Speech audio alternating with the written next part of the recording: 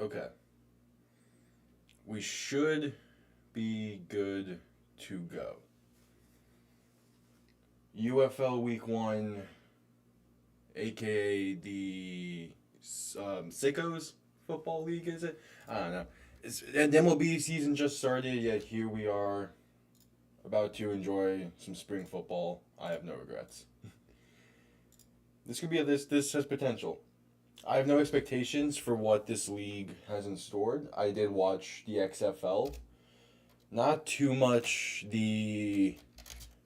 not too much the USFL because the XFL and USFL going on at the same time. I always kind of just preferred the product of the XFL, but we'll see.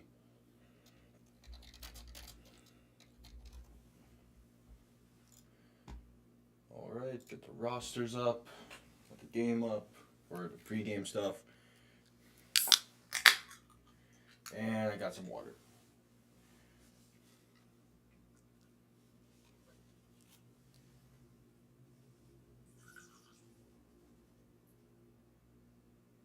Let's enjoy some football. It's been about a little over a month, about a month and a half since the Super Bowl. I know I've missed football, being a primarily football guy. Of course, like, I've been watching a little bit of the NBA, the NHL, but I'm football all the way. The combine was fun to watch. Been trying my hardest to watch as many pro days as I can, preparing for the draft coverage that's going to be happening in about a month. So yeah, that's where everything stands. So Luis Perez is getting the start for Arlington at quarterback. He bounced around a little bit in last year's XFL. I know he started in Vegas, had a small stint in San Antonio, ended in Arlington. So.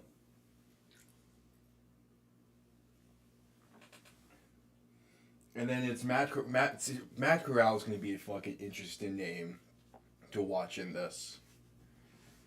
Because I want to say I was high on Matt Corral when he was entering the league in the NFL, but he never really got like a full proper shake. Granted, he was a 5th-round pick, so understandable.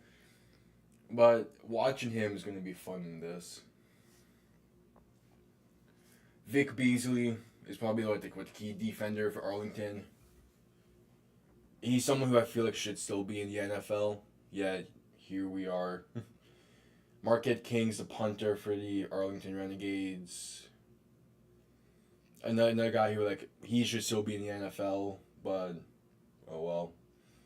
Amari Rogers is one of the main receivers for Birmingham. He's also the return man for punts. Yeah, we are 10 minutes. We're about 10 minutes away from kickoff, and give or take. This can be a full day thing. The games are back to back, which I am again happy for. It's just good to have football back, even if it is spring football.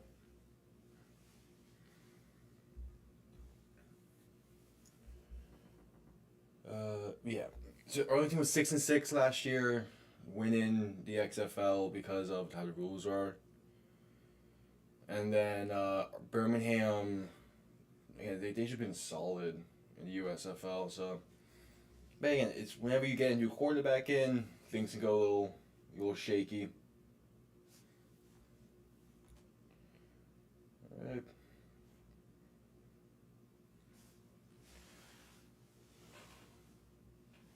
This again, just no expectations here. Just having some fun watching football. If my only expectation is there's going to be chaos, because it's a spring league. It's pretty much the spring league is just one giant tryout league, which is again fun. Just football, football, football.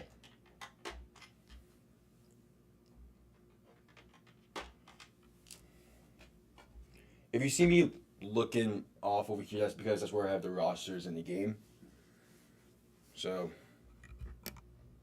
alright, I'll still keep everything in order.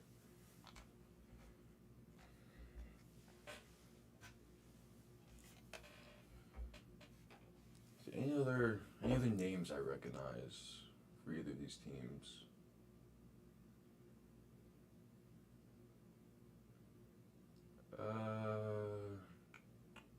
Not really, but hey, that just means we'll create some legends. Will be some newer legends will be made today.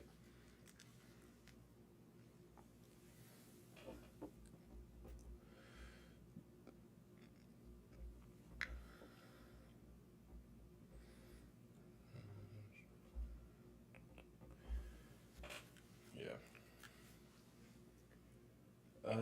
Yeah. So the kickoff ruling being how the NFL used to do it.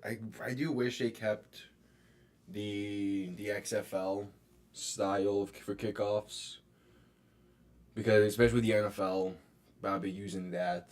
It's going to make things.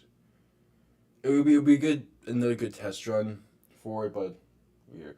I am looking forward to how these teams because both of these teams have been dealing with the PAT system for a few years.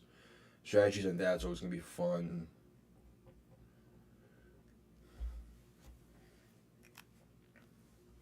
Because I mean, like, we saw with last year's XFL that because of the new style for play PATs, there can be some insane comebacks.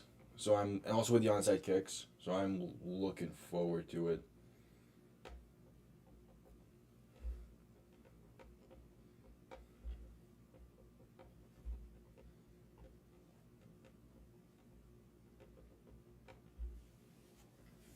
All right, almost time.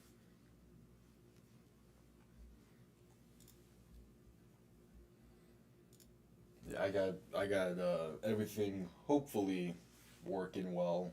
Hopefully this system is gonna be fine. It's all the spring leagues is test runs for everybody. It's test runs for everybody.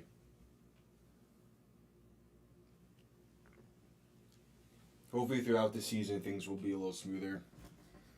Because again, once we get the first week of games, there'll be more to talk about before kickoffs. But yeah, at this point it's just waiting.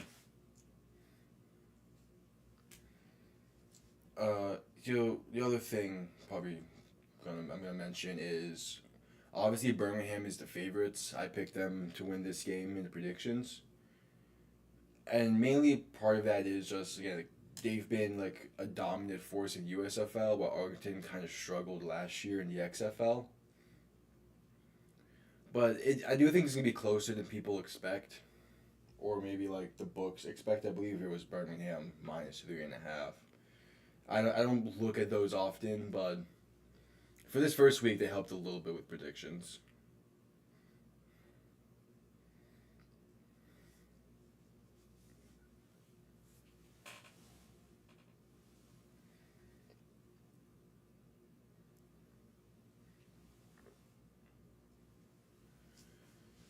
All right,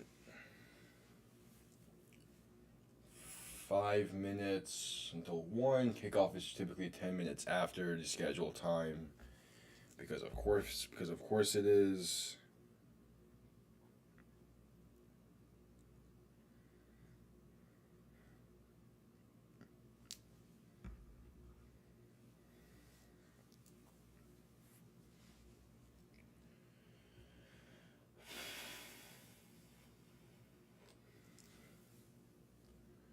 So we got the inactives as well. Anyone from there that I recognize? No. Okay.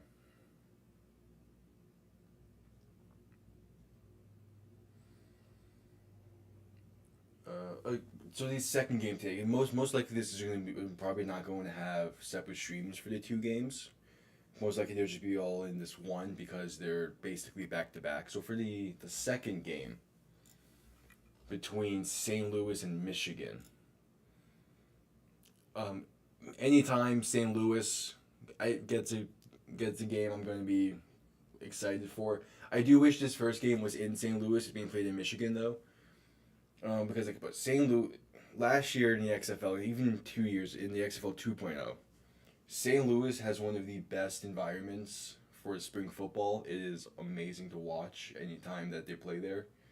So I wished that this first game would be in St. Louis, but we have to wait, I think, a week before we get St. Louis football in St. Louis again. The Battlehawks have pretty much the same team from last year. AJ McCarron leading the helm, Akeem Butler at receiver. Your defense is still going to be solid. Michigan is throwing out EJ Perry for quarterback. I did a little research on him last night. Brown University guy, used to be on Jacksonville's practice squad. I don't know fully what to expect from Michigan. That one I expect to be a not a blowout per se, but I do expect St. Louis to have that one pretty handedly.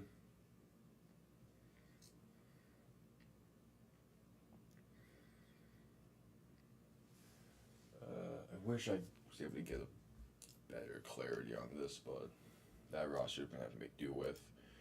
Clarity for the roster for this first game though is perfect, so we rock.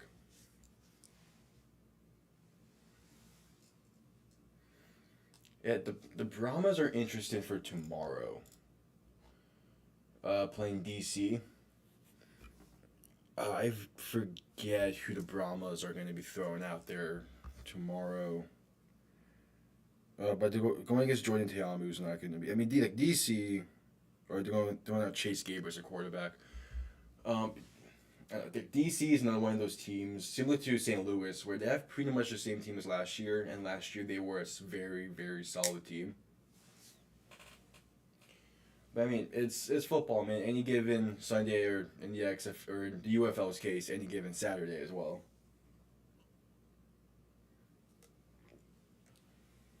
I do think the best games of this week there are going to be this first one between Arlington and Birmingham, and then Houston, Memphis tomorrow. But I mean, again, football's football. I'm excited to be watching any kind of football again. It takes a special kind of football mind to be like, you know what, I'm gonna spend today watching the pro days, which I've been doing since the combine. So now like actually having like proper team on team. I mean, yeah, the spring games are starting soon though. I think they start next month. But yeah, but having pure spring football leagues back is a great. I've been a fan of these leagues since the AAF started in 2019 or 2018. And I've always been trying to ride with whatever spring league appears since that point because like it's football. Football's one of those sports where you do kind of need a better developmental system than say just college. Yet the most teams get is a 15-man practice squad.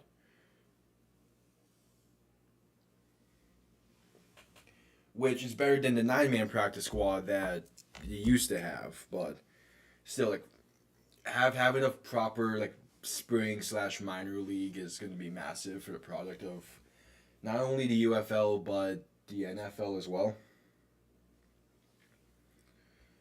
Because like given, I hope eventually we'll see like a proper collaboration between the two leagues, but it's more so like just seeing guys because we saw with Taylor Heineke. There was the Cowboys kick returner, the Cowboys kicker. Like these guys are coming from these spring leagues and having massive impacts. Is great to watch. So. It's great to watch. We get more football out of it, and we hopefully, if this lasts long enough, we'll be able to see a better product not in the NFL as well, because we'll be seeing a lot more guys coming in with that professional experience. Because I wouldn't be surprised if we see a lot of like D2 players, HBCU guys, later round draft picks rather go to UFL instead, just so that way they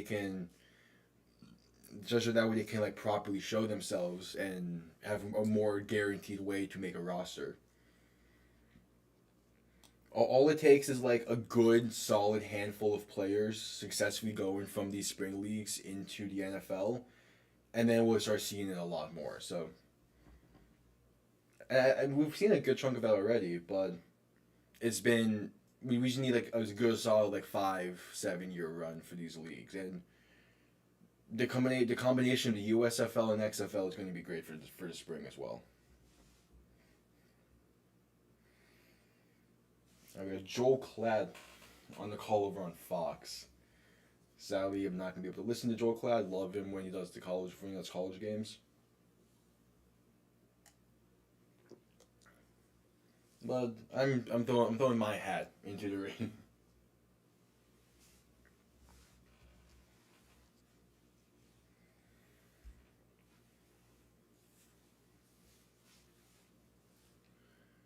Uh, Houston's a weird team. Just talking like in general for this first week. Houston Memphis can be a weird game that honestly could be really like intense to watch. I'm gonna hate pronouncing that Houston quarterback's last name, but that will be a tomorrow me issue.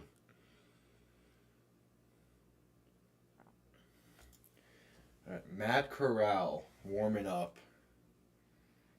I mean, we jokingly say with some players in the NFL that they'll be playing in the spring league soon or whatever, but it's like if someone like Matt Corral, this shit not only matters, but like it's really like it is his last shot to try to make the NFL. And I mean, like I think if given the right situation in the NFL, he could have made it. I believe there's also been talks out of Birmingham's organization this past week or so that they're going to run a little bit of a two QB system. We'll see. That I'm not surprised by that at all. We saw last year, especially with like the XFL, we saw teams kind of going like quarterback to quarterback pretty easily. And easily in the sense of there was not a very long leash for quarterbacks in the spring leagues last year. Hopefully what Birmingham is deciding to do is a more like proper two QB system.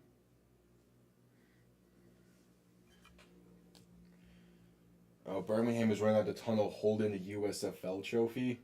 And I assume that Arlington will be doing the same. Yeah, first game. I mean, this is the perfect matchup to pick for the inaugural game, though. It is like the two champions going up against each other. In a debate of which league is truly the better league. I'm going to quickly move stuff around to see if I can get the game so it was a little more aligned with the camera because, yeah, that should do it.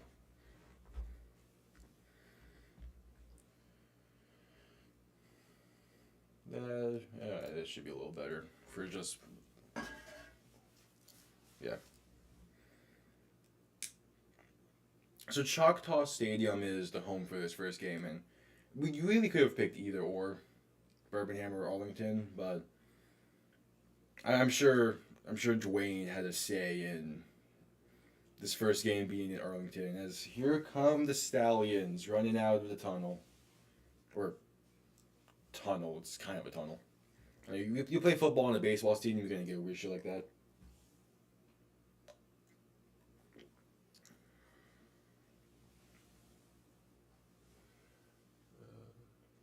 Scooby Wright, the linebacker for Birmingham, is who was carrying the trophy there. That's what a fucking name. Yeah, Scooby Wright. Oh, that's great. We had the USFL champion Birmingham Stallions have taken the field.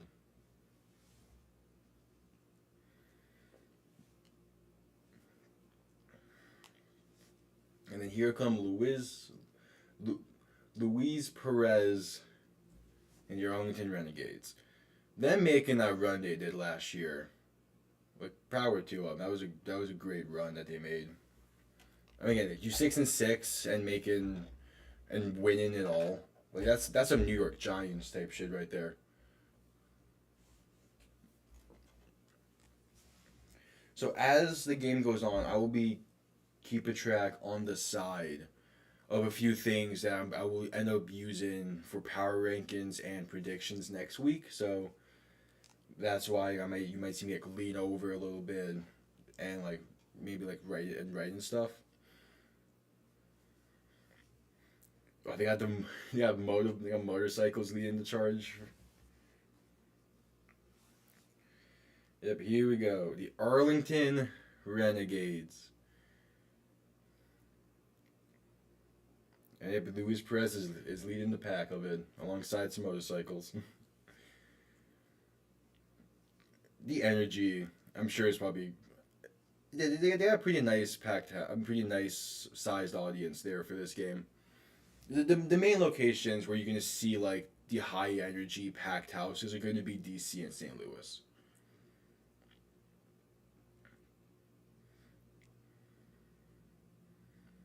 Especially with it being baseball season as well, people in the Arlington area are probably gonna go to a Ranger game, especially early on, especially after they just won the World Series. But here we are.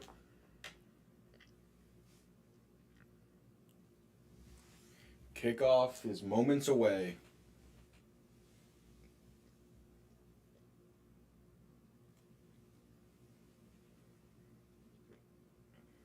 Just if Birmingham does do the two QB system, it will be Matt Corral is probably more sort of pocket passer. Then Adrian Martinez will be the mobility option for them. Although Matt Corral has some mobility in him, he's more so probably going to be the passer for.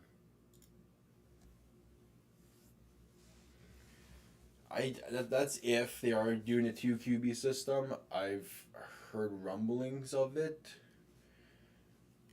but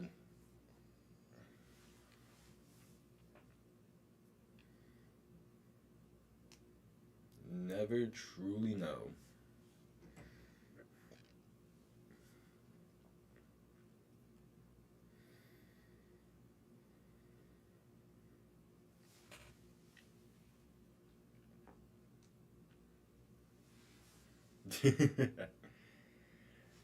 Listen, I'm not that deep into the MLB world, but I respect what the Rangers did last year. Same with the Diamondbacks.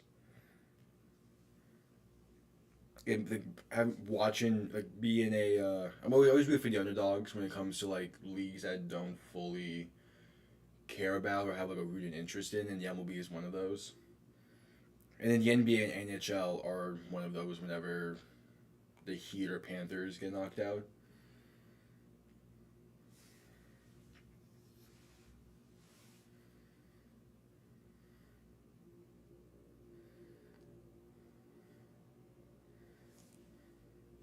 Oh yeah, Choctaw Stadium in Arlington, Texas.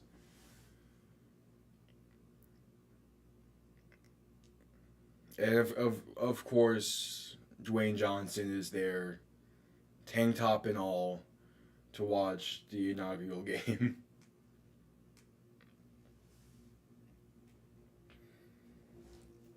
I wonder how many games The Rock is going to go to this year.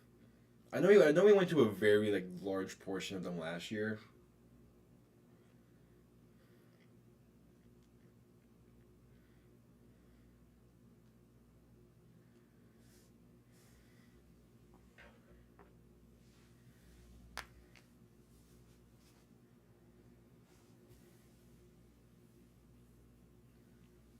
And here comes the singing of the national anthem.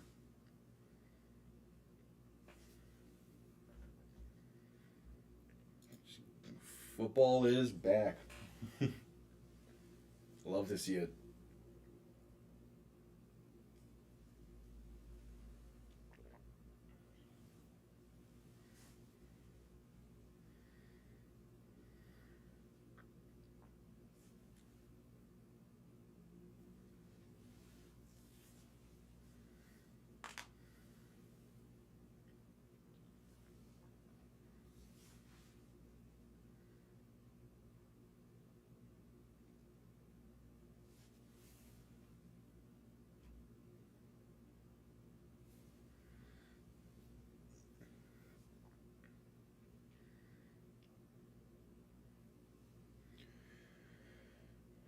As we approach kickoffs once again, I have Birmingham winning this game.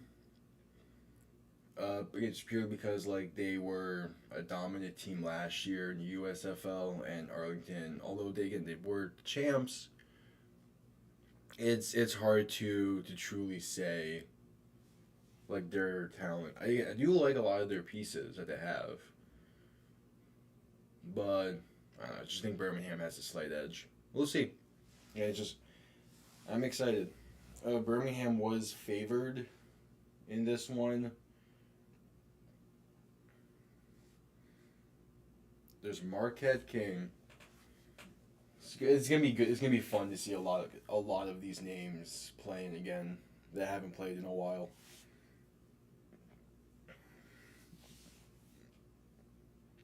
Marquette King. I know Vic Beasley played last year, but he should still be in the NFL.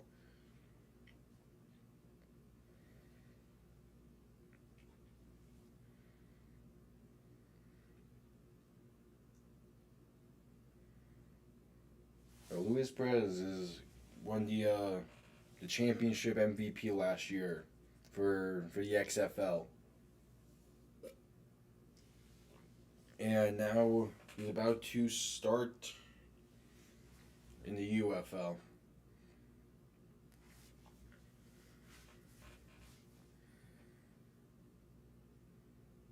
And of course, again, Dwayne Johnson is now at midfield to I think probably do the coin toss.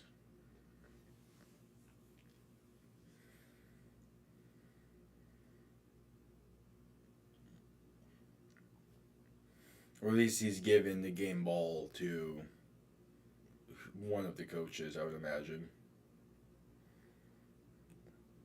Plus the picture and everything. Media's going to be there, of course, as they're surrounding Dwayne.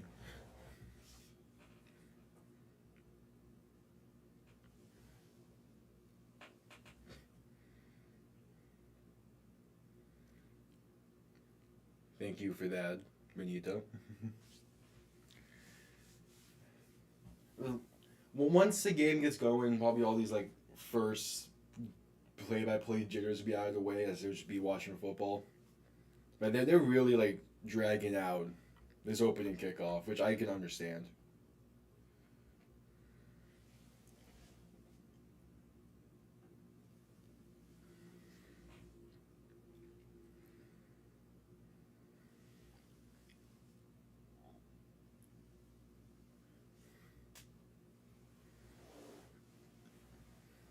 Or the game ball was given to the coach of Arlington. So right now, we will see if that ends up getting, or if that's a sign for anything. It seems that these leagues are doing a third quarterback system similar to the NFL. That's good.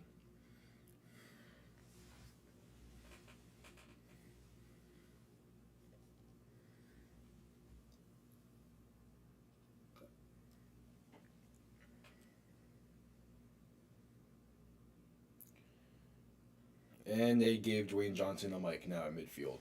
All right, we may got another like 5 minutes before kickoff.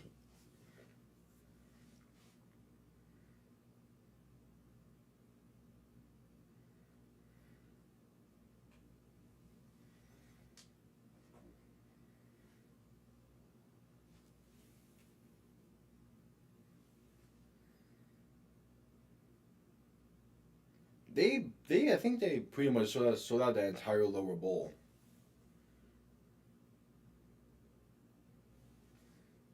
So, and I think that's the plan for That's the hope for most of these teams, really, is to just sell out that entire lower bowl.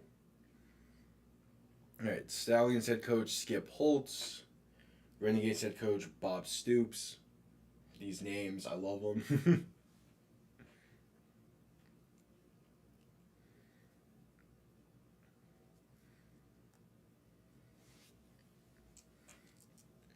I think this is the first year of a league like this. It is the perfect matchup to have it be champion be champion.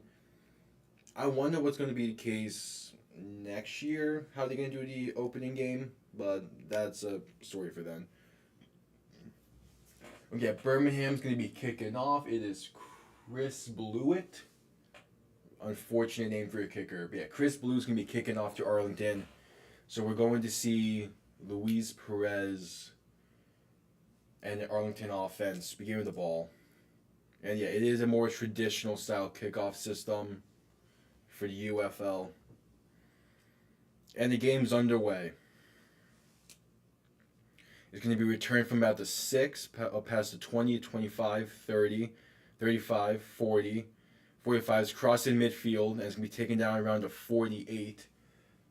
That was Jawan Manigo on the return, and there's already a flag. There's a flag on the opening kickoff. No better way sums up spring football besides a massive return up past the 50 and then a flag. It's a face mask on Birmingham, and that's gonna push Arlington in even better field position. That was on number 23 of Birmingham. That would be Ricky Pearson Jr. called for the face mask. And now Arlington's getting a 1st and 10 from inside the 40.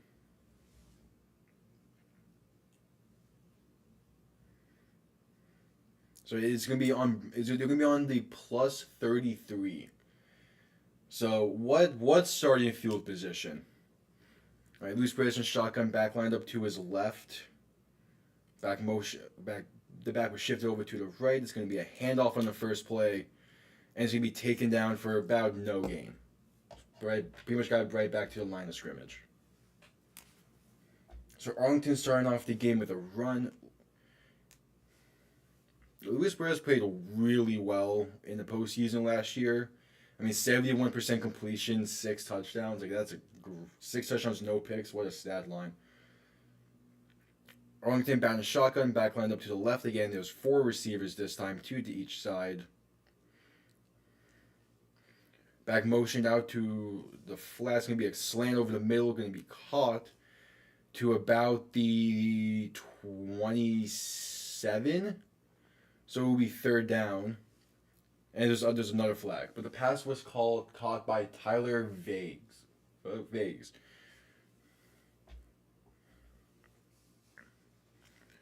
So, depending on the flag, it will be a 3rd and short for Arlington.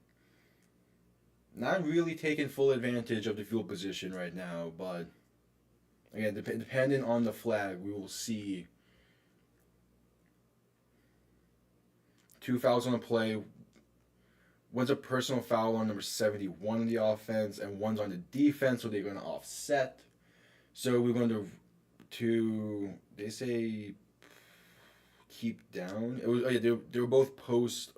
Oh yeah, 71 on Arlington, hand straight up there after the play. So it'll be 3rd and 3. Penalties offset or after the play.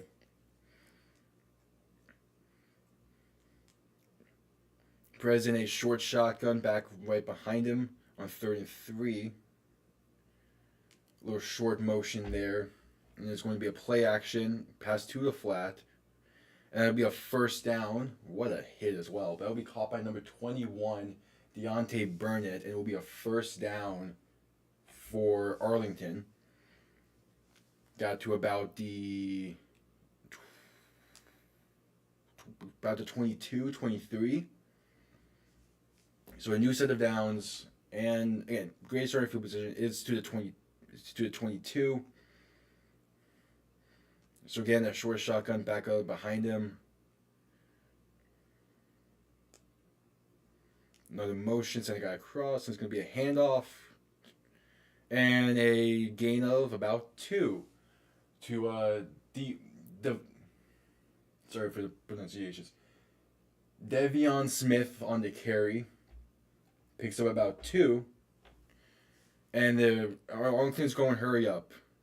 And shotgun back to the left. Going to hand it off again. He's going to break a tackle, get to the 15. So it will be 3rd and about 3 for Arlington now.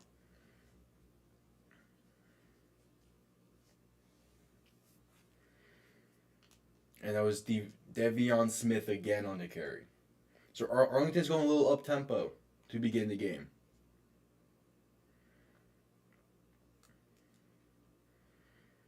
$15 left on the play clock. It is going to be 3rd and 3 from about the 15, and shotgun back lined up to Luis Perez's left with 4 receivers. Drop back to pass, and it's going to be they're ruling out a fumble. It's going to be a fumble recovered by Birmingham. Number 28 recovered it. That is Mark Gilbert. And drawn loose, hit while his arm was back, and he was caught, and he was preparing to throw. That's going to be a massive turnover to begin the game. You give up that field position. It was drawn loose by number 96, Carlos Davis. Hit Luis Perez from behind, and that's a fumble, no doubt. Birmingham will get the ball from about the 20-yard line. What a way for this game to start. A big return sets up Arlington with great field position. They were moving a little bit, and then they just fumble. It was 3rd and 3. There's not really a need to pass there, especially they did motion a lot. Like on the previous 3rd and 3, they did a motion to set up a motion into a play action to set up a quick flag, which got them 4 yards in the first. On this 3rd and 3, they go away from any of that. No motion, no play action, just simple shotgun pass. And Birmingham's defense comes away with a great, great play. So now we're going to see Matt Corral, which I just realized how great of a last name that is for a team called the Stallions. But now we're going to see the Stallions offense. So I'm curious on how they're going to run their offense. As again, it's not really the same team as they had last year. Mainly, especially at the quarterback position, they switched it up.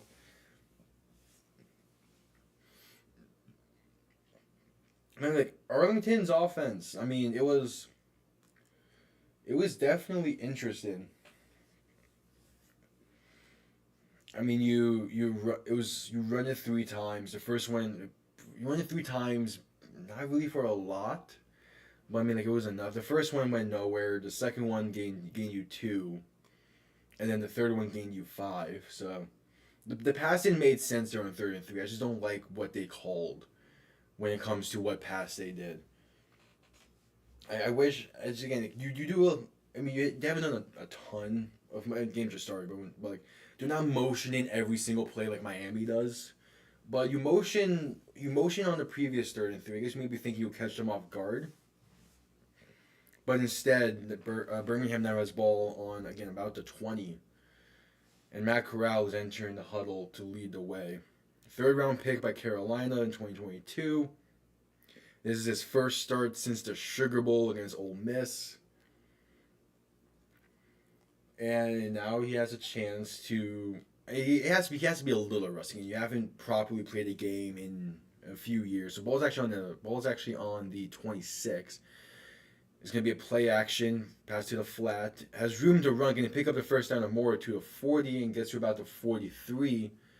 That is Jay Sternenberg, the tight end, on the carry, on the reception. And that's a great first play if you're Birmingham after getting the fumble.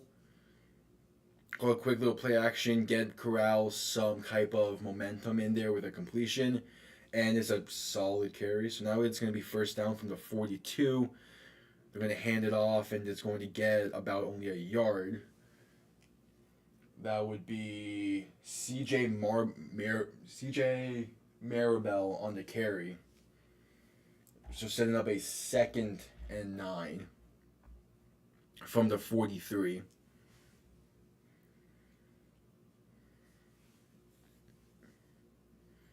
So a lot of shotguns so far this game. It's been short shotgun, been regular shotgun, but it's shotgun again. Back line up to Matt Corral's right.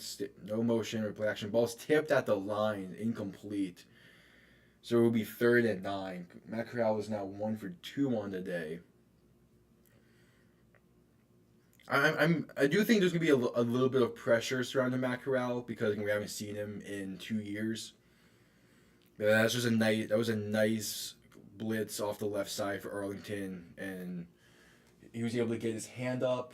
That would be number 22, Jamal Carter, free safety. So a safety blitz there for Arlington.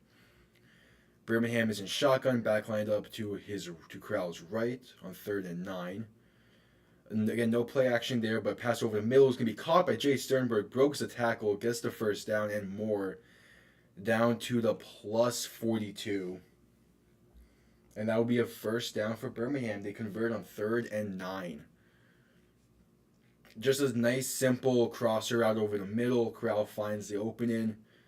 I mean, that was a dangerous pass, but it was beautifully located, and it's just a nice catch and run.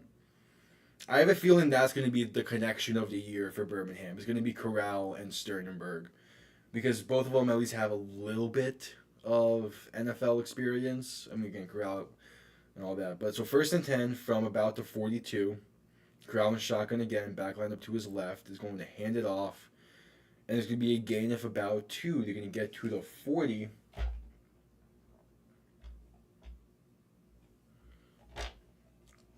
And set up a 2nd and 8, roughly.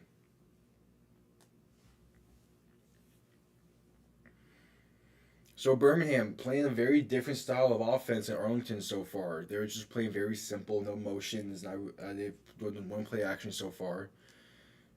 Corral's in shotgun again, backline up to his left. They seem to really like this formation. Motioned out the back to the right. It's going to be a quick screen, and is intercepted. It's going to be picked off by Arlington, and 2 drives into the game, there's 2 turnovers. That was Darren Evans on the pick. The quick screen, the receiver screen to the left was behind the intended receiver, who was Deion Kane. It was behind Deion Kane and pretty much right into the hands of Darren Evans of Arlington, and that's going to be Arlington football. Oh boy. So far to begin this game, Matt Corral, I mean, he's had one really great throw on that 3rd and 9 to Jay Sternberg. The very first pass of the game was a little low, but it was like a 2-yard dump off, so not really shocked there that it was completed. You have one tipped. You have that one behind him. It was a receiver screen. You can't throw that behind him. There was good block in there as well. There was a hole for him to run through. It's just it was behind him. It bounced off his shoulder, or like it grazed his shoulder, and just right into the hands of Darren Evans of Arlington. And welcome to spring football. 2 drives, 2 turnovers.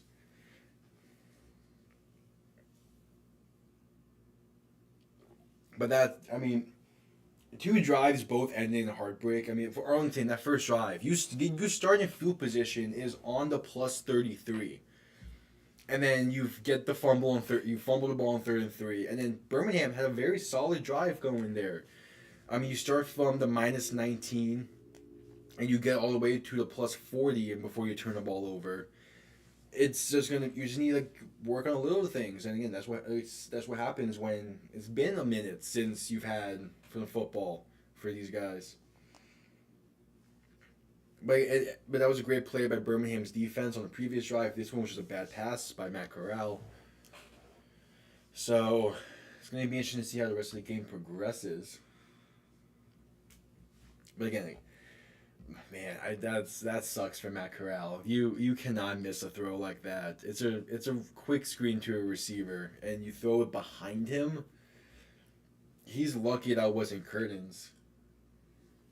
He's lucky that wasn't a house call. Only reason why it wasn't is because Evans was just coming off of a block, and the ball was just there in his hands.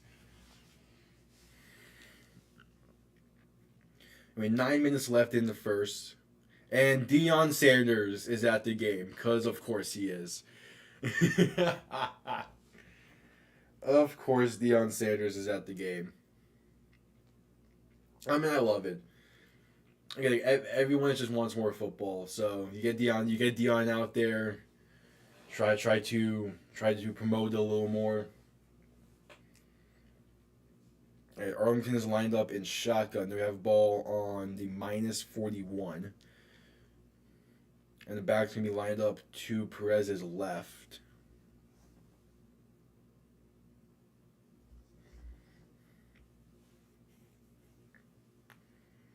And the refs are calling a stoppage. I guess they're fixing the play clock. Okay.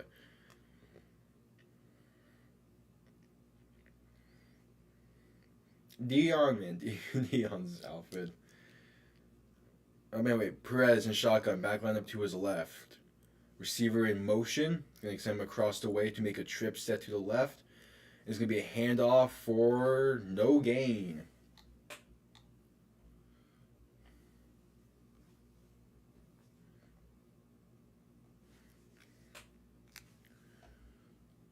All right, so I mean, okay, you ruled it a gain of 1, but that's not really how you want a drive to begin after you just got the ball back off turnover.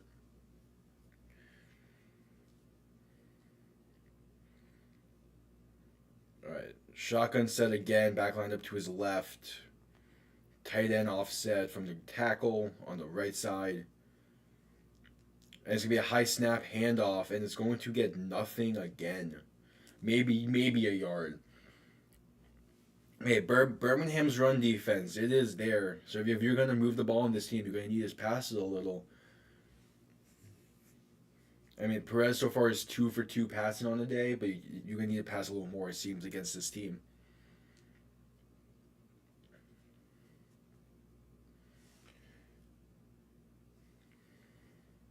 There's Devion Smith in the backfield for Arlington for this one. Again in the shotgun, back line up to his left. They have trips to the right. 2 seconds, 1 second on the play clock. Get it off. A little high snap again. It's gonna be a pass, and it's gonna be caught for the first down to the +40. That is number 21, Deontay Burnett on the reception. And it's just a very simple corner route from the slot, and it's going to get them the first down and more. Yeah, it was okay. So they had the far outside guy doing a go, the middle receiver there doing a pretty much a short in, and then you have the corner route from the slot, and it created that window you needed for Perez to make the pass. And there was a player down on the field. That is Arlington's left guard, number 55, Chris Owens. And we're going to take a TV timeout. Yeah, that was a very simple play call for a 3rd and long. You get the outside guy on the right, just doing a go ball to clear out the corner and potentially the safety. You have the middle guy keeping his man. In this case, Birmingham ran man. So you have the far outside guy clearing out his corner. The middle of the trips to the right, doing a kind of a I've heard it called a whip. I've heard it called a waggle, but it's simple. Just fake like you're doing it now, then cut it back in. That takes away his man. And then Burnett just does a great release and great move to create the separation from his man on the corner into that window that Perez just placed it perfectly in. And then you have the solo receiver on the left there. He was doing a backside post, but that was not an option on that play, even if the other 3 options weren't open. So, beautiful throw. He was hit pretty much as soon as he let that ball go, so great job just staying pat in the pocket. And Arlington's on the move, but you lose, at least on the roster I'm looking at, you lose pretty much your only left guard you have on roster. I mean, you're going to need to throw in maybe your backup center over to guard, or move your current center to guard in order to fill in the gap.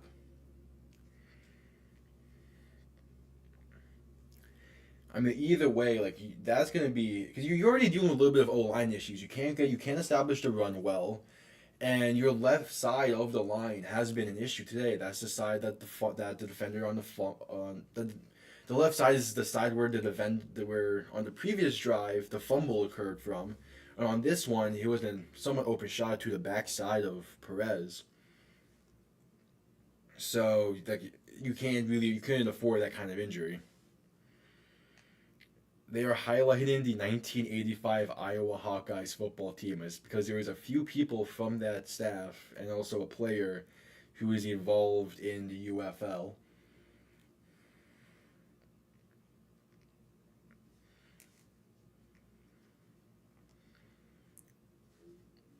So now again, it's gonna be interesting to see how they adapt because your left side was already kind of weak, and it just got weaker.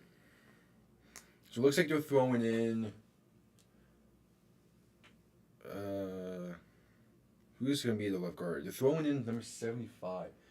They're moving the right guard to left guard. Is that what they're doing? Short shotgun back on and behind Perez.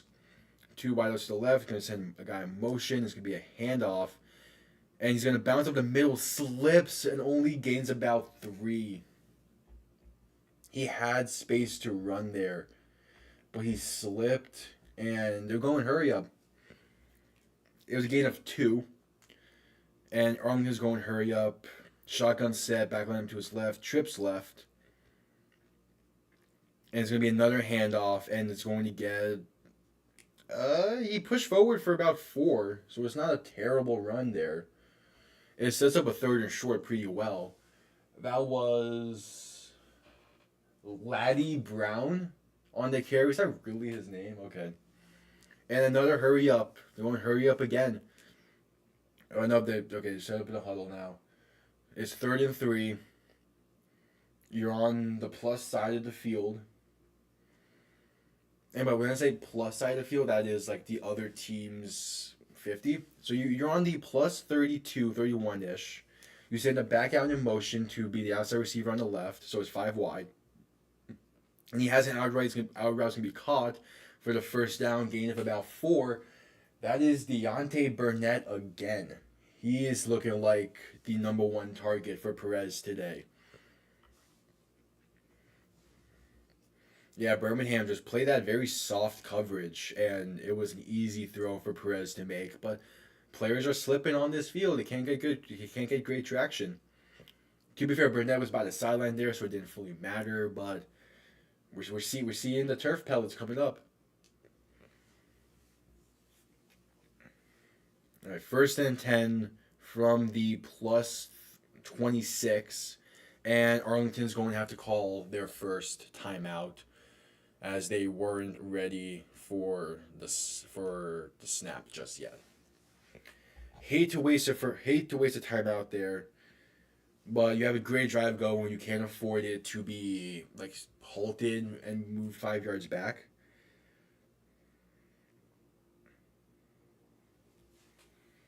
So the timeout was smart there, but you kind of just it's still early on in this game. It's a 0-0 game. There's 5.5 left in the first, and you have to waste a timeout there. You kind of can't afford to do that. We'll see if that comes back to bite them, but who knows? Currently a 6-play drive for Arlington, where they have accumulated 33 yards over 3.5 minutes. Again, it's been a solid drive for them. It's the long sustained drives, I assume, will probably be the bread and butter for most teams in the UFL. Right, 1st and 10 from the plus 26 is going to be another handoff. And he's going to be good patience in the backfield, going to pick up about 3 to the plus 24. And that was going to be 2nd and 7 for Arlington. And they're trying to get a huddle situated. All right. 10 seconds left on the play clock. Perez is going under center for this.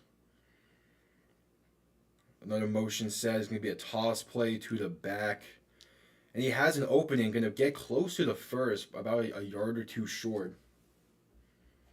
And yeah, Arlington, a very, very run-heavy team so far.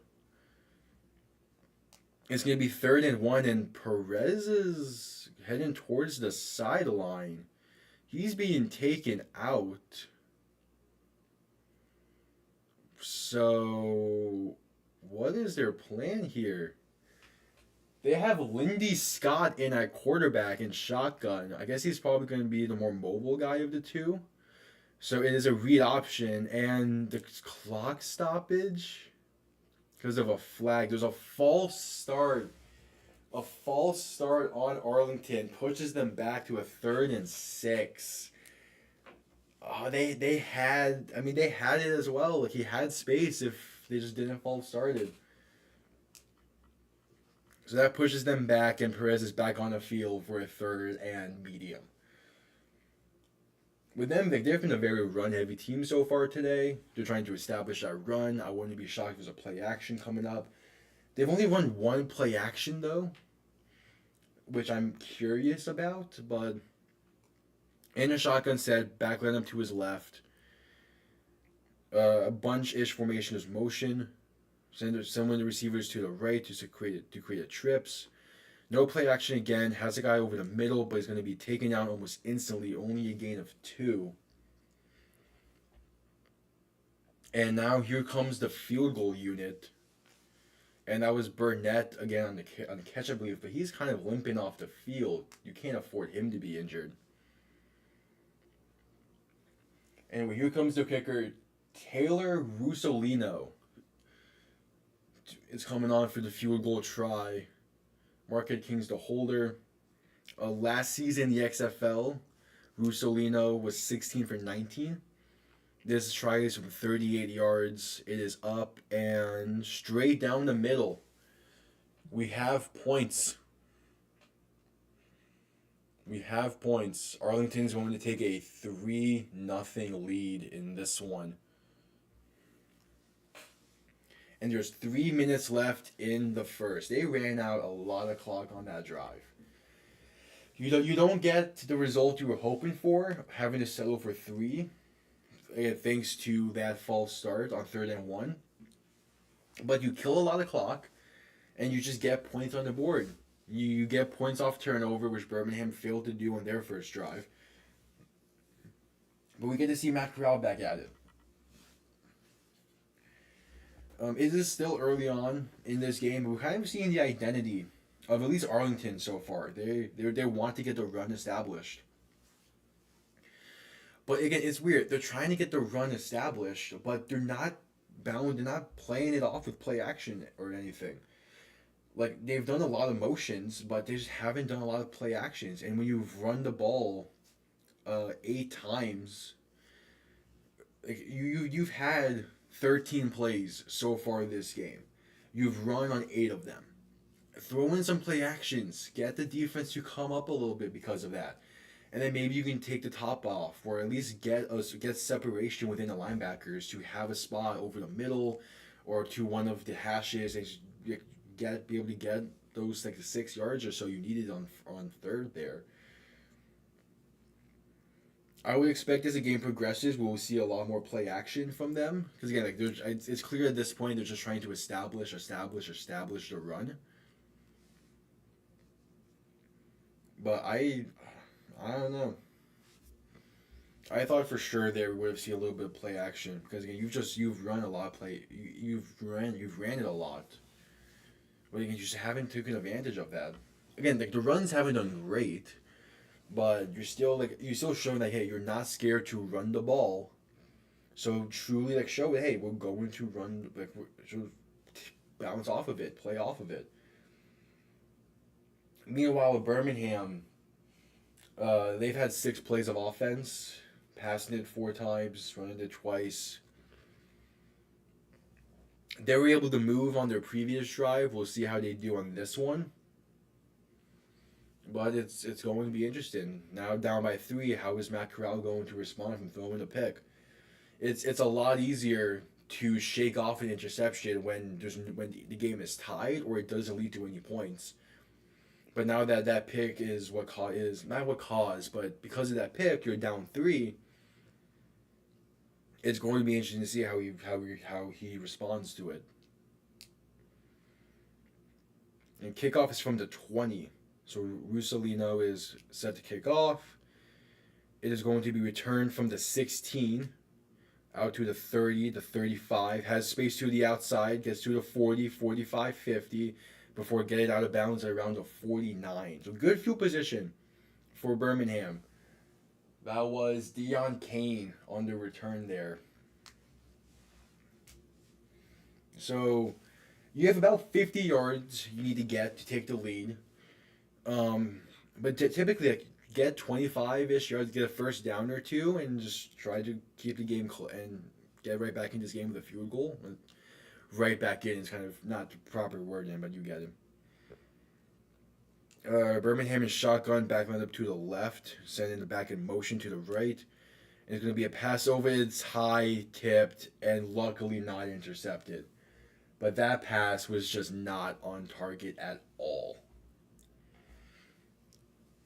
He had the receiver on a quick little stop route, in what looks like to be like a weird smash concept.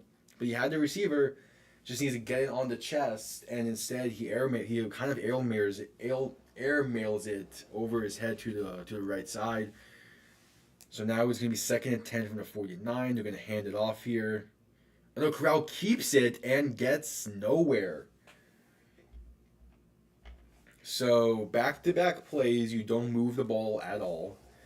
Now you're facing a 3rd and 10. You did convert a 3rd and 9 earlier in the game, but 3rd and 10 is not where you want to be at all. Clock is ticking. There's 2 minutes left in the first. This is not the drive you needed to have at this point. I mean, again, it's still early, but not a great drive to have. Corral and shotgun. The pass here is pretty obvious. Back line up to his right. Yeah, there's the pass. And Corral's looking. Pass to Sticks on the comeback route is caught. Are they giving him the first, though? He had 1 foot in one. They gave him the first. 1 foot was ahead of the first down marker.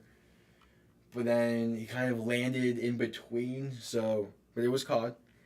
Good comeback route to the outside. Pass was caught by number 16, Benjamin Victor. Next play is a handoff, and his big hole up the middle, going to get the first down and more. It gains about 12 to 13. That was number 11, CJ Maribel on the carry. So a very, very solid run up the middle. And Birmingham's going high tempo. Hand the ball off again. You're going to get about 5 up to the 20. CJ Maribel again on the carry. And Birmingham's offense is in full swing. This is what you needed. It was a gain of 4. But it's now 2nd and 6. You're kind of pulling back down the tempo a little. But they converted a 3rd and 10 really nicely. And it's just going high tempo. And now they're very close to the red zone on the plus 21. 5 wide set. Matt Corral in shotgun. Arlington's looking like they're sending a blitz. They are. Corral's going to keep it. Pick up the first and more up to the 10. Maybe they give him to the 9. But that's a very solid QB keeper for Birmingham. Great play call in that situation. And that's going to be the end of the first. It's going to be first and goal, so they give him to the 9. And yeah, it was Arlington called blitz. Birmingham called a QB keeper. And we are now entering the second quarter with the score 3-0. Man, Birmingham is ready to strike.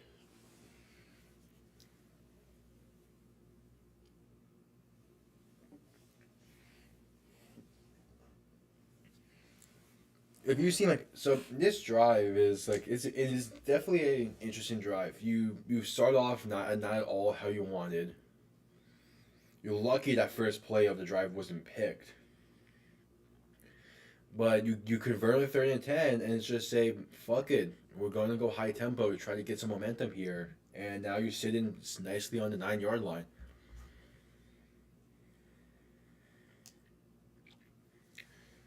So I mean, like you need to just keep the ball. You can't turn it over here at all. Like you need obviously the end zone is the main goal, but if you're going to like still stay in this game, which is a weird thing to say when it's only 3-0, but these games go by relatively quickly.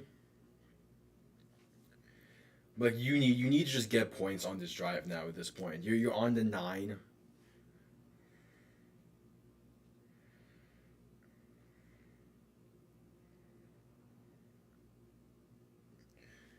But now that you're on the 9 yard line, there's not a lot of room you have here to work with.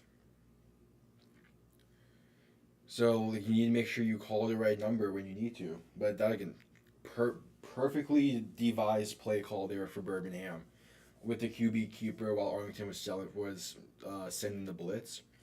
Corral ran to the left there. The blitz was coming from the right. Just great play call.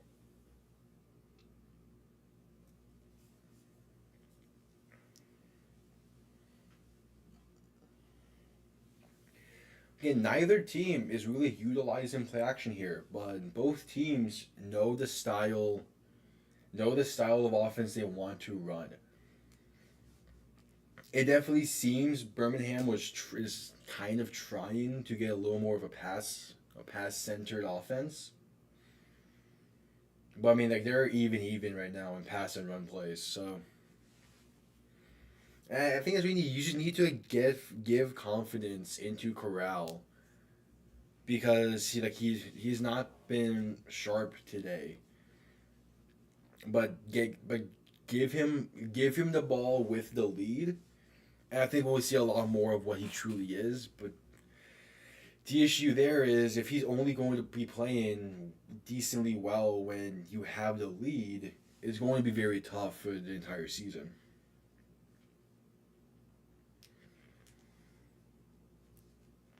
I've got to mention this earlier, but I'm using the XFL 2.0 logo for Arlington. That's what Arlington uses on the jumbotron at Choctaw Stadium.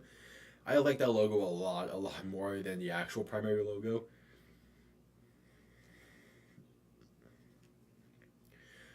All right, first and goal from the 9. Birmingham is in shotgun, backlined up to Corral's right. They have two tight ends in as well, and then two receivers on up each the outside. Going to be a handoff, and it is a gain of about 3. So now it's second and goal from about the 7. NGT, the game is on Fox. Today, both of today's games are on Fox, and then both of tomorrow's games are on ESPN. So yeah, I'm watching it on Fox. Last season, Birmingham was 72% from the red zone for touchdown percentage. They're going to need one of that here. The second goal from the 7, shotgun again, and it's going to be another handoff, and gets inside the 5 to about the 4. So it is going to be third and short. Now we're at the point in the red zone where shotgun can work from third and 4, like from third and goal from the 4, but you really do need to try to just get a pass here. It's risky, but like you at least need to be under center with whatever you decide to do. As Corral is looking like he's in shotgun. Yeah, Corral is in shotgun. It's 5 wide. And they do not get the play off in time. It's going to be a delay of game. And now they're going to be back at the 9 yard line. Jeez, man. You cannot afford that. It was a weird play call to begin with. I mean, you go 5 wide shotgun said on third and goal from the 4. I mean, maybe the idea is you're going to do a QB draw there, but I don't think that would have worked. But now you're at third and goal from the 9, and you pretty much have to pass it here. At least try to get as close as you can. So 5 wide again for Birmingham. Corral's scrambling in the pocket, looking to throw, and it's going to throw it away. It's incomplete. Yeah, I don't know what that play call was, but they're going to try the field goal. They have the entire middle of the field open. I guess the hope was to have him run up towards the middle, but Arlington had two stunts there on the defensive line, so he wasn't able to go up the middle. But I mean, you have the middle completely wide open. You don't have a single receiver going towards it until Corral's already rolled out to his left. Oh well. Chris Blewett is on for the field goal attempt. It's a 27-yard attempt. He was 21 for 25 last year. It is up and straight down the middle. It is a 3-3 game.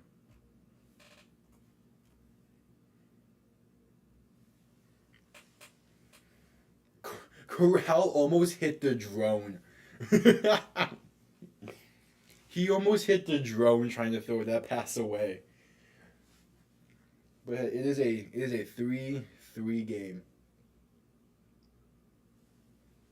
One thing I'm realizing I forgot, I'll add it now to the scoreboard that I have here. Because I forgot it, it's not going to look fully great, but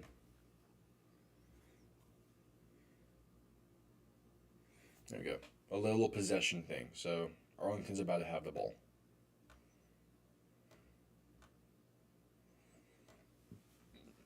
There we go. There we go. Now you can kind of tell, but by tomorrow that should be a proper football or whatever. I'll get it in order. That's on me. Man, honestly, you get the points off of that drive, but again, it's still a disappointing drive for Birmingham. You get down to the 4 of Arlington. You get down to the plus 4-yard line, and you just can't punch it in.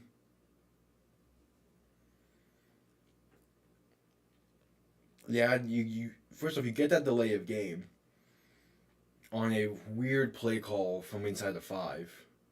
And then you get pushed back 5 yards, and I believe you run the same exact play call. I mean, I don't know what that was by Birmingham, but the game's tied. You get the points on the drive. You don't force anything. You're sitting well. But Arlington now needs to get a drive together. They've had great field position both of their drives, but haven't fully been able to utilize it.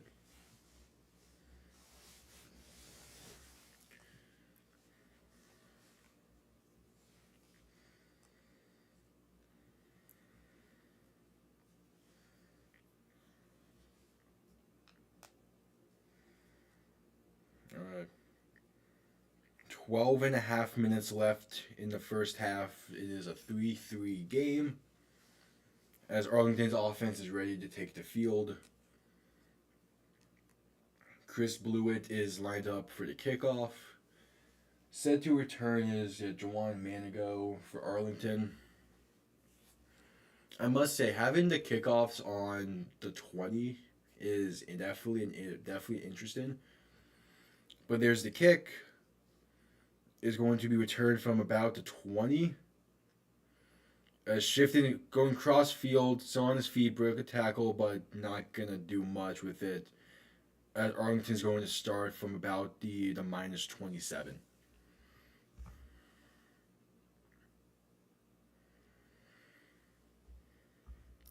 Luis Perez is the only QB to win games in 4 different spring leagues. He made the playoffs as a part of the New Jersey Generals in 2022, and of course Arlington last year for the XFL. And he played really well in the XFL championship game. So yeah, he's King of Spring. Might not be a bad nickname for him. Although if his goal is to make the NFL, it might be.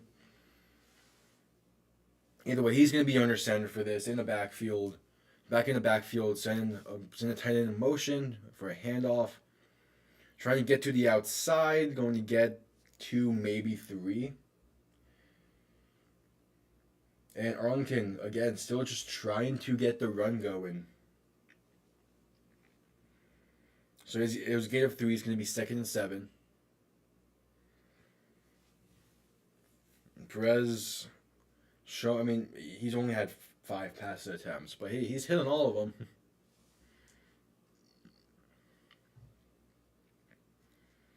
Under 12 minutes now in the game, Perez is in shotgun back lined up to his left. Sending a receiver in motion. It's going to be a pass play. It's going to be a quick screen to the back, going to get past the line of scrimmage to about the first down.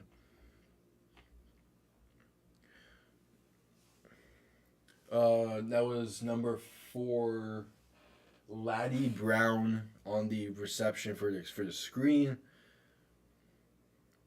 And it was it was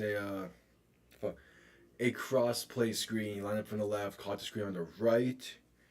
And yeah, he picked up the first down just barely, it seems. The refs ruled it short, but there's a stoppage. They're probably going to quickly send it up to the booth to review.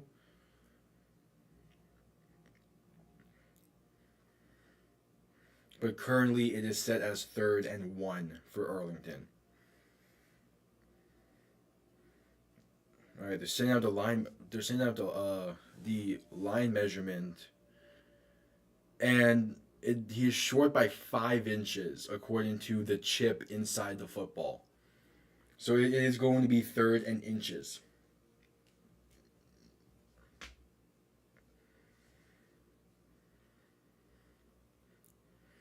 That was definitely a lot quicker than the chain gang, but yeah.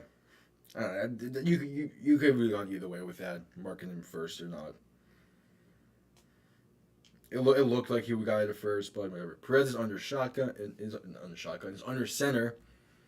Back behind him, one receiver lineup right. Gonna be a handoff. Gonna get the first down. And Moore breaks a tackle past the 45 to the 48, and that's a first down for Arlington. A big carry for Laddie Brown.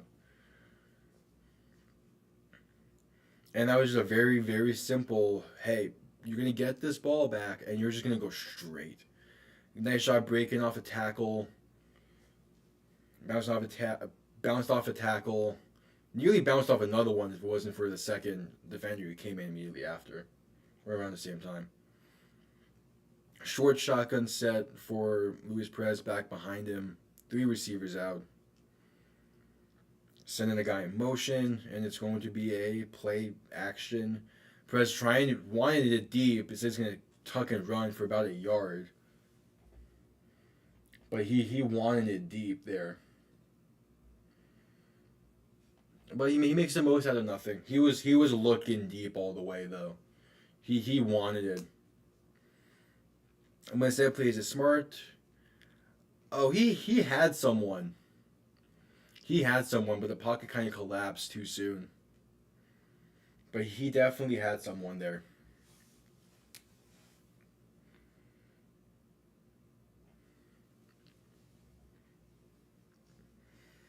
Three seconds left on the play clock. Perez in shotgun. They got it off in time. As Birmingham sent a blitz, Perez going to throw back shoulder, and it's just not in the vicinity. It was short. He couldn't make a play. The receiver couldn't make a play on it. The receiver wants a call, but there's no flag, and it's going to be 3rd and 9. Nice attempt at a back shoulder fade, but you need to get it out there a little more. And by out there, it becomes just like closer towards. He missed him short by about like 2 yards. And when you're throwing the back shoulder fade short by 2 yards, more so short by 5. Anyway, 3rd and 9, another receiver sent in motion. Perez barely gets the play off.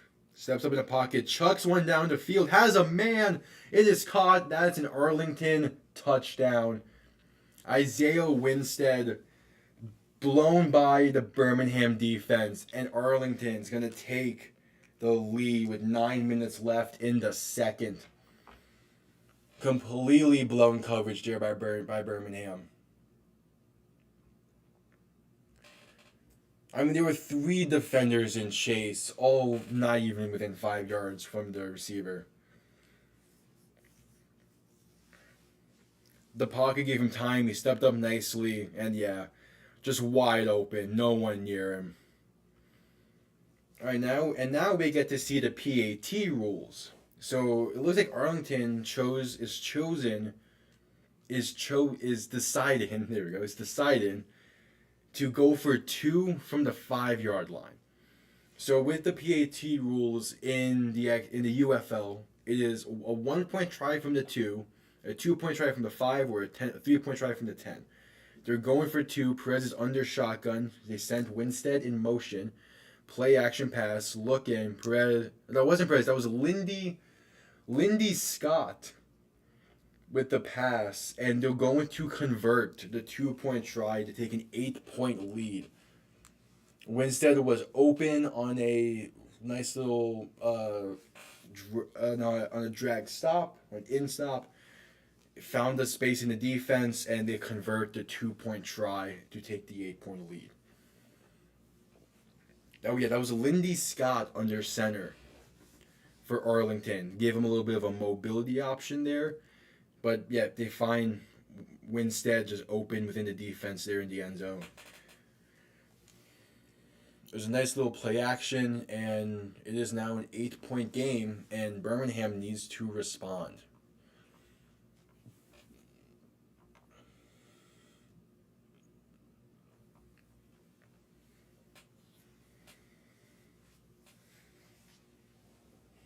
They have, I mean, realistically, Birmingham could run out the rest of the clock here. They do get ball to begin the half. So all Birmingham really needs is a field goal on this drive and to run out the clock as much as possible.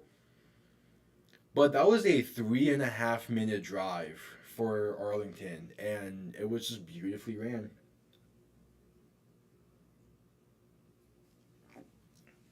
First touchdown of the UFL is Luis Perez going to Isaiah Winstead. Yeah, Isaiah Winstead. What a play. I mean, it's just the safety on the right side there. He stepped up. I think playing the backside, not really backside, but he stepped up playing one of the crosser routes and just left the middle of the field completely open. Thus, Arlington takes the lead, their second lead of the game. And Arlington is playing a lot better than what a 6-6 team would normally play as. So they get a lot of credit for this one. They're playing a lot better than I expected.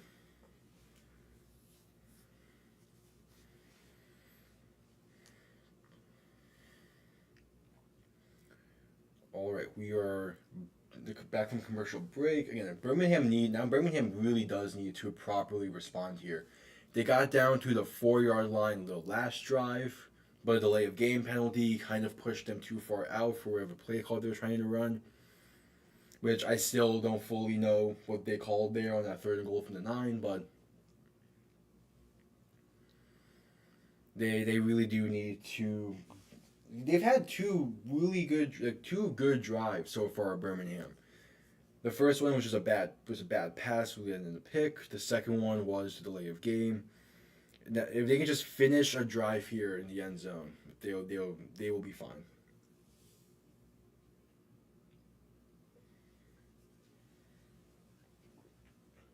As Dwayne Johnson is in the booth.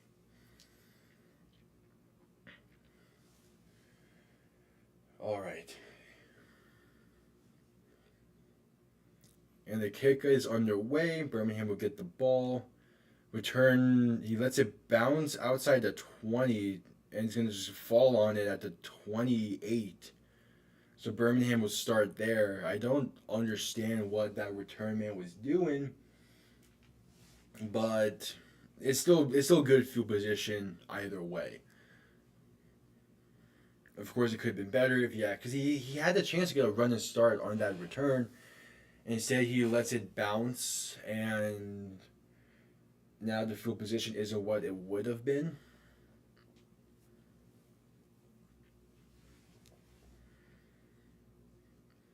Corral is in shotgun, back to his left, trips to the right. There's going to be a play action of the handoff, and it's going to get a solid gain up to the 35.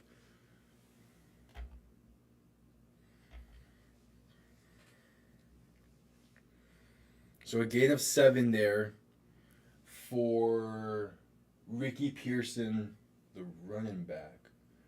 Yeah. So no huddle, pretty much just flipped it, back still to his left, another handoff, going to get the first down. And Moore bulldozes his way to the 41. And see now Birmingham is starting to just pound the rock to get the momentum going for their offense. That was their 20th carry of the game.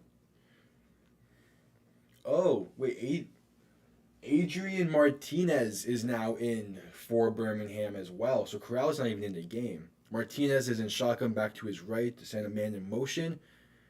And Martinez is going to keep it on the read option, get the first down past the 50, down to the 45. A very solid run there for Martinez. And that puts Birmingham in a good spot. 7:40 left in the game. Martinez played at K-State in 2022. It's 1st and 10 from, again, about the plus 45. We're in 5 wide set, Martinez in shotgun. Gonna get the snap looking, and there's a flag. And it's going to be false start on Birmingham.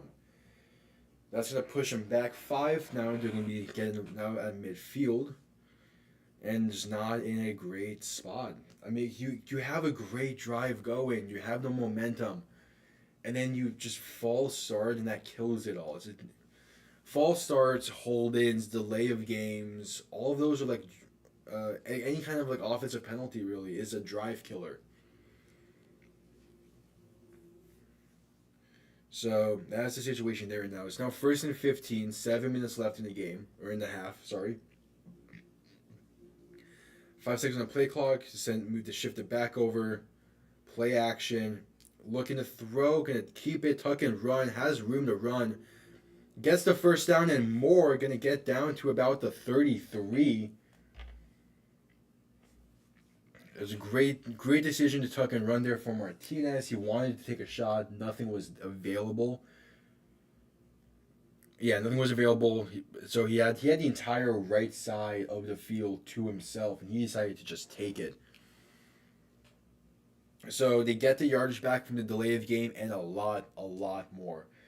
So now it's 1st and 10, 6:20 left in the game. The clock does not stop in the UFL until the final 2 minutes. Ball on about, the 33-yard line-ish, and shotgun back to his right. Martinez will look back to pass. Going to send a blitz and throws it over the middle, intended for Deion Kane. Birmingham wants a call there, but it was a weird case of just Kane did not look for it. The ball was thrown too soon. Kane wasn't ready for it. Kind of got his hair, it seems. Or, there was a little bit of jersey tug there. So, that's reasonable for wanting to call. But they do not get it. And thus, it is 2nd and 10 with 5:45 left in the game. 4 seconds left on the play clock. Martinez in shotgun, back to his right. Going to pass again over the middle, and it's incomplete. Attended for number 85... Marcus Bowe. And now it's 3rd and 10. So, another great drive. They had a great drive going, but they're just stalling here.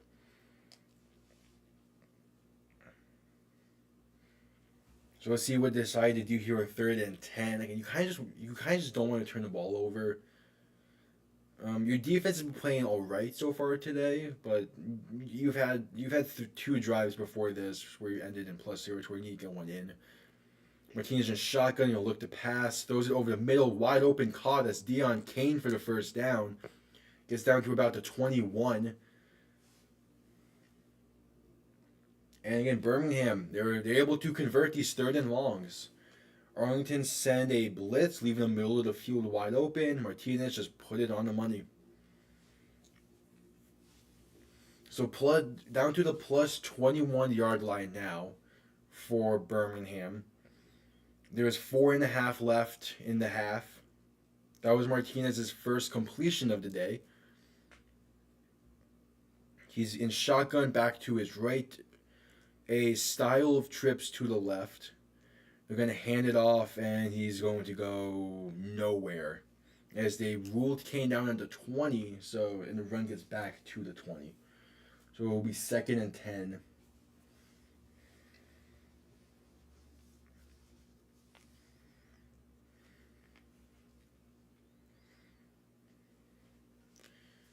And like this is a drive where they're trying. I get what they're doing. They're trying to kill the clock and hoping to at least get the field goal out of it. Because if you do that, you're only down by 5 entering the half, and you get the ball back. They're in a 5-wide set for Martinez in shotgun. Looking to pass, throw in outside, and it's just nowhere near his receiver. That was Amari Rogers, the target, but it was just nowhere near. So it is now 3rd and 10. And you do really just need to get something. Again, I said this last 3rd and 10, but you have a good drive going, and you're just looking like you're going to stall out. You just can't be having that right now. Down 8. I mean, Arlington just showed that they can sling it as well.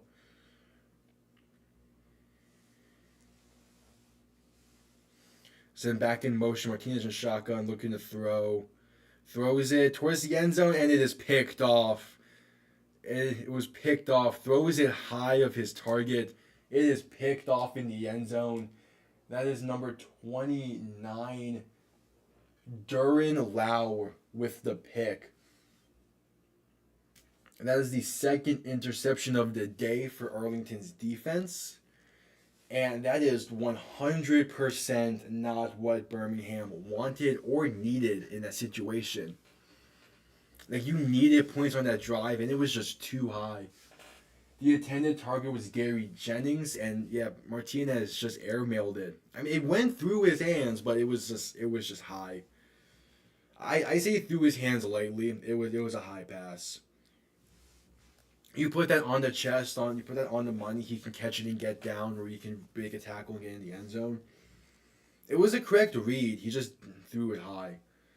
And now Arlington can kill clock and get us to halftime.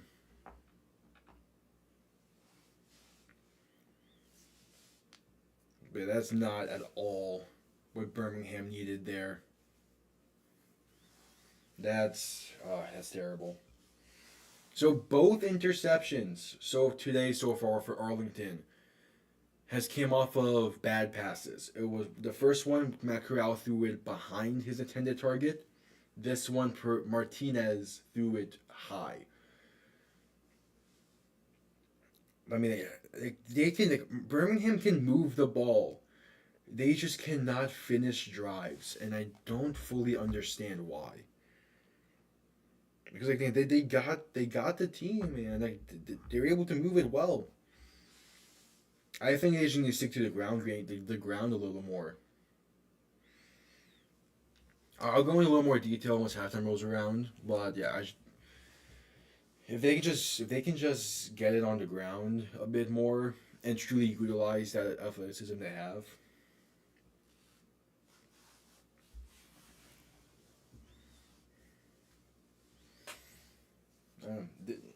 Arlington has a chance here to take an 11-point lead entering the half.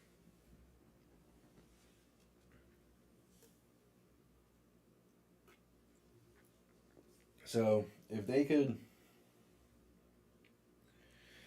I mean, they're going to get ball, I think, on the 20, 25, somewhere around there, I think. I cannot remember the touchback rules fully right now, but they're gonna get pretty solid field positioning. There's 3 minutes left in the half. So they have 3 minutes and 2 timeouts to get into field goal range. Now, their kicker, Taylor Russolino, his longest last year was 54, I believe. So you need to get it to about the 47. No, the 37 to be able to try a field goal, which I think they could. But I mean, there's also like you can also just kind of play safe here. The defense has been has been locking down when needed to today. So like if you just kind of just like take a little like just run the clock out towards the half, that's not a bad idea either.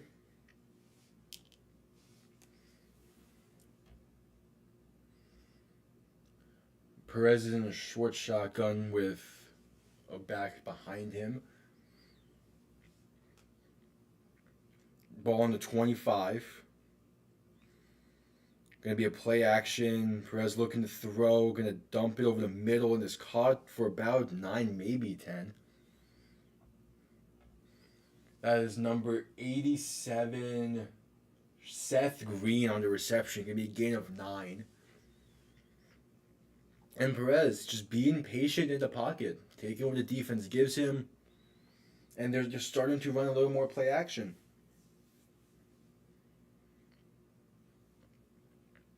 So Perez in shotgun back to his right.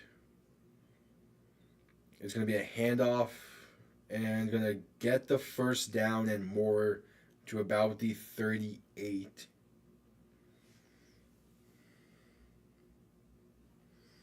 2 minutes left, or 2:17 left in the second quarter. Yeah, they're just letting this clock run. I do not blame them. Yeah, coming up on 2 minutes left in the half. Arlington 1st and 10 on the 38, and that's the 2-minute warning. Okay. So 2-minute warning in Arlington. It is an 8-point game, 2 interceptions. And Arlington, man, they're looking like the team. I'm saying that as it's the first game of the season in general, and not just first game for these two teams, but a legit first game of the season. But they are playing well out there today.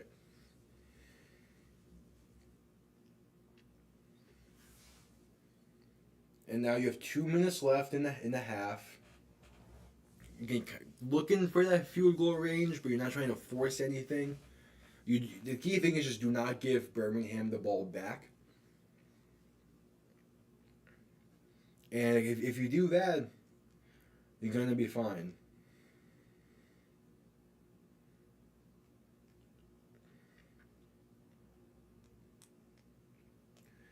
Perez is he's playing surgical today. He has 1 incompletion. Again, he hasn't passed a lot, but like, he is playing surgically when he is asked to pass the ball. He's not forcing anything, not taking any risk. I like what I'm seeing out of him. Corral and Martinez, they've made some good plays. They've made some other plays that I'm like, okay, what is that?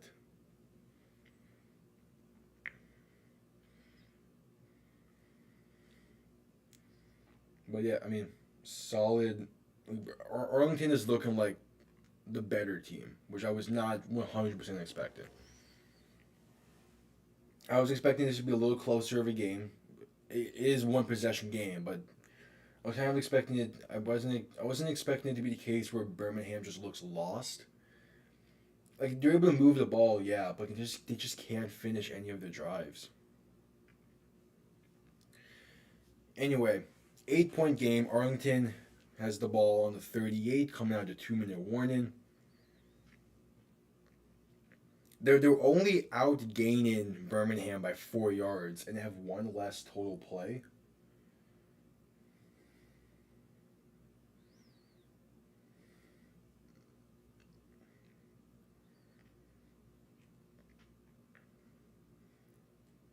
Perez to pass, going to be caught. Gain of about 7 to the 45.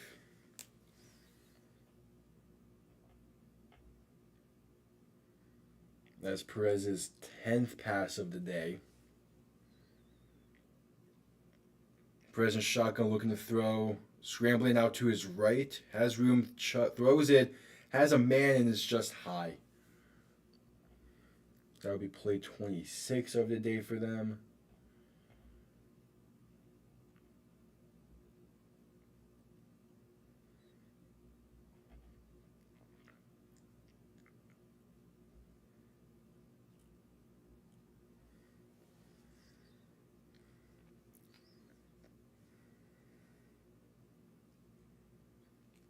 All right. 134 left in the half. 3rd and 2 for Arlington. 5 seconds left on the play clock. 5 wide.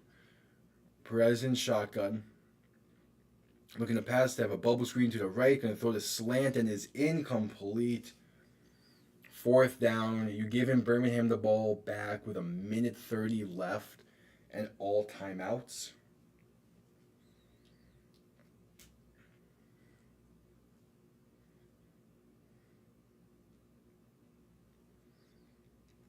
So that's definitely an interesting idea. But here comes Marquette King to punt, I believe. No, they're going for it on 4th and 2. Definitely. Oh, no, they're punting it. There's Marquette King out to punt. Back to return is Amari Rogers. He's going to get it at the 5, set to return from past the 10, just gets down at the 15. So it was a return of 10. Birmingham now has 1:20. They have 1:20 to get into field goal range. Now we're seeing why I picked the Fox broadcast is showing the Birmingham stats of the past 2 seasons, which is a lot of reasons why I picked them to win today. 21-3 record plus 214 point differential. They were just completely dominant over the USFL. As Matt Corral tried to go into the game, but the coach was on the field to tell him no, it's going to be Adrian Martinez to ride out the half.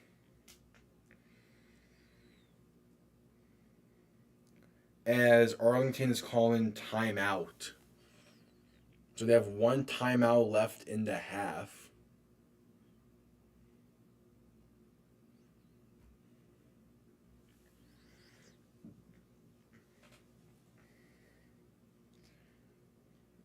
Which I don't know why they're calling maybe call timeout because they were expecting Corral for the quarterback, but it's going to be Martinez who needs to kind of readjust.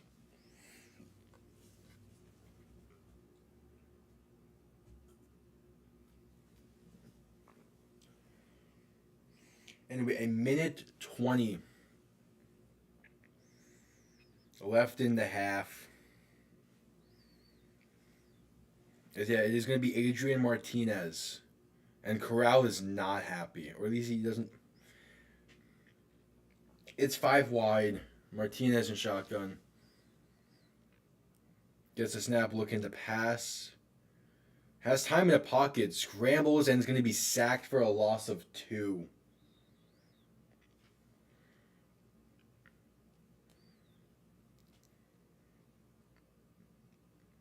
And clock is just ticking. 1 minute left in the half. Martinez sacked there. You have all timeouts. He had someone over the middle. Looking to pass again. Has some over the middle. Going to be caught for the first down to about the 29. But I assume they're calling timeout. I know it's college rules. Clock stops and get the first down. So they hurry up to the line. 5 wide again. Perez the pass. He's going to take it himself and a QB keeper. First down and more to the 45 to about the 50.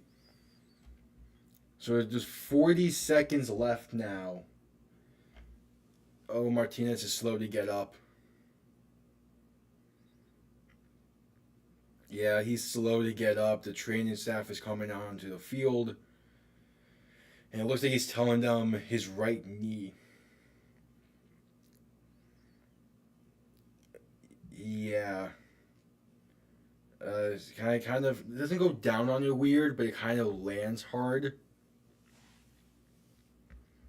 And yeah, he's screaming.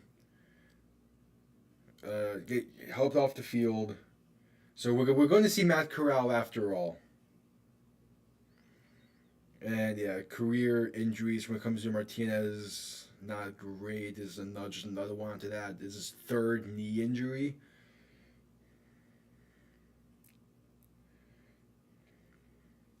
But Matt Corral, he is now being asked to go back out there to finish off this drive. The good news is he has ball in the 49, so you don't need a lot more yards to go to get into field goal range. You have 40 seconds and 2 timeouts, so they did call an injury timeout there.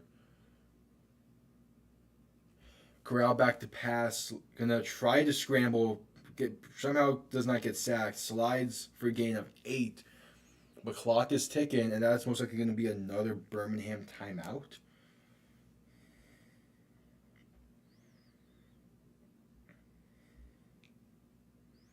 And yeah, Birmingham has called their second timeout with 23 seconds left in the half.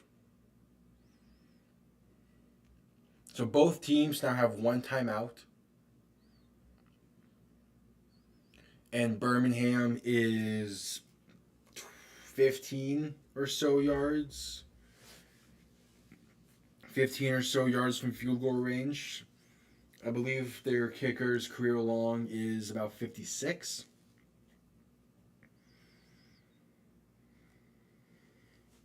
So they don't need a lot more yards. The good thing is they have 1 timeout. I believe they can still use their challenge as well. But again, just try to get as close as possible for your kicker. The issue with the Corral is like the passing game for Birmingham today is not great. Yeah, so they need to get to about the 37 for field goal range, 36-ish. And Arlington is calling their final timeout.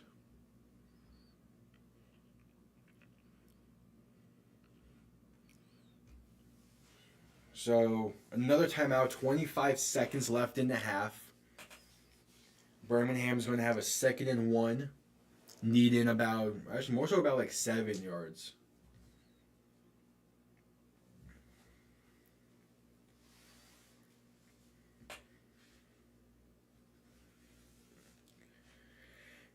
And Arlington players excited for the end of the half. It's we're not excited in the half. They're excited to finish off the half. Grittying out as the timeout huddle broke. And Corral just needs to play it safe. You have the timeout. You're very close to the first down, which stops the clock. Just don't turn the ball over. 2nd and 1, ball on the 42. Send it back out in motion left. Corral looking to throw, escapes a sack. Throws it high, incomplete. Attended for number 16, Benjamin Victor. And Corral is now 3 for 8 on the day. It looks like Martinez is going to be fine. Most likely won't see him until the second half. All right, 3rd and 1. You just need the first down. At this point, get the first down, new set of downs. It stops the clock until you get on the line. Corral and shotgun back to his right, trips left, back sent in motion to make it a 5 wide set. Looking to throw, Corral just antsy in the pocket, then chucks it deep, and it's luckily not intercepted. That was into close to double coverage. And it's now 4th and 1. You're not in field goal range. That was a 10-15. It seemed for Jay Sternenberger. But it's just antsy in the pocket. And then chucks it into what is essentially double coverage. He is lucky one of his other receivers came in to swat that ball away. But just not a good throw. It's 13 seconds left in the half. 4th and 1. Need a first here. broke the huddle late, so you quick snap it to a handoff. He gets the first. 9 seconds left. You can't call timeout here, though. You need they call timeout. Call their final timeout. So they got the first. They have 9 seconds left in the half, and no more timeouts.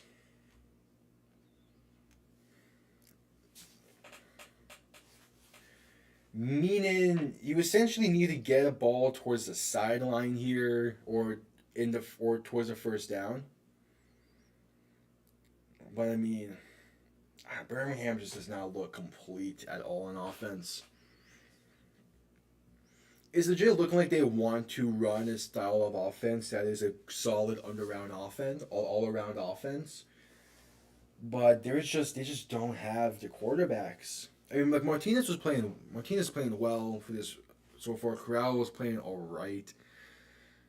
He's not. He's really not. Shotgun back to his right. You need a 29-yard line for a first down. So you pretty much need a sideline here. They're just chucking it end zone. Has a man. It's a touchdown. Matt Corral. Okay, I take it back. Puts it on the money for Deion Kane. Kane had a step on his man. He's going to score with 3 seconds remaining in the half. Wow. As I was shit talking Matt Corral, he throws an absolute dime. And that's going to make it a 2-point game. Pump fake. The defender was caught. It was number 28. It was the defender I pointed out for Gritty after the huddle broke and for the timeout. He gets burned right before the second half, right before the first half ends. And now Birmingham has a chance to tie it right before the half. Corral and shotgun back to his left, motioned out to the right. Looking to throw, going to give it to the back on a swing. He jumps. He gets in. Holy shit. Wow. The back, that was number 20. That was Ricky Pearson Jr. He catched it on the swing route and just full extends jumps. He gets flipped and somehow he makes sure the ball touches the pylon and crosses the plane. And he converts the 2-point try to send us to halftime with the score of 11-11. What a fucking play. Holy shit. That is amazing. He has a little limp now, but he fully extended. He fully extended, and Birmingham is now tied this game entering the half. That is an amazing play. Corral takes the safe dump off, and yeah, he fully extends and gets that ball over the goal line. That is incredible. And with 3 seconds left, we're going to be going to halftime with a score of 11-11. Wow. Just wow. That right there is the UFL.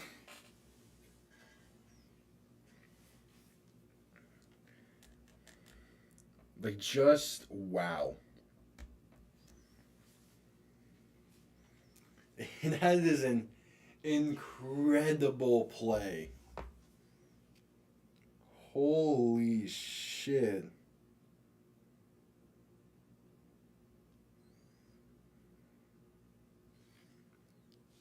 And yeah, the kickoff is soon to be underway, and we're pretty much going to get to halftime from this. I cannot believe that. As I was talking shit on Matt Corral, he just lays one in the bucket to get the touchdown right before half. And then Ricky Pearson, where's the Pearson? One of the two. what a play by the running back there on a 2-point drive to tie it as well. And there's Birmingham for you. They do not quit. All right, they're going to squib kick this. Gather around the 25. Return past the 30, 35, and gets upended inside the 40. And that's sending us to halftime with a score of 11-11.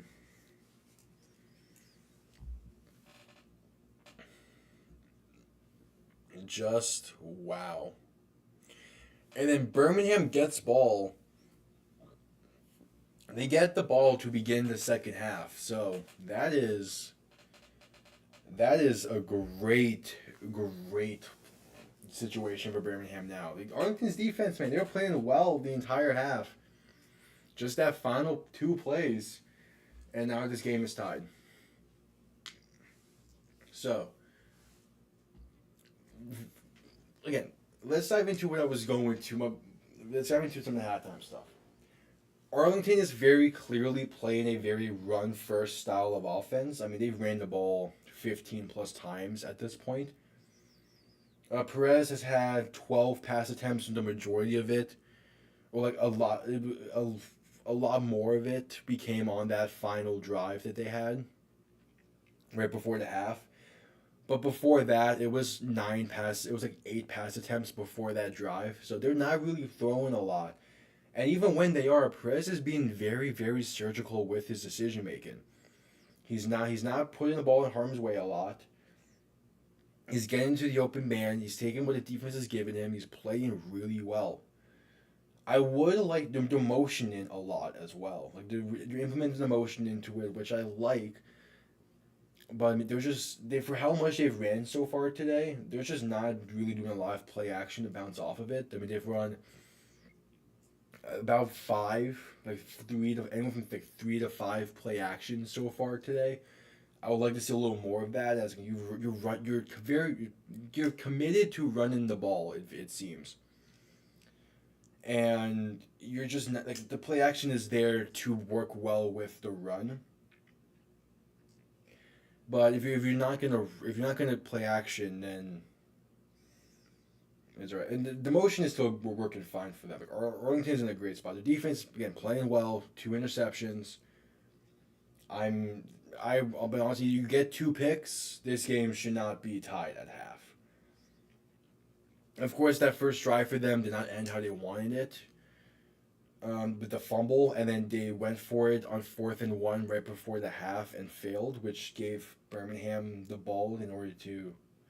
They didn't go for it, but you don't convert on 3rd and 1 right before half. But thanks for this. I'm hoping to flesh the setup out a little more in due time. But yeah, Birmingham, they're definitely trying to run a more like half and half. They're trying to run a lot more half and half of an offense, and they're just not. Their passing game is just not there.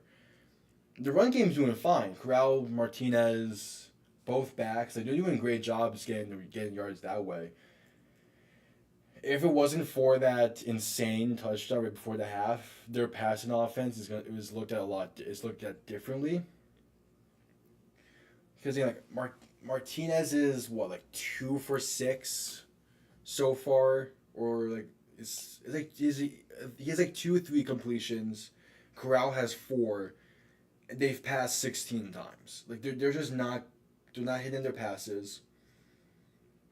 Corral, he had that pass right before the half, but he's way too antsy in the pocket so far. The play before, that was he's just antsy in the pocket. He had a clean pocket, but abandoned it way too soon, and then throws it somewhat cross body into double coverage. That should have been picked, but it wasn't, and now this is a tie game at the half. Both defenses are playing well. Arlington is having a tough time getting the ground game working.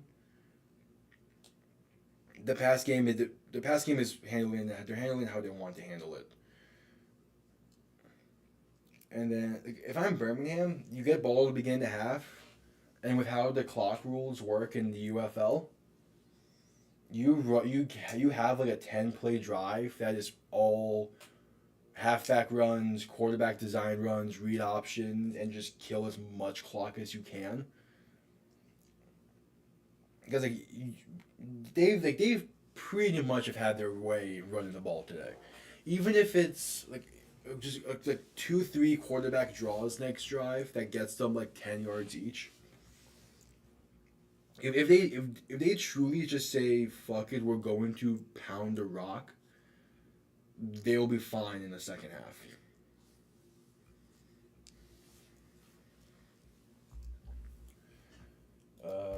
Let me quickly find.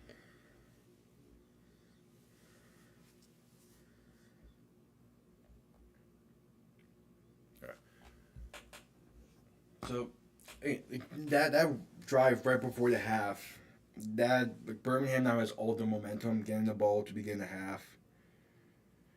It's a case now where Arlington just needs to withstand whatever is going to be thrown at them. I think they could, and besides that final play or two, they've been playing just fine.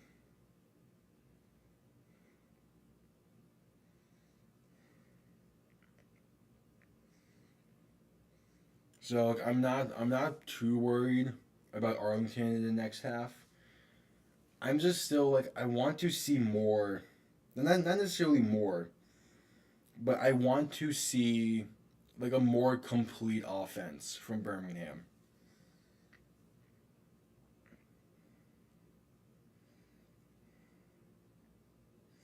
So yeah, Luis Perez is 9 for 12, 111 yards, one touchdown so far. That's a great stat line.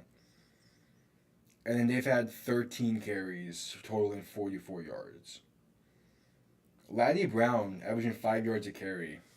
That's very solid. They got the run game working towards the end there.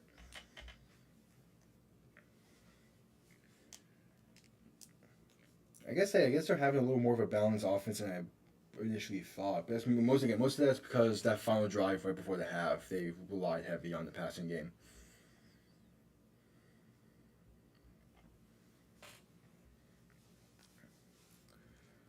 Uh,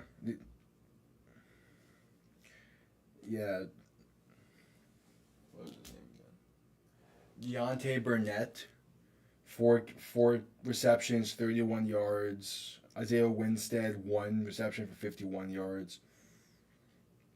Like Perez is definitely spreading the ball out a lot, and I like that. Um, I just again, I don't know if they should pass it a little more because again their offense has been pretty much fine for the most part.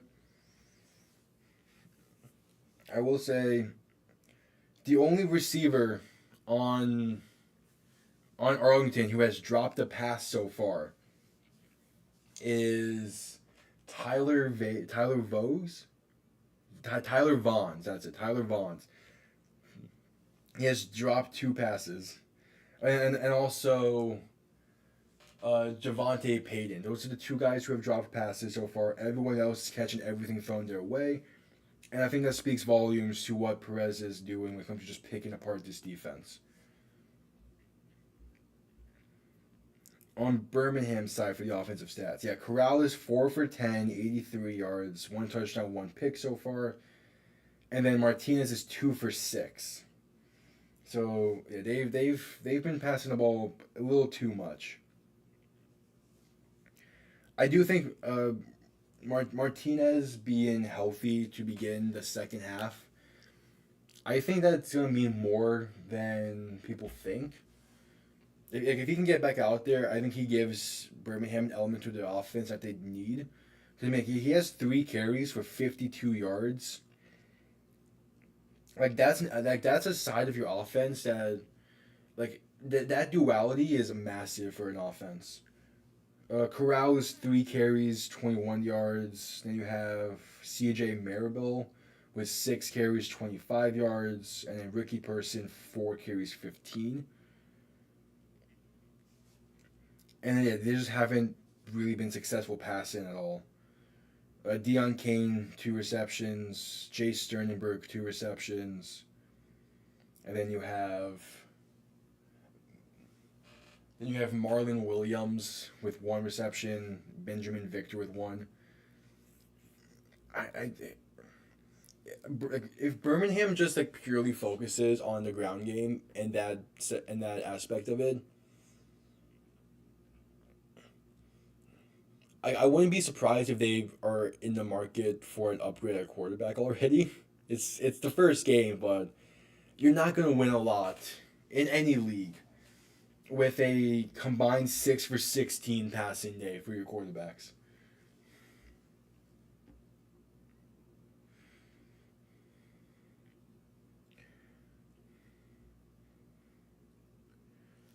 Uh, like especially like both of like the two drives,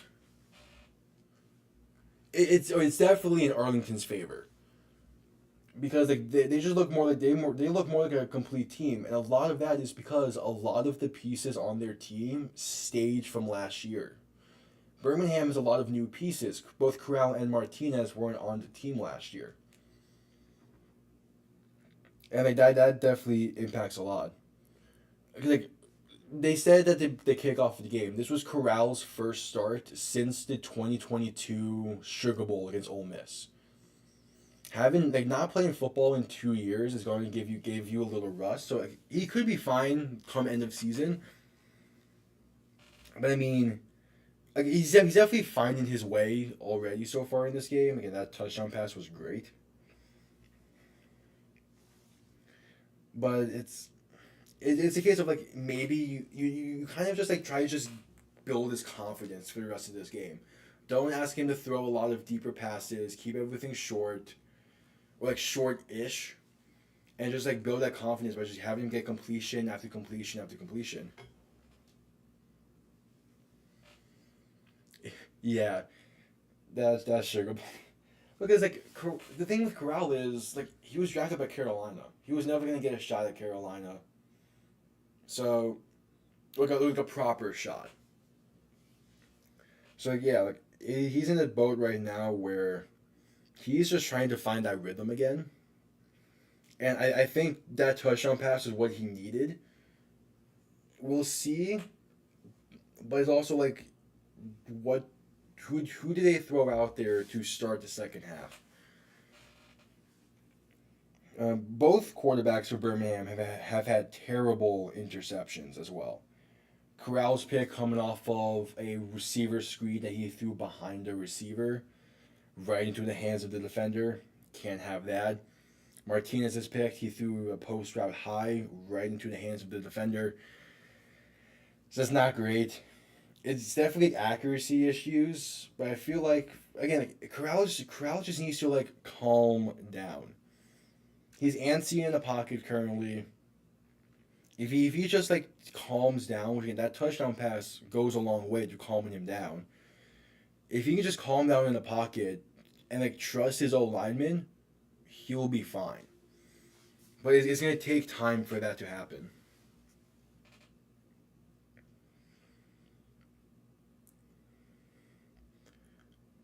Birmingham only has one sack so far today. That's not at all what you're looking for, but you do have a fumble. So this second half is gonna go a long way too. Like this first drive of the second half, when which team comes out slinging the best, that's gonna go a long way to deciding this one. Birmingham is out yarding Arlington. It's 221 to 149. A lot of it is due to rushing yards. Birmingham having 113, Arlington having 44. Yeah, again, 7 yards a carry. Just play Danny. uh, I'm not sure if it's too amped. I just think it's like the nerves from having not played in a while. It could be both. Right, Arlington with the kickoff as we begin the second half. It is caught around 12, going to be returned past the 25, 30, and he slips, gets to the 32. So Birmingham is going to start from the 32, and Matt Corral is going to be leading the way to begin the second half. All right. I love how short halftime was right there, by the way. Just right back into the action. As Corral now, like he had good pocket presence on that last drive, but there were still moments where he was just too antsy with it.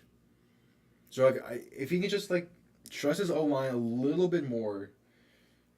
Let's see, shotgun back to his right. Corral gonna play action, throw over the middle, and it is dropped. Pass intended for Amari Rogers.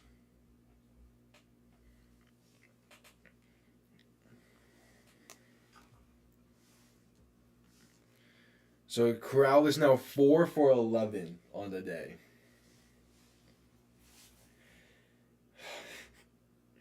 I'm just thinking if you have that kind of style in the NFL, what the engine would think. All right, ball on the 31, 5 wide set for Birmingham. Corral and shotgun, gonna look back to pass. Throws over the middle, and that's gonna be caught by Amari Rogers. It was behind him, but it needed to be as the safety was ready to pick that off. Sorry. The safety was ready to pick that ball off. And Amari Rogers just finds the space in the defense, right on his outside shoulder. That could be a first down for Birmingham. Yeah, that's just a good throw and catch right there. All right, Corral and shotgun again, back to his right. They're going to hand it off this time. And it's going to maybe get back to the line of scrimmage, but yeah, no gain. That was CJ Maribel on the carry. So it's 2nd and 10. 13 and a half left in the quarter. As getting clock does not stop ticking in this, no matter what.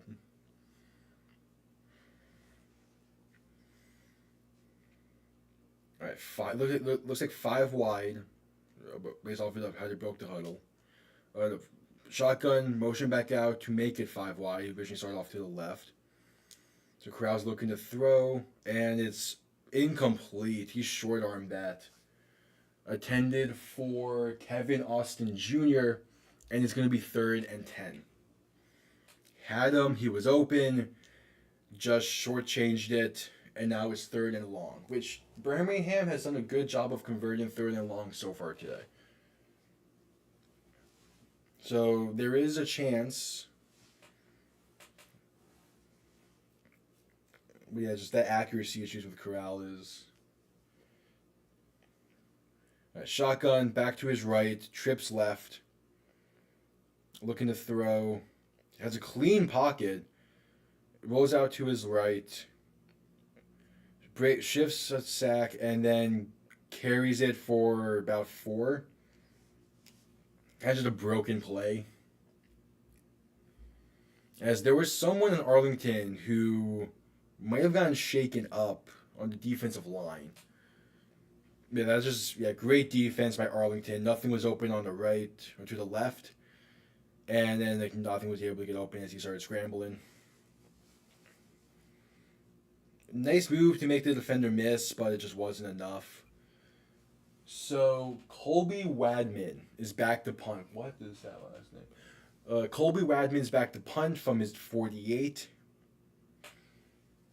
And is going to be bouncing into the end zone for a touchback. Nearly was down at the 1, but that was a good deceiving by Jawan Manigo to force it to be a touchback. And we're going to see Luis Perez and the Arlington offense. Now is the time to retake the lead. Your defense did exactly what you needed them to do. Not give up anything. And now that you're not pressured by the end of half clock, play this game how you want to play it. Like, there's no need to really force anything. Perez has been playing his safety the entire game. You just need to kill some clock. It's a lot easier to kill clock in the UFL than it is in the NFL, especially in like the third quarter, because of the rules when it comes to how the clock works.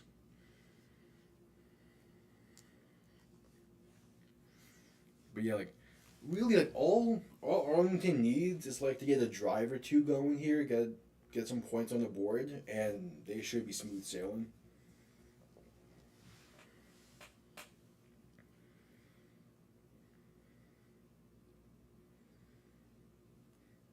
Yeah, for Birmingham's defense, I want to say they're not. I want to say it's that they're not. Uh, to put into proper words, Birmingham's defense is good enough to handle a USFL team. I know it's an 11-11 game, but it really like Arlington has pretty much had their way most of the time so far today. Especially after that first drive where they truly like figured it out.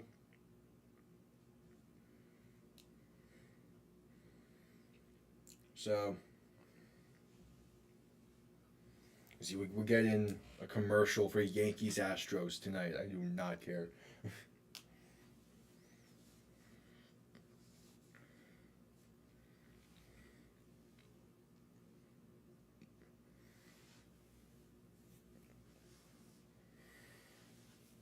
All right, back from the commercial. Let's see what Arlington decides to start this drive with. I would expect it to be some kind of run, although you haven't really done play action much today. You start off with a play action to surprise them. Shotgun set, back to Perez's right, and it's going to be just a simple pass, little back shoulder attempt, and it's incomplete. Could have been something there, but the refs are holding their flags. Good defense there by number 22, Lorenzo. No way his last name is Bums, right? Lorenzo Burns. I'm going to assume it is, because I do not believe his last name would be Bums. Anyway, 2nd and 10, 5 wide for Arlington from the 25-yard line. Birmingham is looking like they're going to send a blitz here. Nope. But Perez has a little time, steps up in the pocket. It's going to carry it for about 6 yards. Makes it a 3rd and manageable.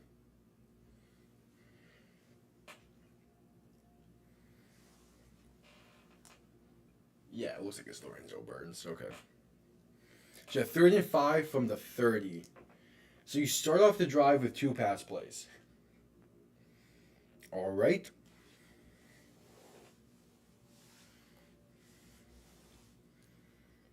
So let's see, a shotgun again, back to Perez's right.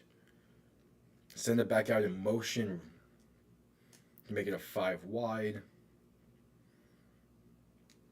Perez looking to pass, they send a blitz, going to be caught. Does he? The line judges are singling first. That would be it looks like it would be a first down for Deontay Burnett, as he barely gets to the line.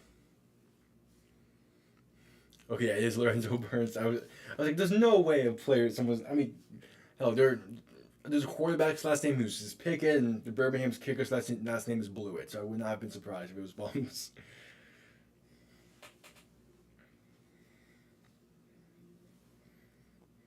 So yeah, 1st and 10 on that completion there for Arlington. Shotgun back to Perez's left, trips right. They barely get the snap off in time as Perez is going to be taken down back by the 30. That's going to be a loss of 5, and oh boy, that's not what you wanted there. Yeah, Birmingham just rushed forward, and it's that left side.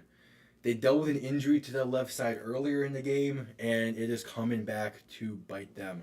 As both the left tackle and the left guard got bullied off the line. So 2nd and 15. Present shotgun motioning the back from the right to the left, as it's going to be a quick screen to him. Gets one block, but in general goes nowhere. Just tackle at the line of scrimmage to be a 3rd and 15. There is a flag on the play. We will see what that is. It might be on Arlington.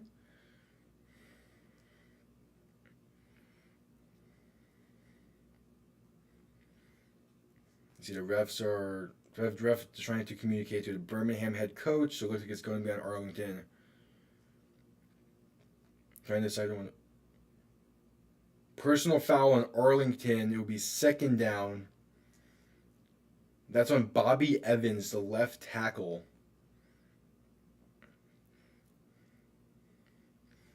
And it was a chop block. Okay.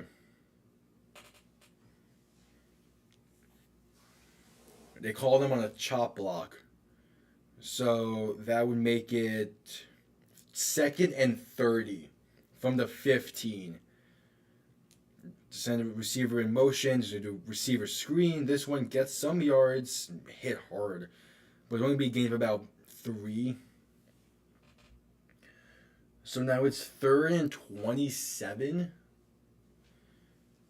Yeah, you can't that was caught by Taylor Vaughns, but it's you just need to halfback draw it here, just play it safe, and send out the punter. Again, it's those drive killers. The sack on 1st down, a personal foul on 2nd, just may put you in a terrible situation. Shotgun back to Perez's right. Back to pass, rolling out to his right, looking to throw, and it's going to be incomplete. Had a man, just dropped it. And they're sent there, and Marquette King is going to be sent out to punt on 4th and 27. So, even if he caught that pass, you're not going for it there anyway. So you should at least try to give your punter some room.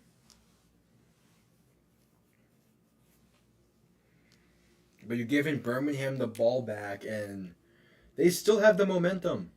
It's not like you really gain back some momentum there. You got pushed back. And here comes Marquette King to punt. Back to return for Birmingham is Amari Rogers.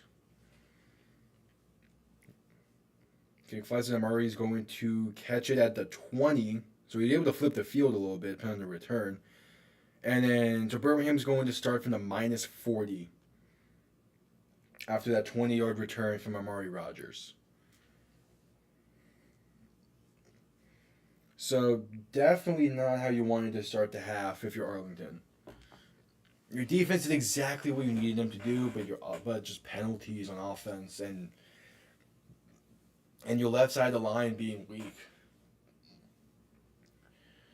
The injury to the left guard earlier in the game definitely does not help. As it looks like they still have the right guard, Drew Smith, playing left guard. Which means I don't know who the right guard is.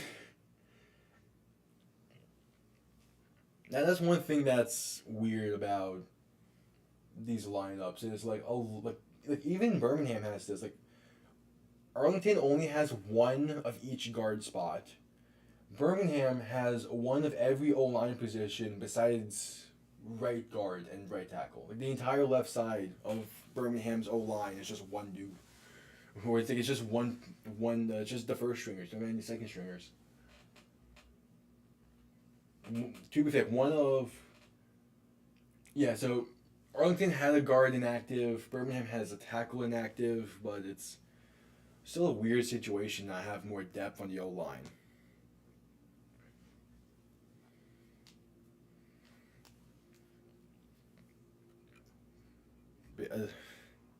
A sack, a chop block, not the kind of way you want to start a half.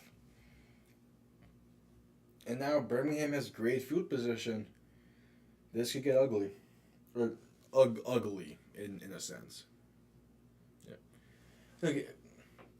It's watching Miami last year. I realize how important O-line depth is, and so I'm looking at the rosters and I'm like, why? Where is your depth? I get you're a spring league. The depth is questionable depth to begin with. Even the starters are questionable. But I'm just like, you need to have some kind of depth in your O-line room. To be fair, they basically use one of their tight ends as an extension of the O-line, but still. Yeah, the XFL conference and the USFL conference. This league is basically just the middle of America, and I'm not opposed.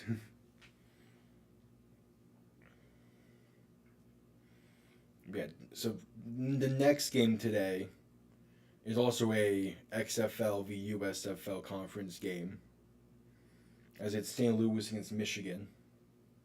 But Matt Corral is still leading the charge in this third quarter.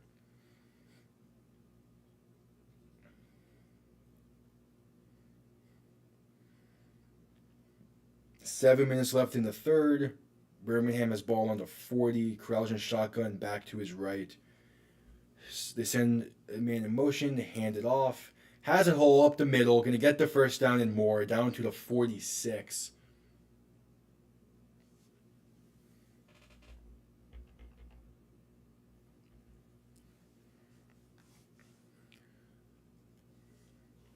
Andres, these games are on national television. They're all on Fox for today's games. It's not like they're behind paywalls or anything. Corral and shotgun back to his left, gonna hand it off, and he's upended after about a yard. What a hit! Gets upended, so it should be about 2nd and 9. As the clock is still ticking in this quarter. So again, first two plays of this drive, they're pounding the rock, they're getting the ball.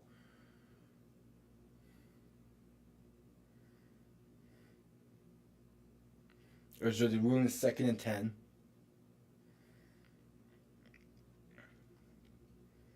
Corral and shotgun, motioning it back to the right. And just instant blitz, but they're going to get the swing pass out, and he has room to run down the sideline, down to about the 20, but there's going to be a flag. We're going to have to wait and see what this is, but that's a nice swing pass out to Ricky Person, and he just went running with it. Picked up a very, very solid chunk.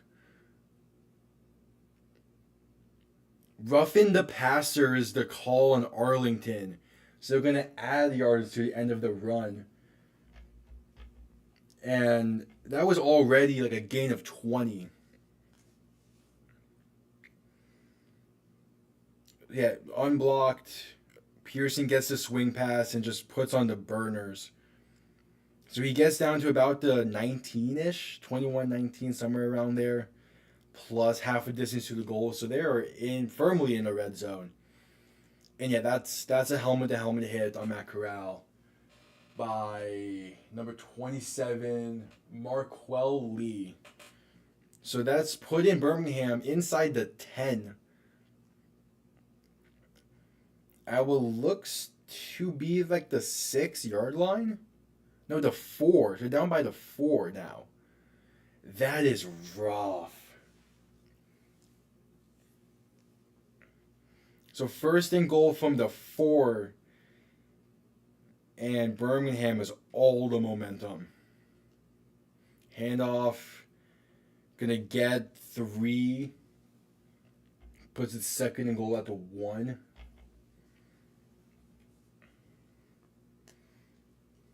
But yeah, it's roughing the passer in the sense that was helmet to helmet, very clear and obvious. It wasn't the fact that the whole 2 steps thing or whatever. Nah, he just went high.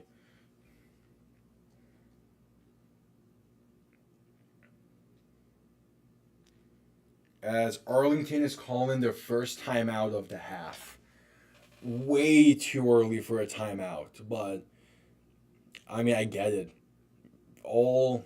Any kind of not momentum, but any kind of confidence you just had in your defense completely blown away after what happened. Just timeout, reset, regroup. The thing is, you only have a yard left to guard. It's like another swing route here could work, and that's what I was talking about at the half. Like, get Matt Corral just a simple dump offs and let the players run, and things will be fine. 133 rushing yards to 49. Birmingham has the advantage, and Birmingham has 149 passing yards to Arlington's 108. So ball is at the 2 for second and goal. 3 backs behind Matt Corral, who's under center. They're going to hand it off, and he has the outside. That's a touchdown for Birmingham. They're going to take the lead. It's Ricky Person.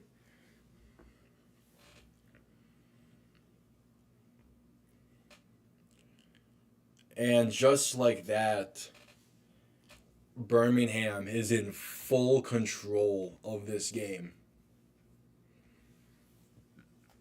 And he had the entire outside to himself there.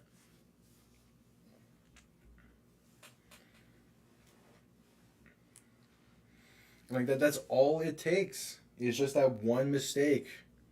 In this case, it was a roughing the passer, which just made it near impossible for Arlington's defense to stop him. Yeah, Birmingham is going for 2 from the 5-yard line. Shotgun back to his left, trips right, motion in the back to the right. Looking to throw Corral, escaping the pocket right, nothing is there. But he finds a man in the back of the end zone. So they're going to convert the 2-point try. It is Gary Jennings who found space in the back of the end zone. And it is an 8-point lead for Birmingham. Going up 19-11. Wow.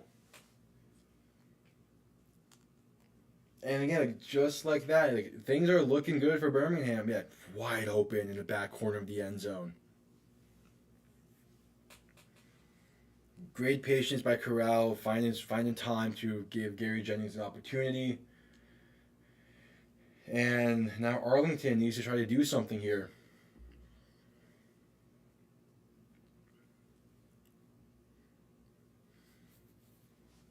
It's crazy how things can turn like that because, like, I still think Birmingham probably does score on this drive after that swing pass because again he got 20 yards. But that roughing the passer, it gave Birmingham all the momentum that any momentum that Arlington had left, gone at that moment. So now they really need their offense to do something. And I mean, I still don't think it's time to panic and change things up.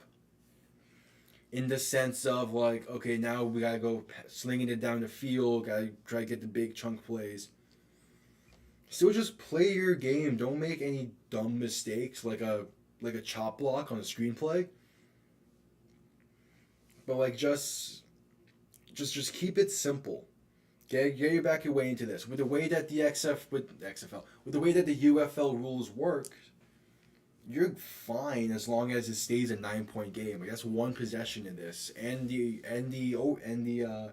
onside kick rules favors you come fourth quarter. So you guys just get some points on the board here in some capacity.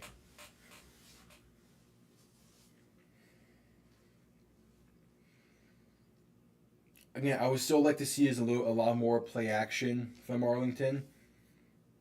They've definitely decided to become a little pass heavy. But at this point, you usually need to calm things down.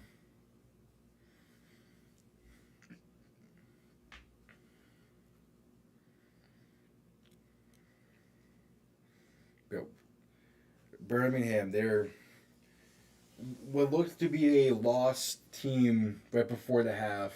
Then with the 39-yard touchdown and the start to this half, they're looking like their old selves. My old selves, I mean like the last year, them, where they dominated. again, it takes some time to get things into a rhythm, and they've got their rhythm now. It seems. Anyway, the kickoff is underway. It's going to be caught at the 5, taken out to the 20, 25, 30, tackle about the 34. So that's where Luis Perez and the Arlington Renegades will start. And there's a flag. What is it? It was a pretty late flag thrown, so it might be on Birmingham.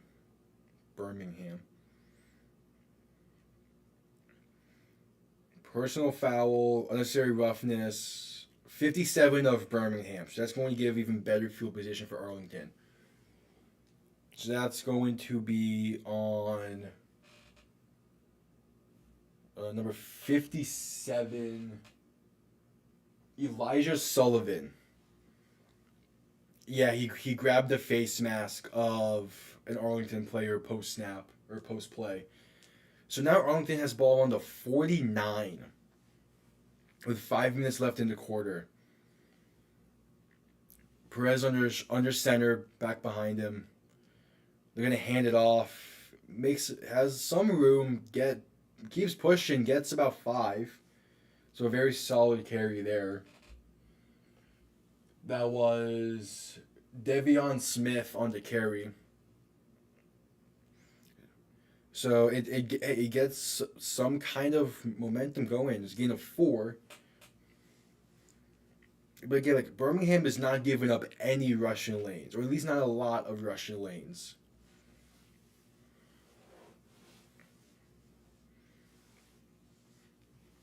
Let's see. Perez in shotgun, back to his left, trips right. Gonna look to pass. Birmingham sends a blitz from the linebacker spot. Gonna dump it off to the back. Gonna pick up the first down a little more. Gets a gain of about 8 as there's more scuffles post play. But no flag on this one. And that'll be Devion Smith on the reception. Gonna get the first down. And this is what Arlington needs to do. Just play their game. Take it slow. Don't force anything. You're moving. You're able to move the ball a little bit here. Playing fine. So now it's 1st and 10 from the plus 38. Perez in shotgun, back to his right. Going to play action it. Look down the field. His underthrow is a man. He had someone. He underthrows him and is incomplete. Pass attended for Tyler Vaughns. There we go. And he had him. He had to lean back a little bit. He had a man in his face, kind of, but he had his man. He gets that ball out in front. He's fine, but it's underthrown, nearly picked, and now 2nd and 10. Perez in shotgun, back to his right. Send a man in motion to make it trips right. Low snap. Perez going to step up in the pocket. Gets the ball out. Can be caught inside the 25 to the 23, 22. They're marking it. And what a play by Perez to get that ball off. He had like 3 people around his ankles. And he was able to just lay it in there to a wide open guy on the backside in. That was Javante Payton on the reception. And it is now 1st and 10 from the 22-yard line. 2.5 minutes left in the quarter. I've been forgetting to move the possession marker. Perez under center. Send the tight end in motion for a toss up the middle. Going to get about 2 yards there. So a solid game. A page out of Miami's book, or out of the Shanahan book. Where you get a small pickup, 2nd and 8 now from the 20. You're approaching the red zone.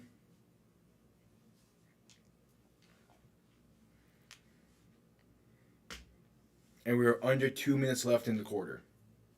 So Perez is in a short shotgun, back behind him. 2 receivers out right, 1 out left. Probably looking for a backside fade. They shifted to a more spread out style, and it's going to be a handoff to the back, and he loses two. Lucky he didn't lose more.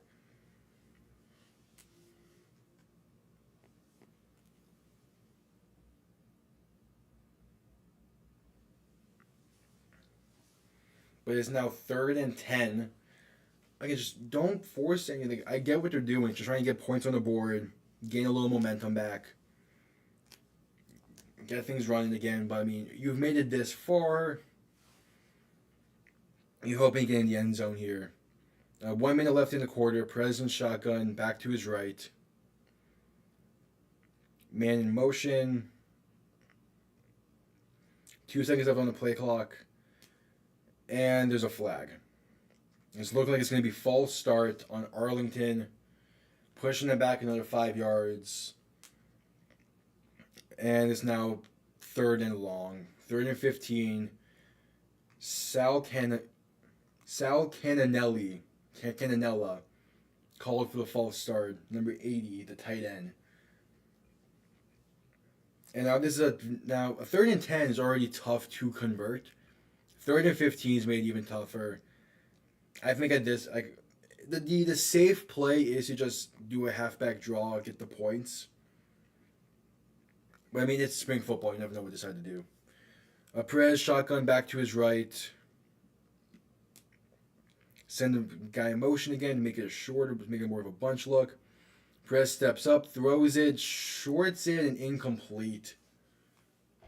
So it was going to be a 4th and 15, and here comes the field goal unit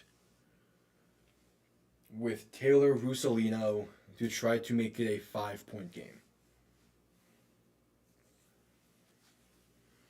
One thing I'm realizing so far with the UFL is whenever they get pushed back or whatever, or like they get pushed back, like there's a penalty, they get pushed back from like a false start or whatever, there's not a lot of, they don't change the play afterwards. The kick is up and barely hooks it left and through. Barely made it. It's a 19-14 game now. That looked like it was going to hook. Oh, there was a flag. Offside on Birmingham. It is declined. So it is going to be a successful try. 19-14 is the score. But like, teams don't change up what play call they're doing if they get like pushed back due to a false start. We saw this earlier. We saw that earlier in the game with Birmingham where they had 3rd and goal from the 4. They get called for a false start, push back to the 9, and they still stay the same play call of almost a weird pseudo QB draw play that just didn't work. And then this just now with Arlington, you had a 3rd and 10, gets pushed back to a 3rd and 15, and you're still running a post corner to the left and a post route to the right with almost like a smash style concept.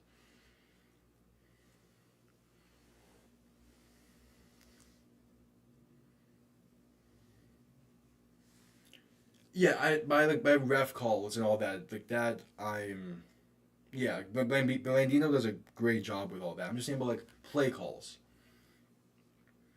because like if you get pushed back 5 yards, you shouldn't be running the same play you were attempting to run on 3rd and 10, or at least that maybe not the same exact play. It could be a similar concept, but not just the same play exactly again.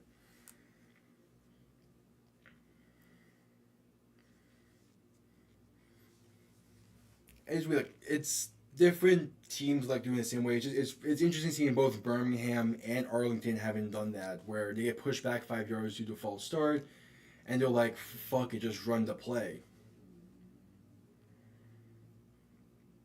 Instead of, okay, well, what's a better play for this new situation? Maybe like an alternate of it. But teams spend these teams have spent a few weeks now, like, okay, in this situation we're gonna run this, and then the whole like trying to keep the game flow how it is. I get the whole like maybe just not pressure, but the whole idea of like, okay, it's still a similar enough situation to just run the same play. But like like, on that 3rd and 15 for Arlington just there, you have the left outside receiver doing a stop route 5 yards. Yeah, that works fine when it's 3rd and 10, and you can make one man miss and get the extra 5. But on 3rd and 15, you need to get an extra 10 yards after completion. It's not the same thing.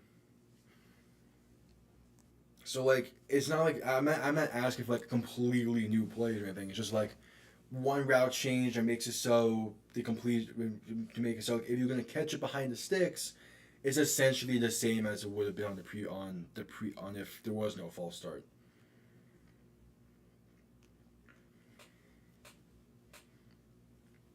Anyway, they still got the points they needed off of that drive. It is still only a 5 point game, and I've forgotten to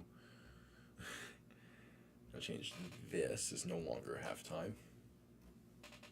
There we go. Return up to the 50, maybe the 49. So it's now no longer the 3rd.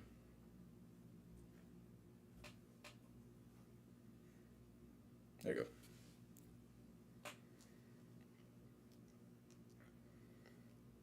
Yeah, that could be the case as well. I'm not trying to show all the cards and all that, but it's like some of these coaches that are here were former like college or NFL coaches that are just like, yeah, fuck it, we'll come out and coach these guys, or like they're former players or whatever. So it could just be like the limitations of the league and everything with them knowing they don't have like a full like skill set. And we have Corral back in shotgun, back to his left. It's going to be a handoff up the middle, gain of about 3. So again, they pounded the rock a little more. But I totally get the whole not trying to show all your cards thing on the first week, but it's still like it's not like there's 18 weeks in the season. There's like 10. So each game means a lot more in this, and Corral in short shotgun, man in motion, back behind him.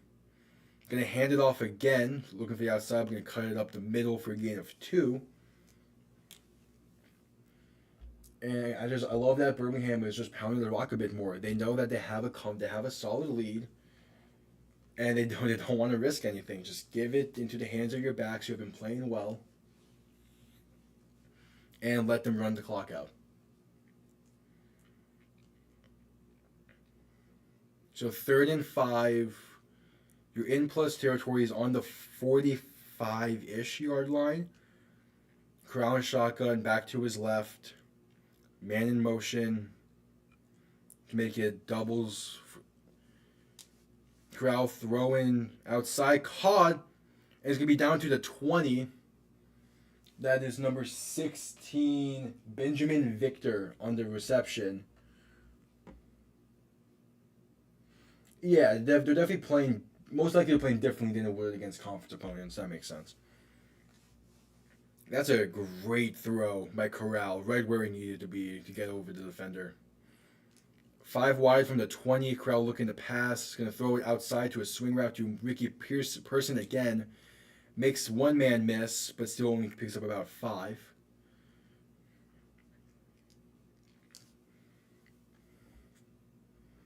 Ricky Person is elusive.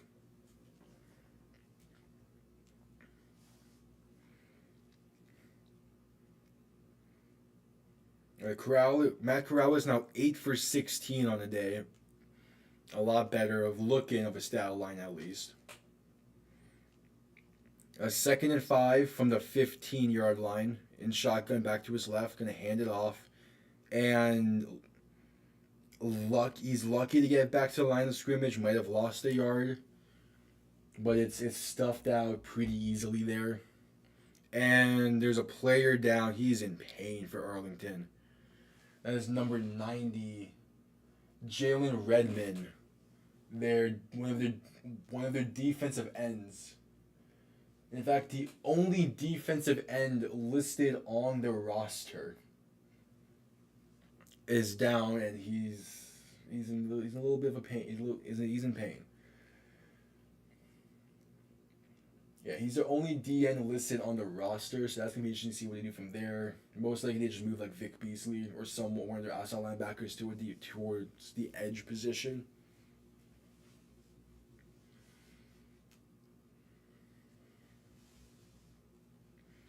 But you're that's not at all what they needed there. That's that's gonna be rough. Because at this point, you're now just thinking of holding them to a field goal. It's gonna be third down, about 5, maybe 6. So there's a very good chance. Yeah, that is a massive yikes. Because again, in a league, in a spring football league, where already the talent is a question mark to a lot of people that are watching, having like someone out of position having to come in and make up for someone injured, it's not the best look. But the good thing is this in the modern football world, outside linebackers and defensive ends slash edges are very similar positions for the most part. So it should all be fine.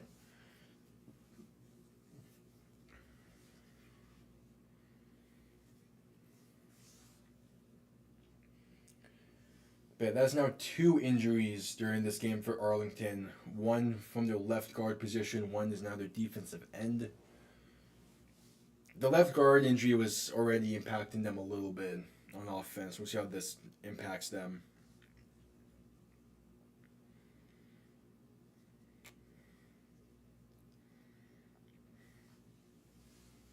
Right, 12 minutes left in the game.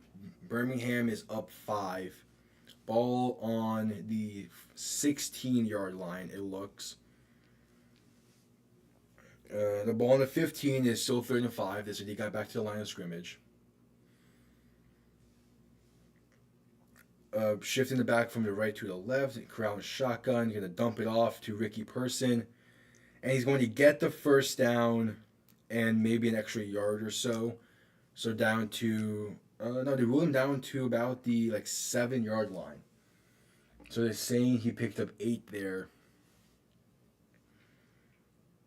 Stayed in, yeah, that's good. That's a great carry for by not carry, but great reception, catch after the run after the catch. And that was 1st and goal from about the 7 for Birmingham. They could put not really put the game away, but they could extend their lead here. Corral and shotgun going to hand it off, and it's a walk-in touchdown. That is number 11, C.J. Maribel walked in, and Birmingham is going to extend their lead. It is now 25-14.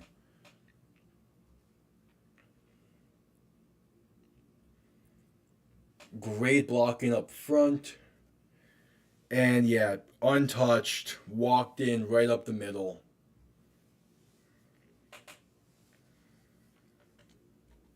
Now up by 11. I assume they'll probably go for a 1 here. I mean, going for 2 they're going for 2. 2-point try from the 5.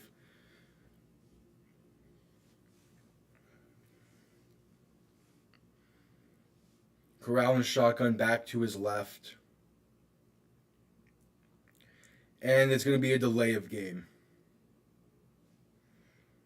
Oh my. That's not at all. Because now it's going to be a 2-point try from the 10. Jeez. All right.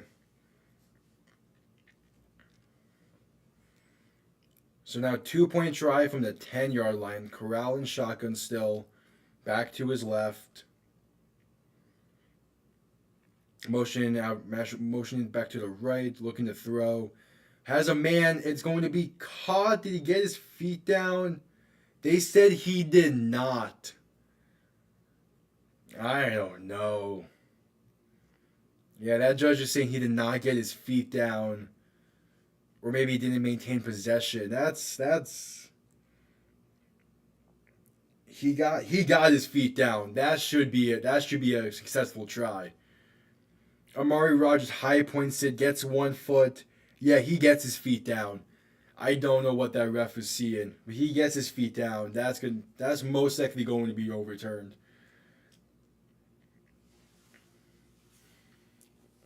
He gets his toes from the first foot down, and then there is green in between his second foot and the white. At least to me there is. So I think he got that. It was a great high point either way. Throw was where it needed to be. I think he got that with ease. But as it stands, it is incomplete, so we'll have to wait till after the commercial.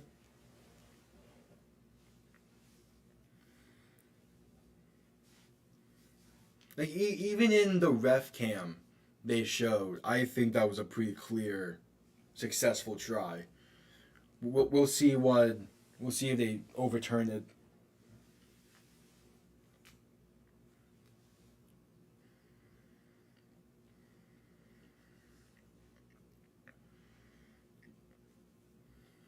But this game has been kind of, but not. It's been about what I expected.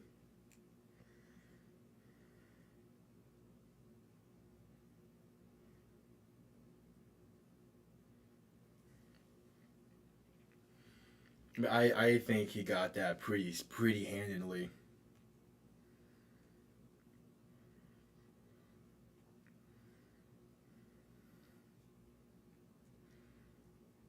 I forgot that the UFL store is selling boom boxes. That's amazing.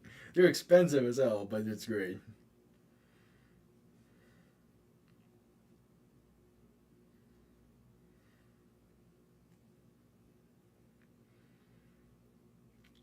All right, let's see. Coming out of commercial, let's see if they've overturned it or what. Yeah, to me, that looked like he caught it and got both feet in bounds.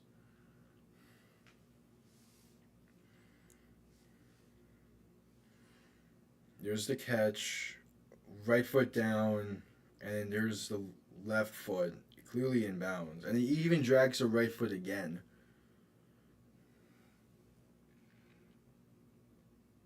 Yeah, the toes go down. Yeah, that's a successful try.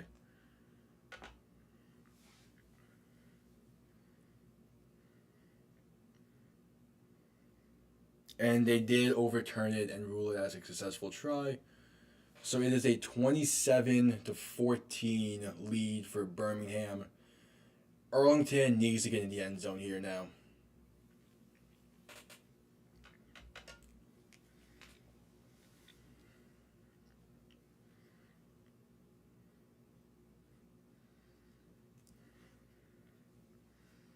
The return is going to be caught at the 4, brought out past the 20, 25.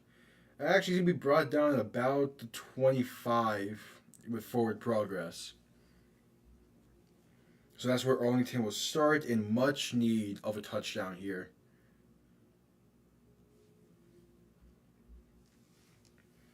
So it's likely daggers, but we've seen we in last year's XFL we saw a 15-point comeback by St. Louis. So you never know. There's still plenty of time left, and with how the rules are in this league, they can get 9 points on this drive and then get the onside kick by converting a 4th and 20, I believe. Perez and shotgun back to his right, play action pass, looking, move just in the pocket, going to be caught by the tight end for a gain of 9. That is number 80, Sal Canella. And again, they're finally going towards. It's not massive play actions that they're doing. We're getting Lindsey Scott.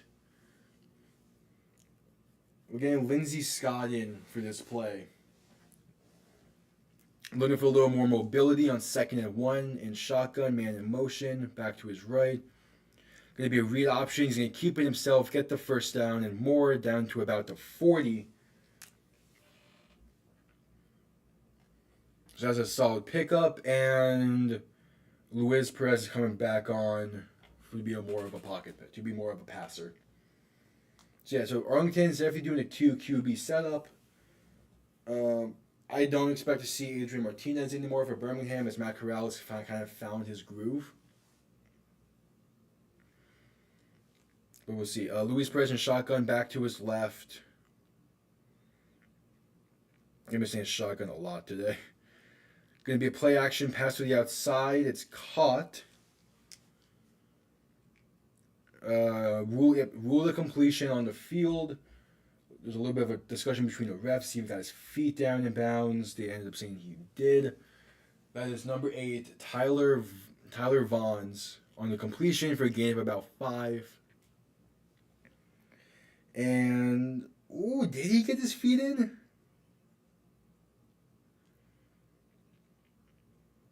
They're saying he did, and Arlington's running up to the line. Shotgun back to his right. No challenge by Birmingham. It's going to be a quick pass towards the outside. Going to pick up the first down and more, down to about the 46. That is number 14, Isaiah Winstead on the completion. And this is what Arlington is needed to do. Just find a rhythm, find a groove, and stick to it.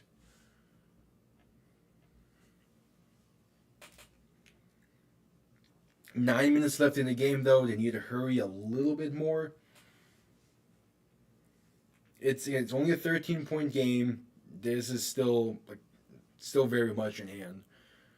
They don't even need to go for 3 if they score here. But Perez under center, back in the backfield. Going to be a play action.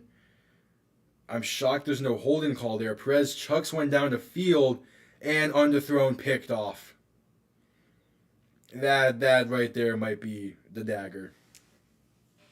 Perez, he had time to set his feet and make that throw. But again, he shorts arms it. That is number 28, Mark Gilbert, I believe, on the interception. There was no need for Perez to throw the ball like he did. He had him.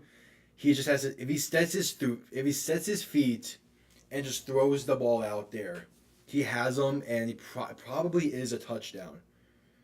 Instead, he rushes the throw. It's underthrown, picked off, and that most likely there is the dagger.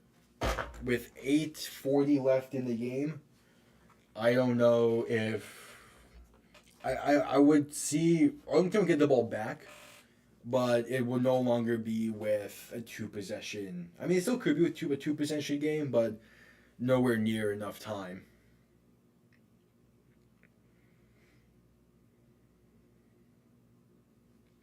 That's a heartbreaker. That's the second time this game Perez just doesn't set his feet properly, and he underthrows a pass that would have been a touchdown. It was intended for Javonte Payton, but it's just underthrown and kind of right into the hands of the Birmingham defender. There was no need for him to rush that throw. He had time to set his feet. Just set your feet and throw that back corner, or towards the back of the end zone a little bit, and you're in a good spot.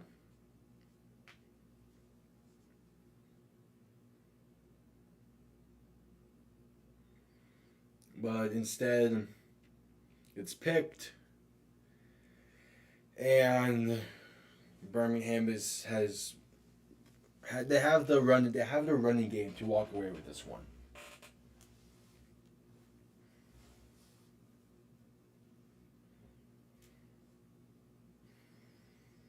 So we'll see. But we'll see. A fumble could happen. There's still pretty much 9 minutes left in this one.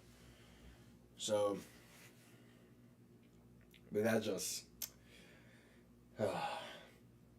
would have loved to see would have loved to see how they handled uh, the onside kick in this league in this year of the UFL. Who knows? Maybe that would be maybe that would be a need for next week, or for the next game. All right. So ball on the 5 for Birmingham.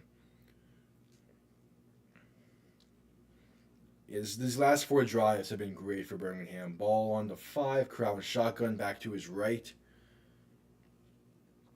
I would expect him to just hand it off. Going to get towards the outside, gets upended, but gains 5 yards. That's plenty.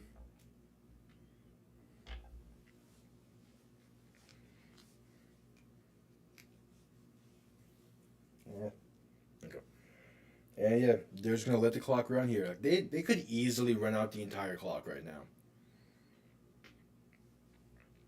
There's just consistent 5-yard carries. 2nd and 5, 8 minutes left in the game. They do need to hurry up though. There's 5 seconds left on the play clock. Crown shotgun, gonna hand it off again. Runs into a lineman and goes nowhere. It's gonna be a no gain. That's not what you wanted if you're Birmingham. 3rd and 4. So they gave him a yard on the carry. But it is 3rd and 4.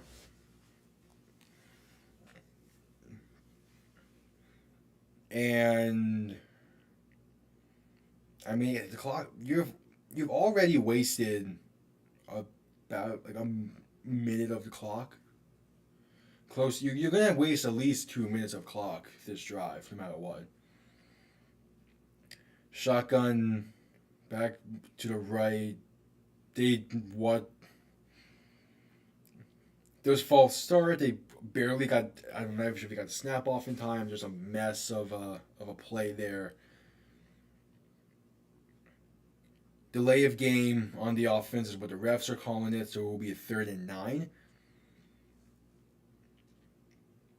I feel like you could have called like 3 different things on that play: delay of game, false start, illegal shift.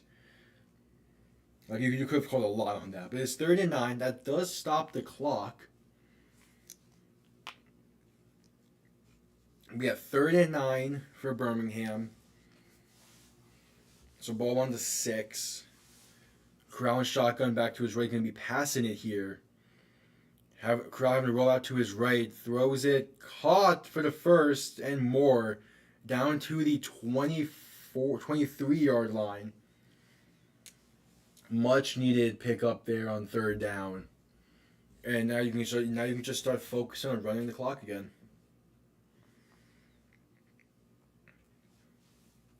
Yeah, just plenty of time to make that throw. That was caught by number 17, Marlon Williams. So it picks up the first on 3rd and 9. And I mean, like there's 6.5 minutes left. You can keep running the clock here. There's the handoff. Broke 1 tackle, gets 2 on the play. That's CJ Marable.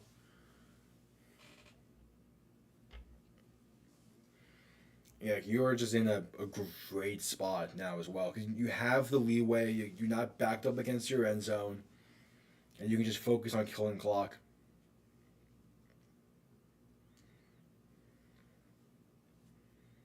Six minutes left in the game, 2nd and 9. Even if Arlington also only has 2 timeouts, because they had to burn 1 in the 3rd. As it looks like Birmingham's about to call a timeout, I think. The ref stopped the clock. Maybe because injury timeout for Vic Beasley, it seems. They're forcing him off the field for at least a play.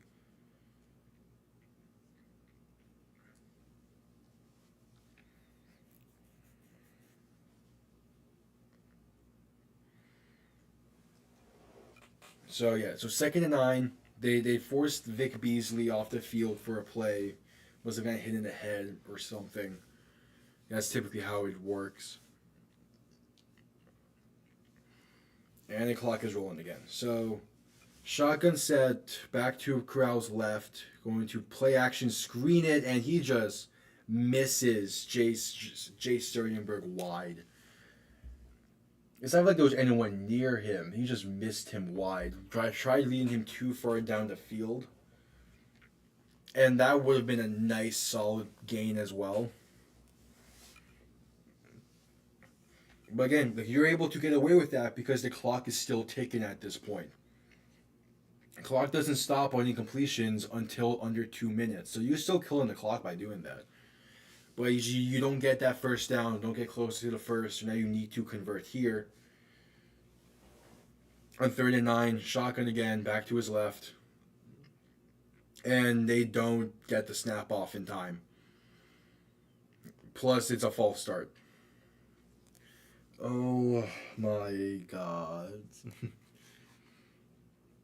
Yeah, they're calling that false start. Could have been false start or delay of game. But again, they're not getting the snaps off in time. Which is, or like they're getting the false starts. So Birmingham has 7 penalties for 55 yards. Arlington has 4 for, I believe it's at 30. So again, just not an overall great situation there.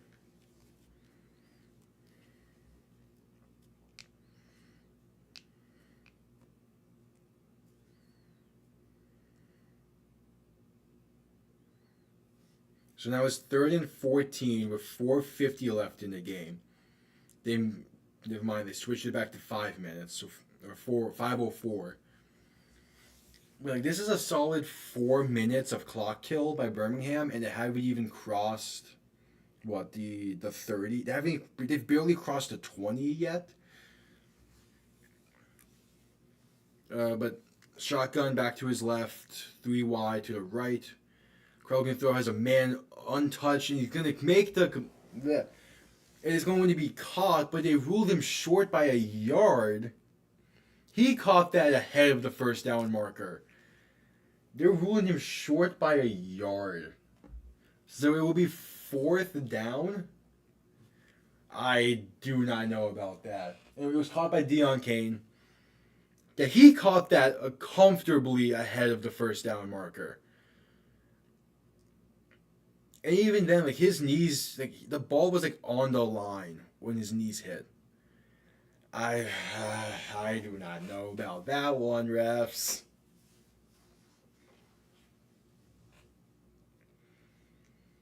I do not know about that one at all.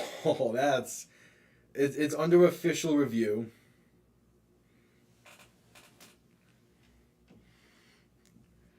Like, that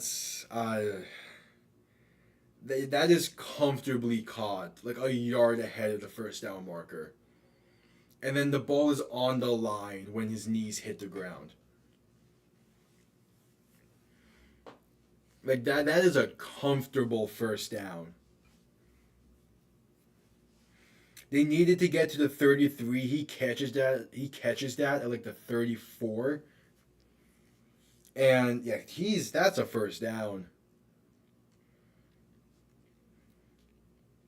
He catches that at like the 34, and then like momentum of the route brings him. Like, he catches it at the 34, goes down like a yard goes down a yard back, so the 33 where they needed to be. And they did overturn it to give them the first down. Okay. See, I don't know what the refs are seeing so far. But alright, so 1st and 10. A big pickup there for Birmingham on 3rd and 14. And Corral found himself a rhythm in this game. So there's now 4:44 left in the game. And Birmingham is up by 13. With a 1st and 10, and pretty much seeming like they can do whatever. Shotgun, send a man in motion. It's going to be an end around for. It's going to make 2 men miss and get what looks like 6 yards. That is number 3, Amari Rogers on the carry for the end around. So it is now 2nd and 2 with about 4:15 left in the game. Clock still ticking.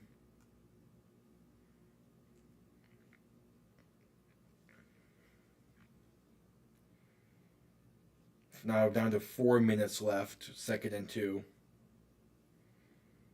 Matt Corral in shotgun, going to hand it off, and he's going to get the first down. Yep, that's going to seal it.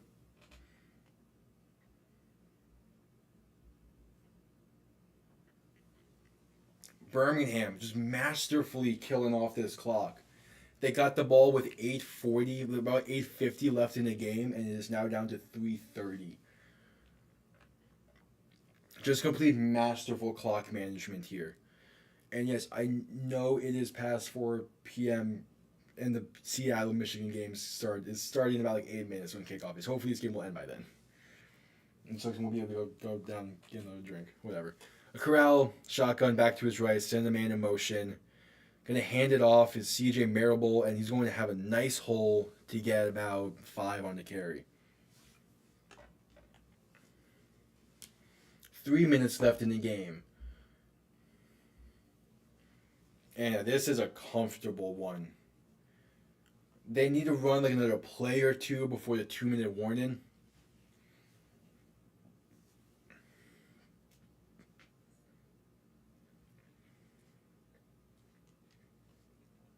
And yeah, Luis Perez, he played a decent game. It's just he rushed some of his throws.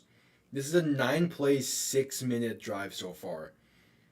You get the snap off in time for the handoff, but it's probably going to be an illegal shift, so that will push them back. As I don't think Jay Sternenberg was said.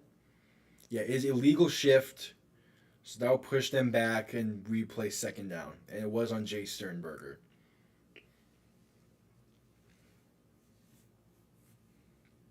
So it's now going to be 2nd and 10 with 2:26 left in the game.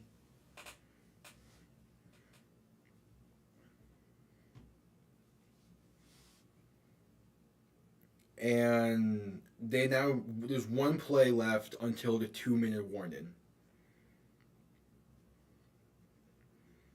And Birmingham's consistent with scoring the season openers. In 2022 it was 28, last year was 27, this year they're at 27. Corral going to dump it off at the backfield, makes a man miss, and does he get the first down? Great swing play there. Now marking him short. That's CJ Marable on the swing route reception. Going to get up 8 yards on the play. Sets up a 3rd and 2. And that's going to bring us to the 2-minute warning. The good thing is, it doesn't look like Arlington is using their timeouts to waste out time.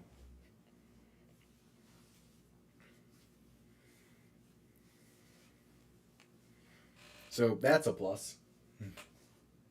Who knows though? 2-minute warning just happened. Maybe they will start using their timeouts. If they do, I swear.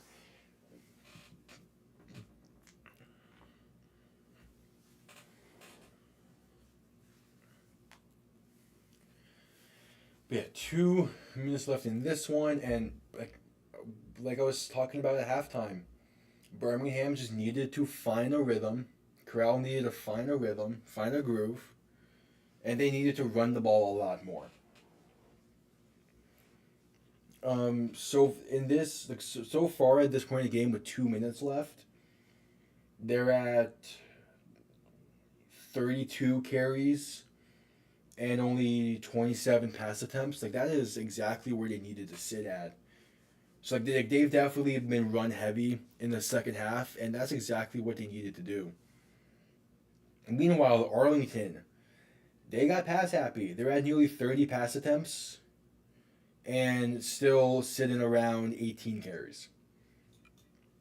They went pass happy. Birmingham went run heavy. And that's showcasing in this final, as Arlington only able to get a field goal during the second half, while Birmingham gained a lead and extended it comfortably.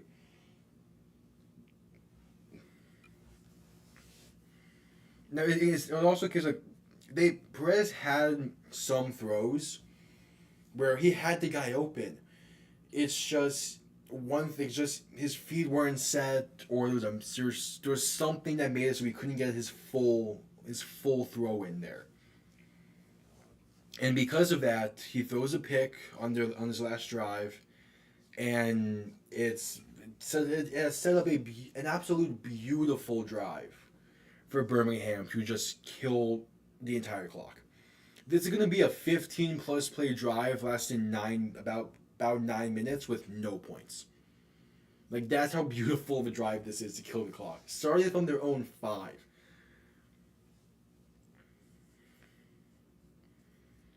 Like, that's just beautiful football. So 3rd and 2. They actually said Arlington called a timeout right before the 2-minute warning. So there is 2:03 left in this game.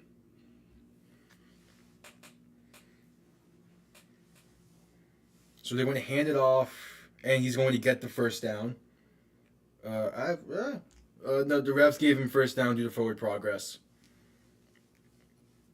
And now we have gotten to the 2-minute warning. With 1:56 left. Okay. Hopefully this 2-minute warning commercial is set to take long again. The St. Louis Michigan game is started very soon. I was expecting to have to do a back-to-back for those 2 games. I kind of was expecting this game to end a little sooner. But whatever. As soon as this game ends, I'll be changing the title, the thumbnail. I'll be changing everything so that way it shows for the St. Louis game.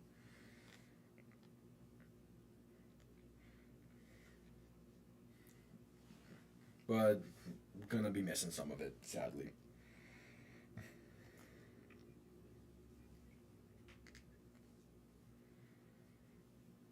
But yeah, Birmingham. This has been a beautiful.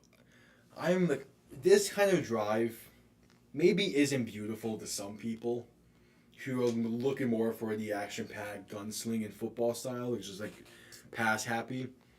This is the drive coaches love. Whereas you get the ball with 9 minutes left. Oh, this Fox Sports app only had a preview. That sucks. Like, just an absolute beautiful drive for Birmingham to win this game. Of course, Arlington still has 1 timeout, and they're going to use it because they hate us. No. Yeah, I don't understand why the Fox Sports app only had a preview. Yeah, that's weird.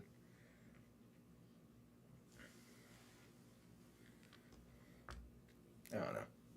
Thanks for watching the play that I play.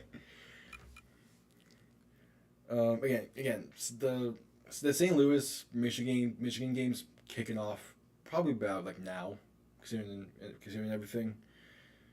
We're still here with this one because we watch these games till the clock hits 0. I've seen enough football games to know that, while yes, there's less than 2 minutes left and there's a 13-point game, it's not truly over in the XFL or UFL, whatever, same thing. Anyway. Arlington has 1 timeout left. It is 1st and 10. Under 2 minutes. Corral is going to be under center. Yeah, under center. Makes sense. Back in the backfield. 2 receivers out right. Be a toss play to Ricky Person, who's going to break 1 tackle and gain 2 yards on the carry. And yeah, they're just letting the clock run, it seems. I know Arlington does call their final timeout. Why? I don't know. But they called it.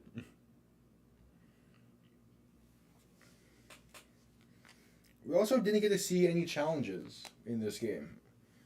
Because with the new challenge rules and everything, I thought we would for sure see one. Oh well. But yeah, the St. Louis Michigan game is going to be right after this, as soon as this one ends. And then tomorrow at noon EST, there is the DC Defenders against the San Antonio Brahmas. And then at 3 p.m. Eastern, it is the Memphis Showboats against the Houston Roughnecks. There'll be play-by-plays for tomorrow's games as well. But a minute 48 left in this game. 2nd and 8 for Birmingham. 1 first down, basically, and the game is over. Just don't fumble the ball. Corral's up to 200 yards passing on the day. So he does end up having a very solid day despite a slow start. Still in shotgun, though. Back to his left. Going to hand it off. That's CJ Marable on the carry for about 3.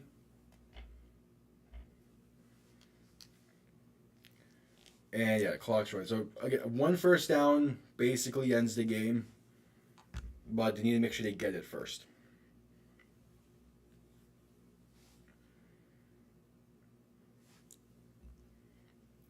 Talking over what the plan is for this 3rd down. It's been over 7-minute drive. That's 13 plays. It's just absolute beautiful football late in the game. Another handoff. Goes up the middle. It's going to be short of the first. So Arlington is going to get the ball back.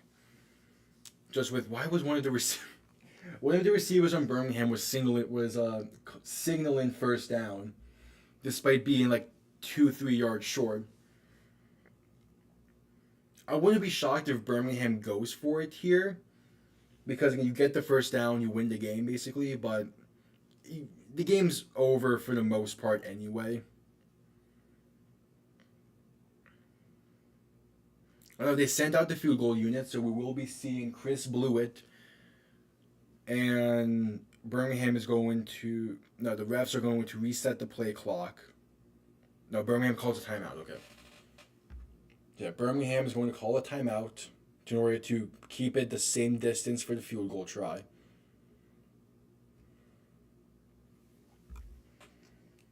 There's 27 seconds left in the game, so we're going to get the field goal try, and then Arlington will probably just knee it out. Who knows, though. Corral is smiling now after being a little upset right before half. And he found his groove. That's all that's needed. This is a long field goal try for Birmingham. Looks to be about 54. It is up and off. It is doinked off the right post. He had the leg. Just doinked it.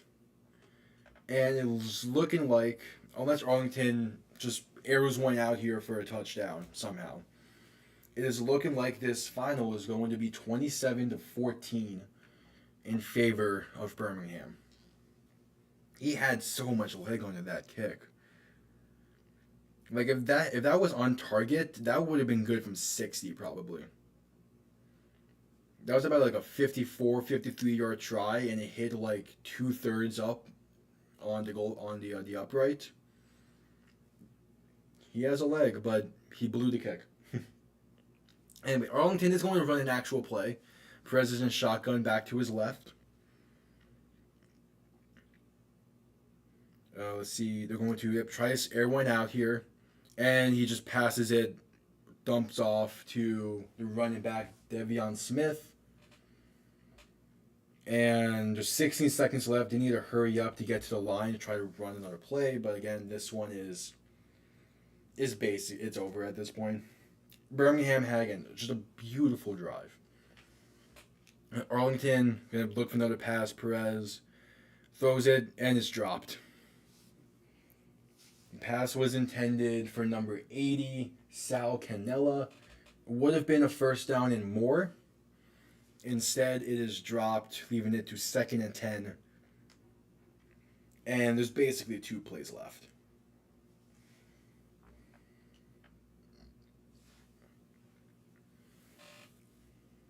So I'm going to start.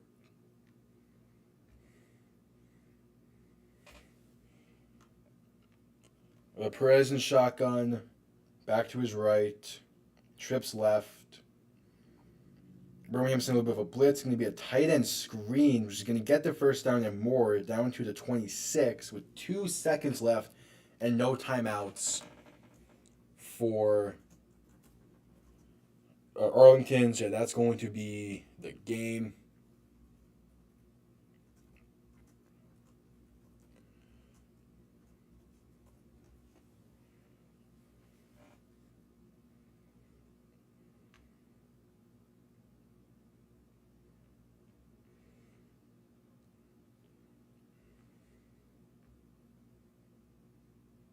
And yeah, that is the final.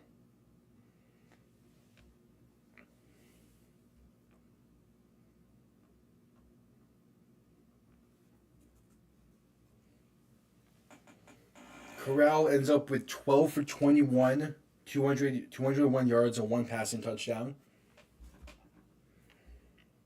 Mark Gilbert is the defensive player of the game with 3 tackles, 1 pick, and 1 fumble recovery for Birmingham.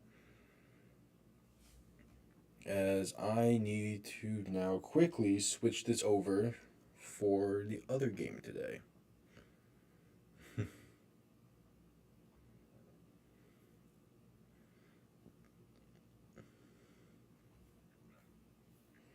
As we're making our way to Michigan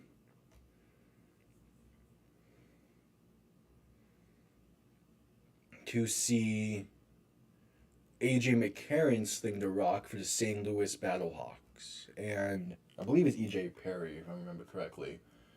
He's a quarterback from Michigan. I can pull up those rosters. Yeah, EJ Perry.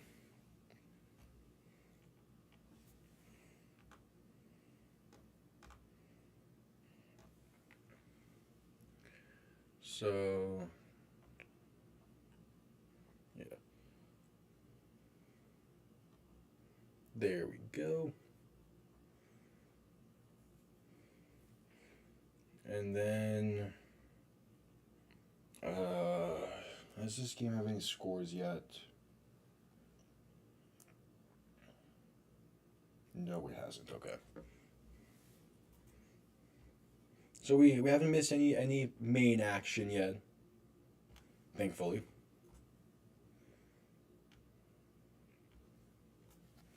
But there we go.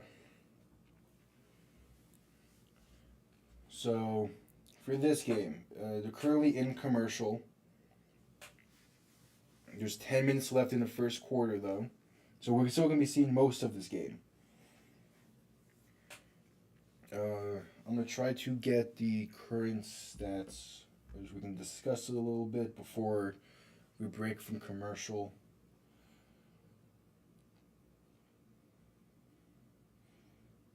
All right. So EJ Perry, as I'm waiting for the game to switch over on my end. So EJ Perry just threw an interception. The pass was attended for Devin Rose. Yeah, Devin Rose. So we're going to be seeing St. Louis with the ball. Out of commercial. There's 9 minutes now left in this first quarter. After that interception, and it was picked off by Mike Rose. It was picked off by Mike Rose. There we go. Okay. We in this now. We finally switched over. So St. Louis is going to have the ball, 1st and 10, after an interception. Let's see his interception. It was play action. Perry just a terrible throw by EJ Perry. Threw it to a blanketed receiver. So now St. Louis has the ball on the 33-yard line. Going to be an end around by St. Louis. Going to get up the field, 1st down and more. Down to close to the 50. You might mark him at like the 46, 47 it seems.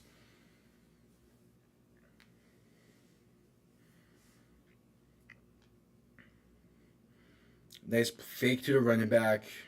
Ended around to number 8. Blake Jackson on the carry there from the end around. Oh no, that was that Chris Peyton Jones who got the end around? AJ McCarron so far is 1 for 2 on the day. Here comes another pass attempt. It's going to be dropped off his hands, nearly picked off. Pass was intended for number 88.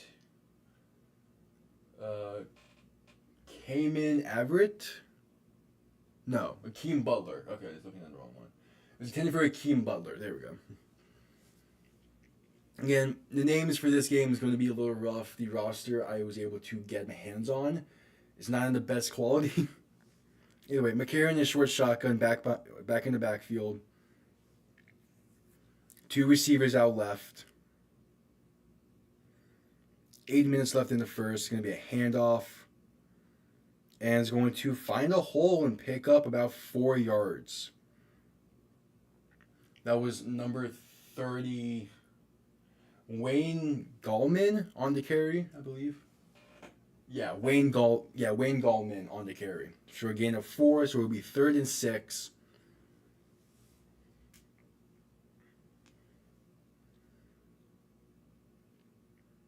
As this one, I have St. Louis winning this game. That was what my prediction was. So McCarron is shotgun back to his left. So far, St. Louis is 0 for 1 on 3rd down. 7.5 left in the first. McCarron back to pass. Stepping up, throw in is going to be caught, but taken down immediately, short of the first. So it will be 4th down, gain of about 2, maybe 3. Pass was caught by Darius Shepard, number 11.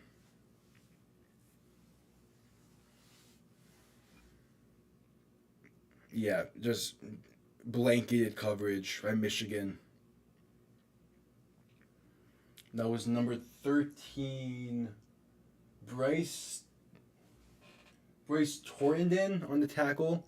As number 16, Sterling. I cannot even make a guess on his last name with that quality.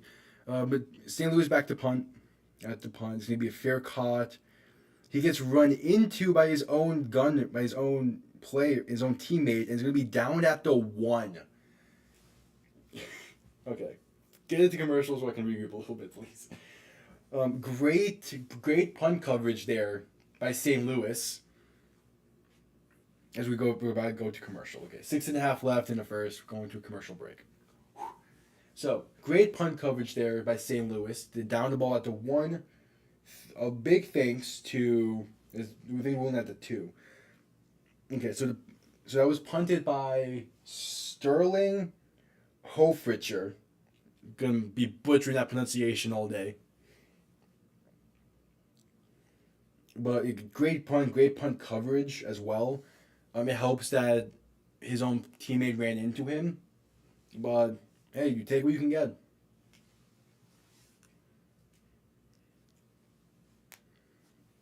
So now we're going to be seeing Michigan's offense for the second time in the game, but first time for the play-by-play. So far, if you're wondering why I'm looking more down, I have the stats on my phone because, again, we missed the first 2 drives due to the other game taking a little long. So far today, E.J. Perry is 1 for 4 passing with -1 yards and 1 interception. What? Michigan has 2 carries for -4 yards. Jeez, okay, that's an offense that we're going to be watching today. Great.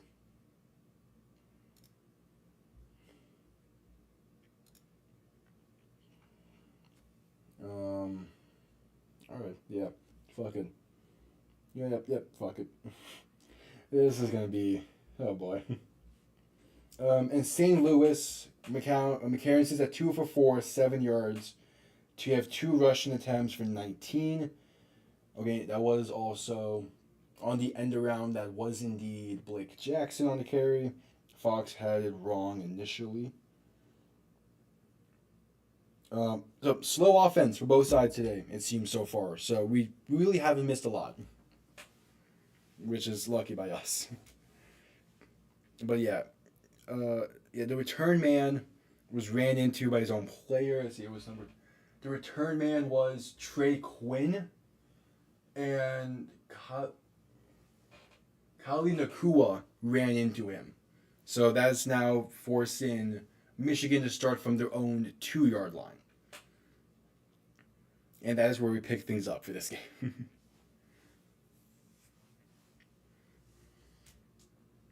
So backed up in their own end, pretty much backed up in their own end zone.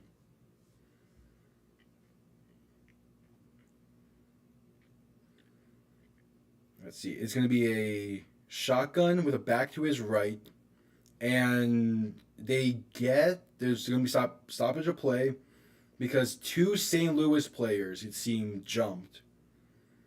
But the refs are discussing there's a chance for a false start. I doubt it. The encroachment on the defense, number 52. So that would make it a 1st and 5 now for Michigan. That was a much needed encroachment penalty if you're Michigan.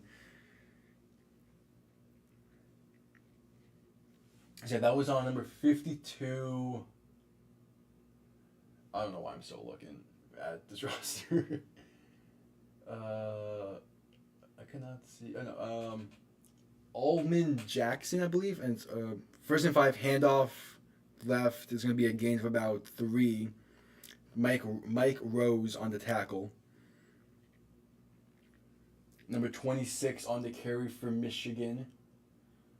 That is Matthew Coburn, I believe. Yeah, it looks like Coburn. So it is now 2nd and 4. It's at a gain of 1. EJ Perry in short shotgun, motioning it back to his left, and they might have gotten him to jump again. But EJ Perry, there's no flag, and EJ Perry sails the pass to a wide open receiver in the flat. Try to just dump it off to the running back in the flat, and he sails it by like a country mile. Okay, and the running back is also Colburn. Got it. I will learn these names as the season progresses.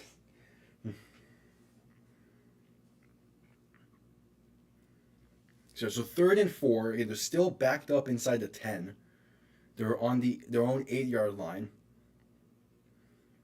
Michigan shotgun again, back to his left for EJ Perry. Going to try to throw it. Looks down the field and it's going to be incomplete. No flags. Attended for number 9. Marcus Sims, and it's going to be 4th and 4. So, not a great drive at all. You're still going to be punted from your own end zone. And EJ Perry just doesn't get enough under it. Or like he doesn't get it out towards the sideline enough for there to be a play on that ball. So that leaves Brooke Miller to be punted from his own end zone. It's going to be, the return's going to start around the 37. Take it up past the 50, past the 45, to about the 40, and a player's helmet has come off. Cool. That was Darius Shepard on the return, and yeah, got up to about the 41 on the return. Darius Shepard is fast. And then on the tackle was number 11, Jarvis White. No problem, Buffalo. I was expecting some break in between the first game and the second. So I got thrown into the fire for the St. Louis game. So I'm trying to like collect a little bit and get everything in order for this game. I wasn't expecting a massive break, but just like 2 minutes-ish to be able to like maybe get some water or whatever, but nah, we chilling. It's football, none the same. But yeah, St. Louis again. This St. Louis team is basically identical to the previous two of XFL 2.0 and last year, and it is just a fun team to watch. So that's part of the reason why I'm just fine. I get to watch a fun football team, even though the offense is a little struggling right now. I know it's not entirely identical, but the key pieces are still there.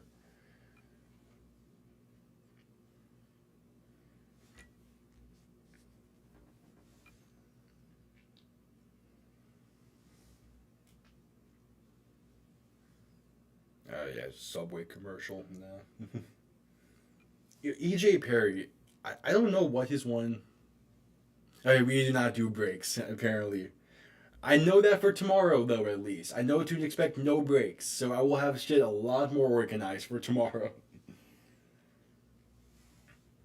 Like, I will have it properly ready for tomorrow. But I mean, I'll probably have, like, just 4 bottles up here, one for each half. I actually do need to get more bottles of water. Yeah, I'm shocked that they've started slow so far, but I'm, it's again, it's been a while. It's gonna take some time. We saw with the previous game that Matt Corral just needed like a half, and he was able to be good to go. I wouldn't be shocked if it's similar with this one. Okay, all my one big play is really all McCarron needs, and he should be fine.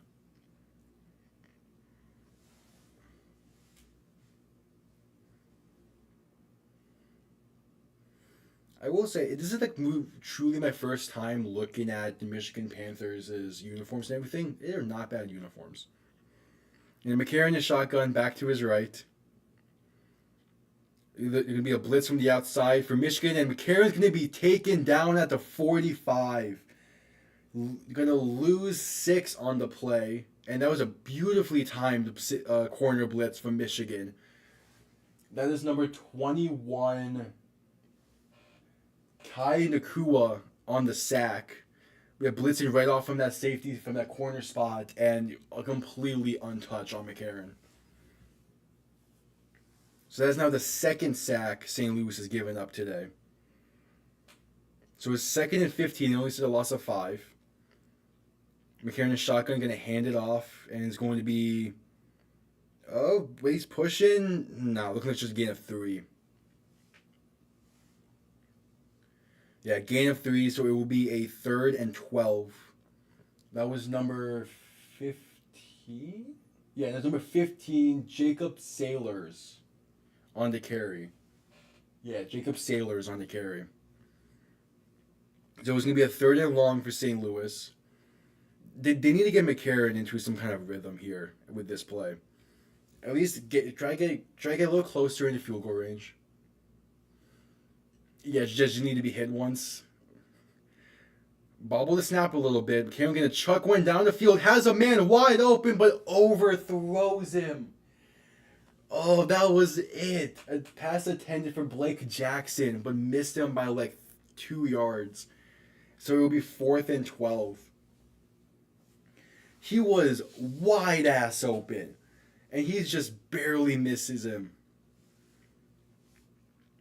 Oh, you cannot be missing that throw. Oh.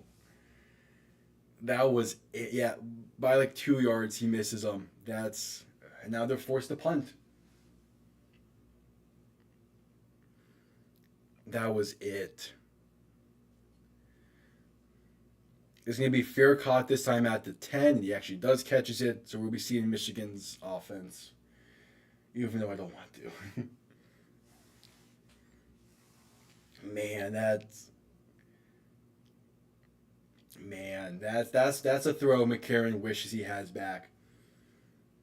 It was a very, I wouldn't say a weak sell on the stop and go, but that corner, number 3 from Michigan, Noel Brooks, he just completely bit on a curl route that wasn't there, and there was no one within like 15 yards of Blake Jackson, and McCarron just barely misses it. It was a clean pocket as well. That's one he wants back.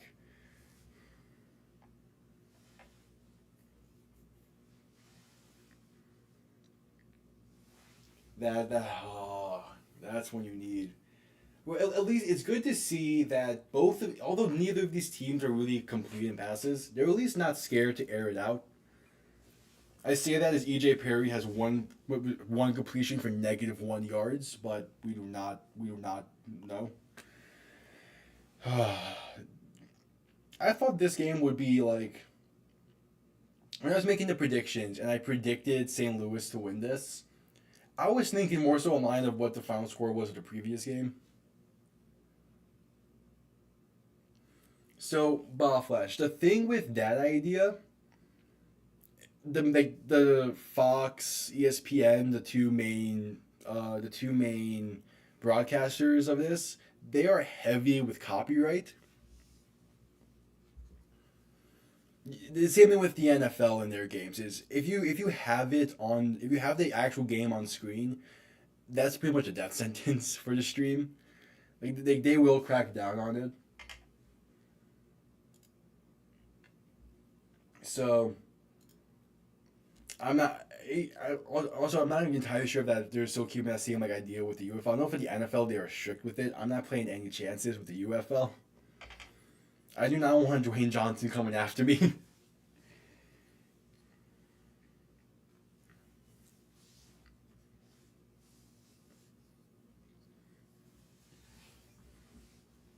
uh, yeah, Michigan sold decent amount of seats today. Pretty much is pretty much the lower bowl on both sidelines is what they were selling it seems, and they did a decent job. It doesn't help that their offense is non-existent, but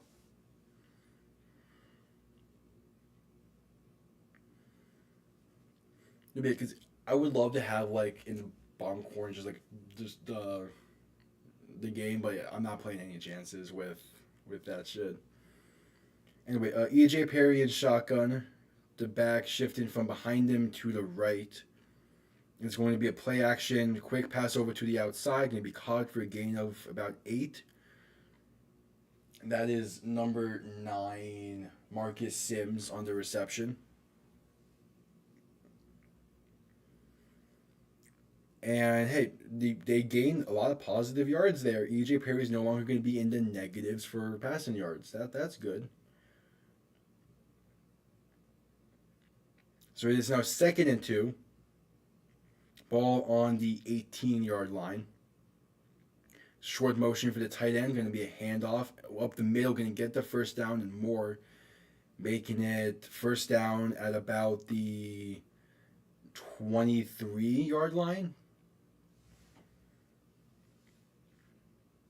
Just a nice quick motion by the tight end. He gets the block up the middle, and it creates the hole big enough to pick up the first down.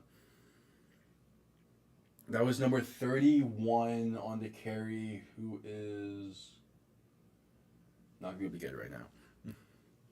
All right. Shotgun set back to his left. It is still number 31, I believe. So it's going to be a play action, quick pass to the outside. Tackled nearly immediately, so a gain of about 4. And that is number 12 on the reception, Devin Ross. Let me just make sure I get the running back real quick. Wes Hills is the running back on the previous carry. Okay. So EJ Perry is now 3 for 8 for 11 yards and 1 pick. It is 2nd and 6. There was about a minute 10 left in the first quarter.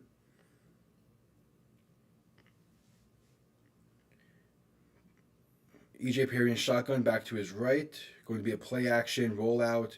Has a man going to be caught for the first and more. So that's going to be first down now around the 27. That was number 18 on the reception, which is Trey Quinn. Nice, very simple play action boot. You get a short waggle route. You have a waggle route from the inside, a deep fly on the outside, and then the middle receiver does a kind of a post corner. It just creates that window you need.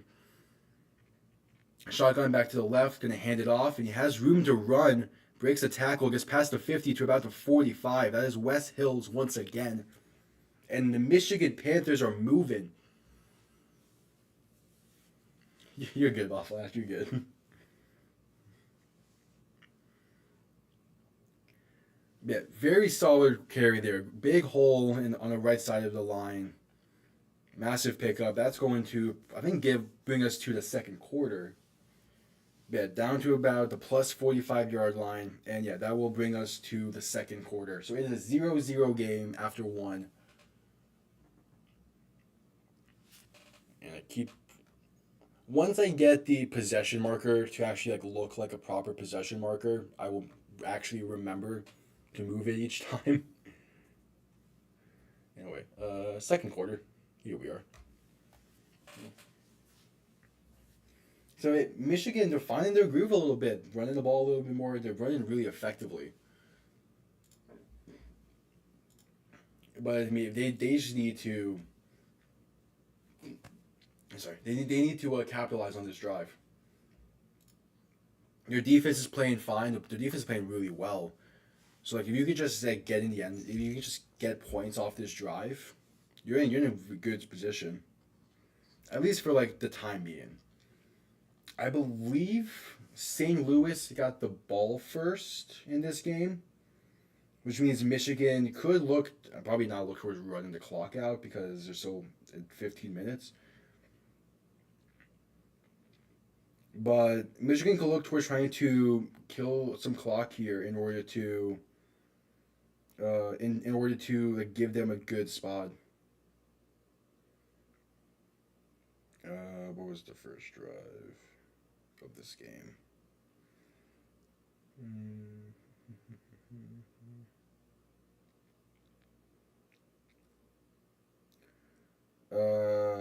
Yeah, wait.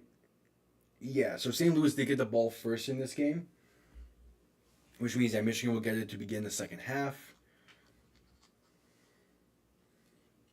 So, yeah, Michigan they can get in the if they can score points here, and then hold off St. Louis once more.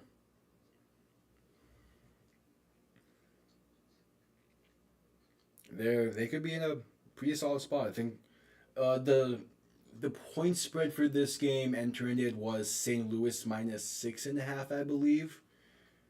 So like a lot of people did think St. Louis were going to be just fine in this, but they've been struggling so far. It's only been a quarter, but McCarron missing that throw by McCarron. That was not at all. Like that was just you cannot be missing that kind of throw.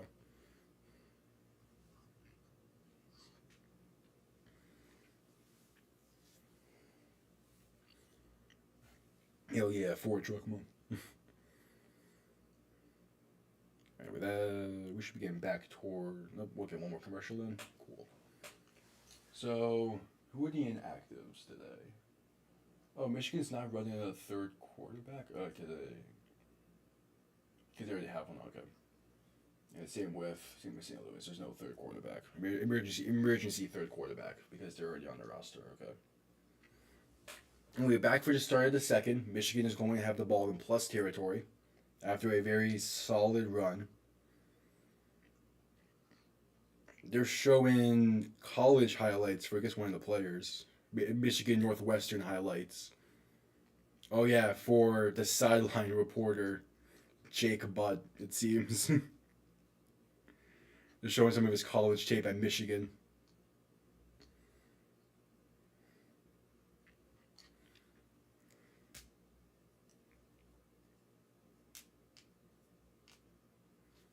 That was a nice one-handed grab that highlight tape showed.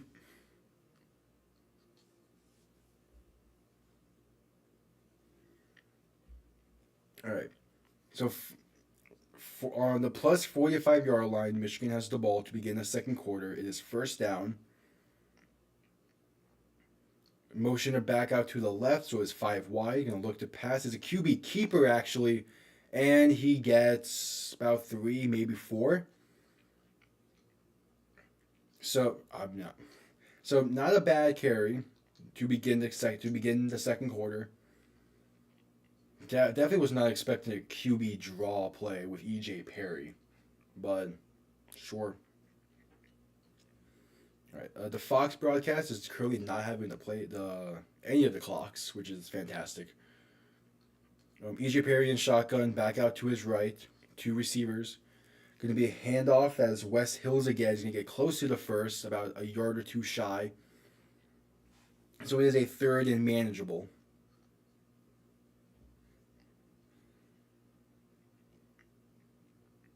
And I think that would make it probably, I think, 3rd and 2. And again, Michigan just playing very steady offense right now. I'm kind of shocked, especially after like jumping into this with how they were planning to be before. But this is a very nice drive by them. Shotgun back to the right, gonna hand it off. No, he's gonna keep it, and he's gonna be sacked, tackle for loss, whatever, down to the 42-yard line. So a 3rd and 2 is turning into like a 4th and 5. I can't tell if that was a read option or if that was supposed to be like a. It looked like he was trying to pass it at first, maybe to the flat. Either way, it's blown up instantly, and it's a loss of yards. That was number 51 on the tackle, Willie Harvey.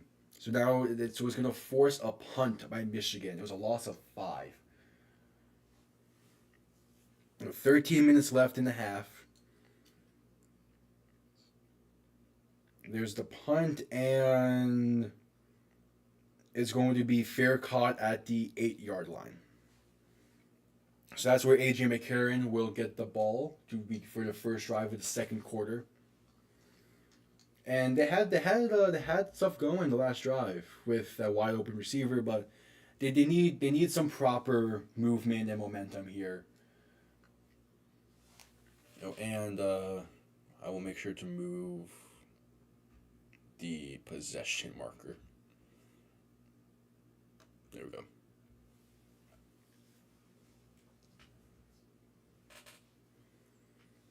So, yeah. I mean, you have a lot of athleticism on St. Louis. Just get the ball in their hands. Honestly, screenplays, end arounds, handoffs. Just try to get the ball in their hands and get some momentum going. And that's really all they need to do because they need to instill. McCarron needs to get it going a little bit, and the best way is those quick passes.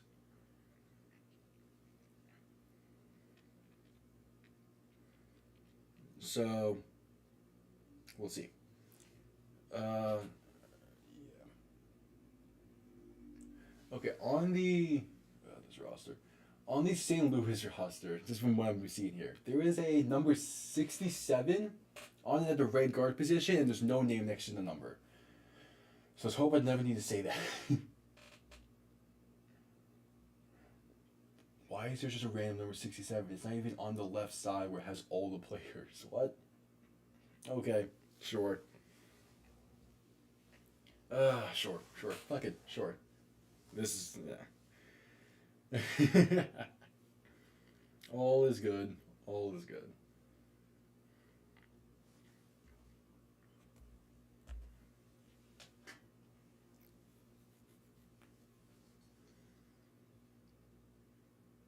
But again, for the rosters I have, it is like the official roster cards because UFL is really open with everything like that. And they're showcasing the previous 3rd down by Michigan, and yeah, it was just completely blown up. It does look like it was supposed to be a read option as the tight end was trying to block number 51, but he just couldn't get the outside. I don't know what really that play was supposed to be for Michigan. And McCarron in a short shotgun back behind him, send a man in motion. Ball on the 9-yard line. It's going to be a handoff and gains about a yard. Gets to the 10. And that was number 30 on the carry, which is Wayne Gallman. So Wayne Gallman on the carry, and it will be 2nd and 9. So they gave him 2 yards on the carry, so 2nd and 8.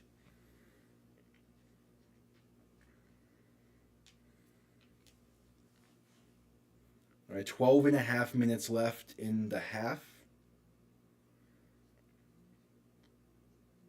McCarron is shotgun back to his left.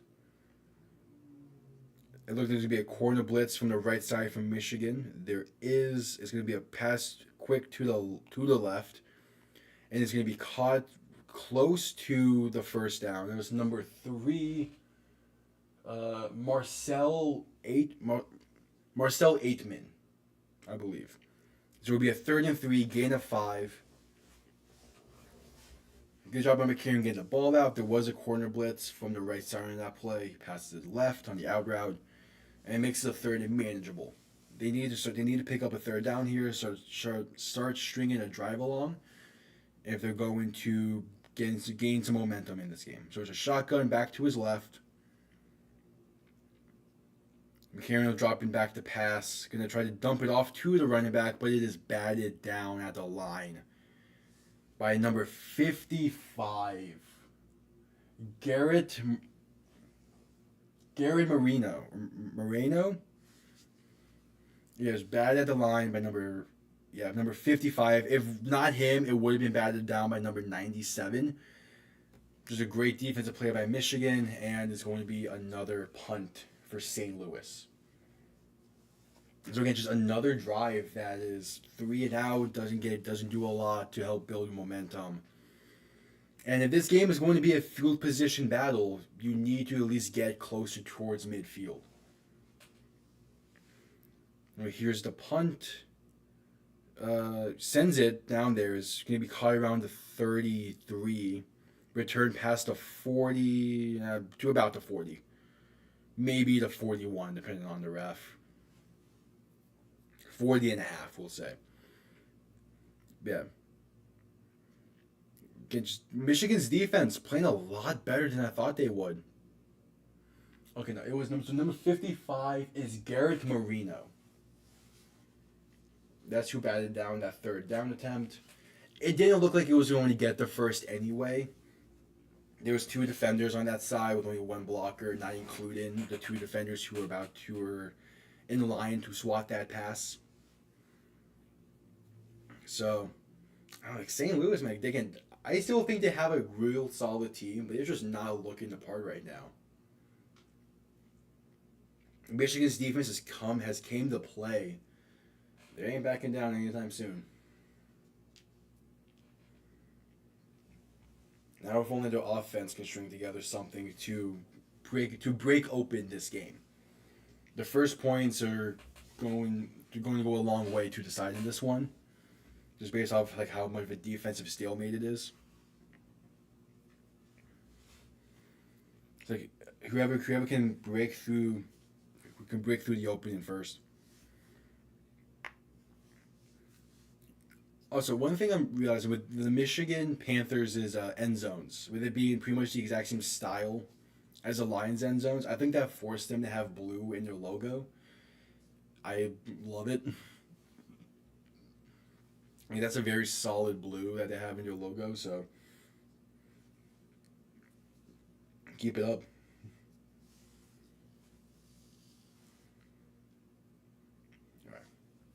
So there's about 11 minutes left, I believe, in the first half. We are still sitting at a stalemate as Michigan is about to begin their next drive.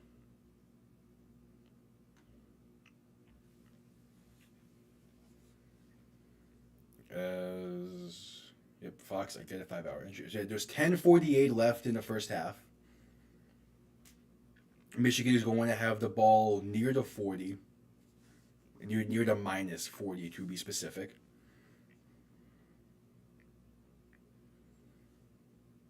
And E.J. Perry is lining up. I believe he's going to be in E.J. Perry in shotgun, back behind him. Looks like trips right, back shifted to the right. And there's going to be a handoff, trying to bounce to the outside, going to pick up about 2, maybe 3 yards on the play. That is number 26, Matthew Colburn, again, or Colburn. So a gain of 3. And Michigan, they're still just they're committed to the run, which seems to be not a trend. They're committed to the run, and it's working for them. There's Matthew Colburn. E.J. Perry in shotgun, back to the left, trips to the right. 2nd and 7 from the 43. You can look to pass. Throws it. It's going to be caught at the 50. The ref's marking him just shy. A dangerous pass, but it was caught by number 84, which is Gunnar Gunnar Oates? No. Wait. Dangerous pass. He throws it inside shoulder when it should have been thrown outside shoulder. But it gets there. Yeah, it gets. He throws that outside shoulder. It's a little bit of a safer pass. But it's caught. They're close to the first down. It's 3rd and 1. In shotgun back to his left. Pretty much 3rd and inches. We're going to hand it off, and he gets the first down for a gain of about 3. That is Matthew Colburn again, and there's a little scruffling happening after the play. 9 minutes left in the first half.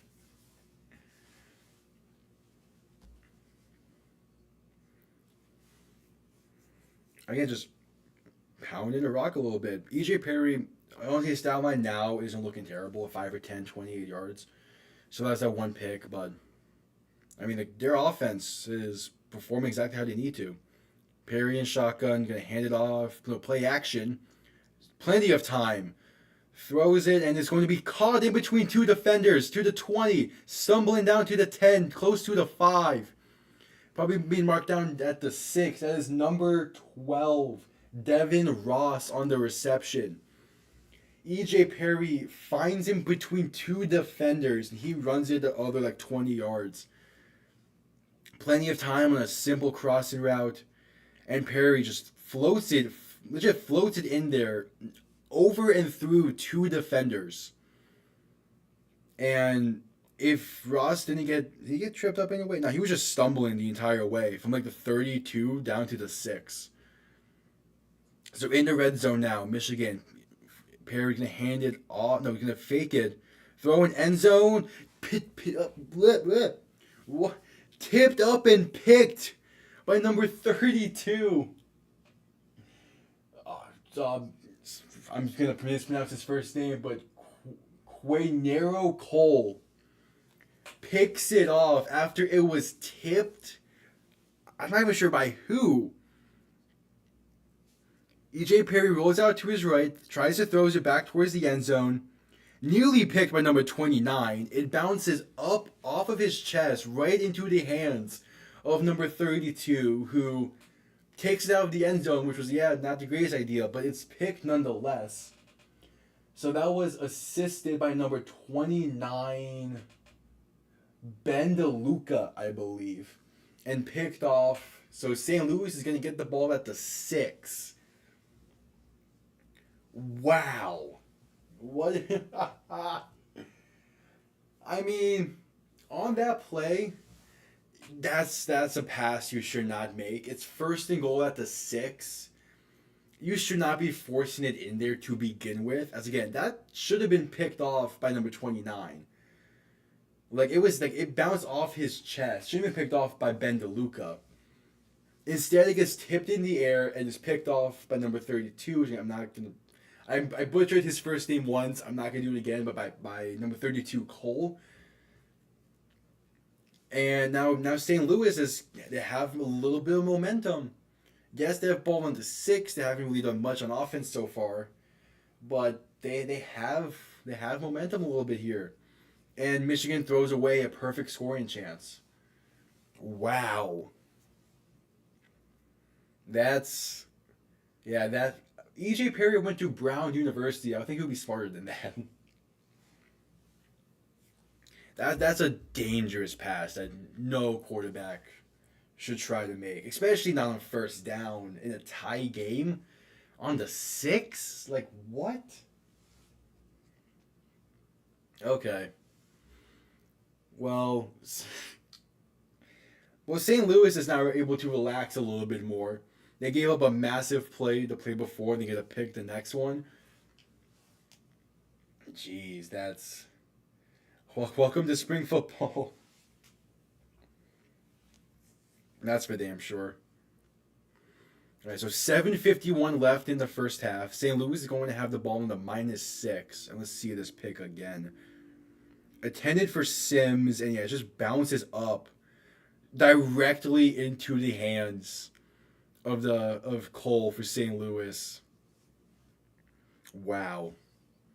And again, he should have gone down in the end zone, but the ball just appears in your hands, like you're going to try to run with it. So it's ball on the 5 actually. McCarron in a short shotgun back behind him. Gonna do a quick pass to the flat. It's number 84. Gonna get the first down and more, down to about the 19. That is number 84. Jake Sutherland on the reception. And they're actually marking him short of the first. So it will be second down and probably like 1 or 2. No, they did say first down. Okay. The Fox graphic was a little behind. So first and 10 from the 18. McCarron in a short shotgun. Sutherland in motion. Back behind McCarron. It is basically trips to the right. There's a handoff, and it's going to get 2 yards to about the 20. That was number 15 on the carry, who is Jacob Sailors. Yeah. Jacob Sailors on the carry, so we'll be second and 8 now for St. Louis. And it's more of those like simple flat routes, simple out routes, like just the simple routes to get McCarron into a rhythm. So that way you can get something here. With 6.5, about 6.5 left in the half. Kind of need something. The running back shifts out to the right, so it's 5 wide. 3 left, 2 right. McCarron alone in the backfield. Going to be another corner blitz, and there's an untouched man, but McCarron gets rid of it. 2 Sailors. There's a dump off for a gain of 7. So it will be third down and about 3. It was more so a gain of about 5. Yeah, untouched. McCarron this time avoids the pressure and just dumps it off to his running back. And he gets taken down about the 26, 25, they're going to say. So it will be third and 3. 6 minutes left in the first half. McCarron in a shotgun back to his left. A little bit of a bunch formation. Looking to throw. McCarron's going to just pass it ahead for the first down. Caught immediately taken down by number 11 on the reception. Darius Shepard. Simple mesh concept to get the first down. 2 drag routes. Something a quick like stop over the middle. And then a wheel. Is efficient. Is what's typically run in that situation. St. Louis now from the 31 is in 5 wide, 3 left, 2 right. McCarron alone in the backfield. In shotgun, Michigan looking to run another corner blitz here from the right, but no, they drop back. Finds a wide open Akeem Butler, who's going to take it for the first down and more, down to about the 45. Lays a nasty stiff arm. And St. Louis has found their rhythm. St. Louis has found their rhythm. And there's just these quick dump offs. A quick drag, a quick hitch to the running back. This one, a very quick stop route to a elusive guy. There's a nasty ass stiff arm by Akeem Butler. 5 wide once again for St. Louis. This time it's 3 to the right, 2 to the left. Michigan playing a very soft defense, but sending a blitz to the left side. Quick out route, but it's dropped. Intended for Darius Shepard. A little high, a little outside, and it's going to be second and 10.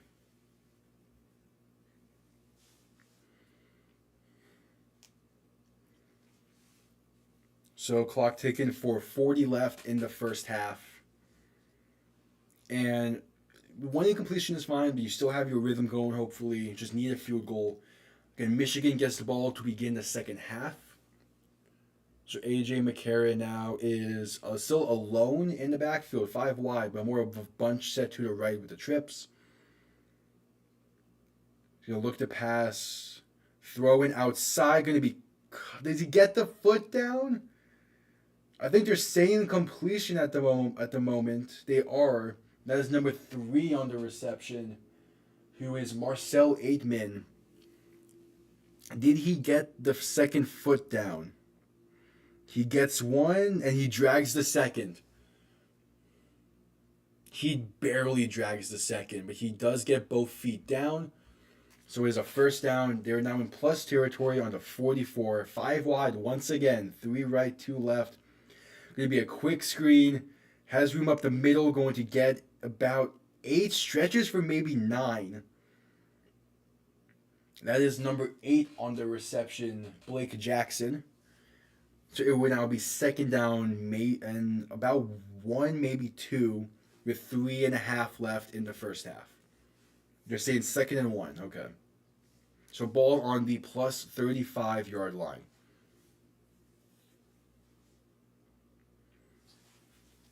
Again, they found their rhythm. They're going somewhat high tempo with all just the quick passes, 5 wides. But now they're back in the backfield again. There's been no running plays on this drive so far. There's another play action. McCarron looking to throw, rolls out right, has room to run, but there's going to be a flag. Maybe he's going to get the first down if it doesn't get called back. But it looks like it's going to be holding on St. Louis. It is holding on number 73 of the offense. That will make it second and 11. Number 73 is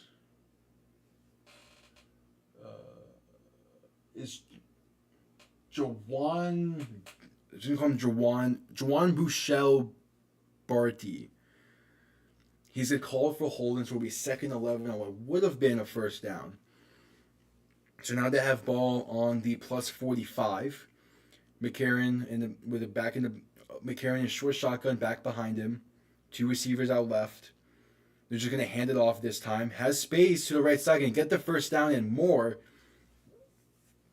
Gain of about 13 on the play. That is number 30 with the carry, who is Wayne Gallman with the carry. Going to pick up the first down. Like the holding, the holding didn't even happen. Beautiful run blocking to create that hole. That was great run blocking. The guard picked up the tackle going to the second level, beautifully pick up one of the corners. The guard picked up a linebacker really well. And now it's first and 10, and we've reached the 2-minute warning. 2-minute warning. And St. Louis has the ball first and 10 from the about plus 33, maybe plus 32. So they are moving on this drive. They are moving. They found their rhythm with just getting the ball into the hands of their athletes. That's all they needed to do. That's what they did. That's what they have been doing on this drive, and it's been working incredibly well. At halftime, I'm gonna get water.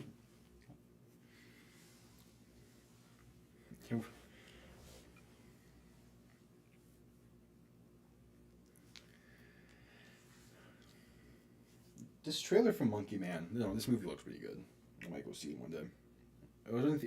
It's in theaters. Okay. Or is it in theaters like next week? I might go see it. Anyway. Yeah. St. Louis, they found their rhythm, which is just, hey, we are fast, we are elusive. Just here's the ball, go run it for 10 plus. We're chilling. This has been a good drive for them.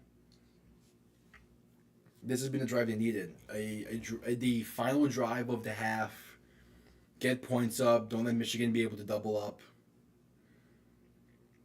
You should be fine. They found their rhythm, and their defense is playing really well. Yeah, there's like a 1 or 2 times where they give up a big play, but they've done well in forcing turnovers.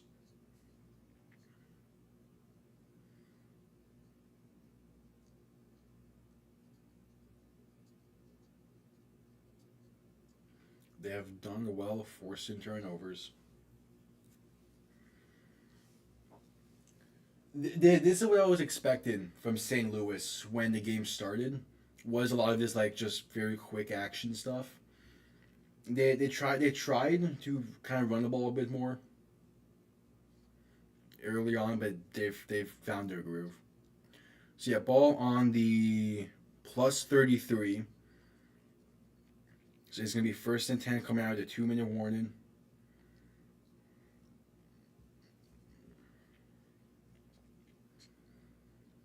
And again, it's just, I mean, I would expect Michigan to maybe call some timeouts here, try to get the ball back.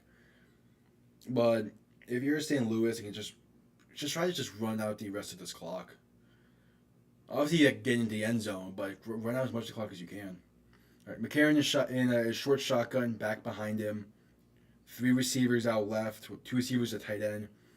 There's a handoff. It's going to get maybe a yard. That was number 30, Wayne Gallman. Yeah, Wayne Gallman on the carry gets about a yard. Again, they're just running the clock a little bit.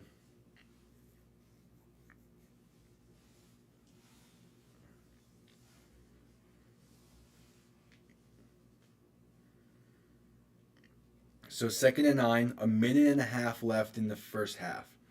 McCarron is shotgun back to his right. Trips left. One receiver out right. Michigan still playing kind of that soft coverage. Throw to the outside. Going to be caught for a gain of about 8. It'll be a 3rd down.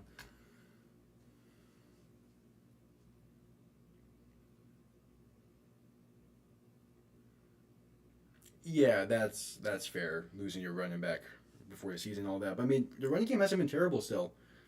1 minute left in the first half. 3rd and 1. Going to do a quick pitch to Gallman. What a block from the tackle that allowed you to get that first down. And then Gallman gets upended, but still gets 2 yards, gets the first. That tackle curled back and just laid a hammer. Was it the tackle or was that the center? It was the center.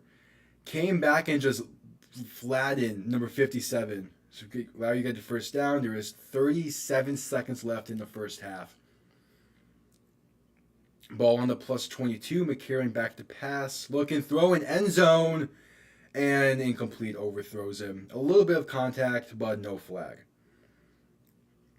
Ball was attended for number 3, Marcel Aitman. So there's 27 seconds left in the half. 2nd and 10. Both teams have all 3 timeouts.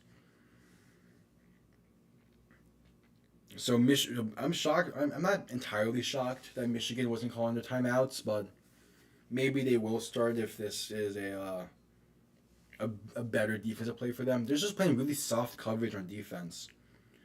McCarron shotgun back to his left, trips to the right. Looking to do a quick dump off to the receiver out left. There's no one blocking for him though, and it's going to be a loss of 2, maybe 3. And there's a timeout by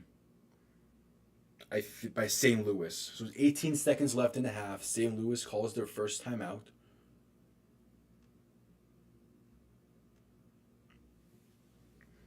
$20 seconds left in the half. They added 2 seconds. So that was caught by number 18, Jamarcus Bradley. It seemed like it was they said a loss of, I think 2. No, loss of 1, they're saying.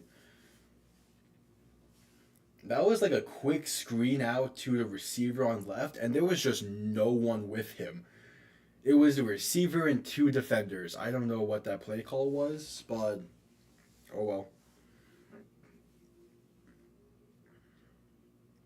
3rd and 11, 20 seconds left in the half. I mean, you have ball on the +23 yard line, so not trying to force anything. You're in good field goal range. McCarron and shotgun back to his left. Bunch left. Going to hand it off to Wayne Gallman again. Going to get past the 20 to about the 18, it seems. And another timeout has been called, I believe. It'll be 4th and 6. St. Louis has called their 2nd timeout. Yet the clock still seems to be running. What? Fox, what are you doing?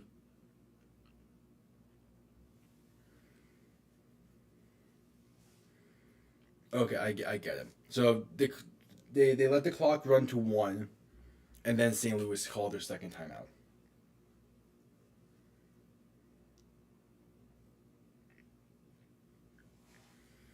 So out trots and Andre Schmidt with a Z in it to try the field goal attempt. This is from 36 yards out to give St. Louis a 36-yard attempt. There's 3 seconds left in the half. This to give St. Louis a 3-0 lead entering the half. The kick is up and straight down the middle. And they're leaving a second on the clock for the kickoff, it seems.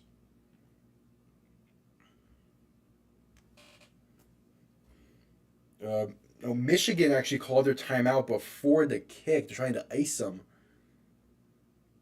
So there will be a re-kick.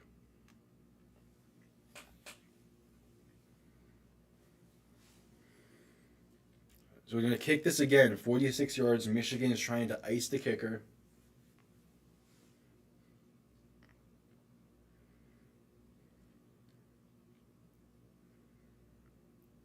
So we'll see how it works. Eventually, I want to do something about icing kickers on this channel, but finding all that data will be a pain. Anyway, 36-yard attempt from the right hash. The kick is up and hooks good. Barely makes it this time. So yeah, it will be a 3-0 game entering the half.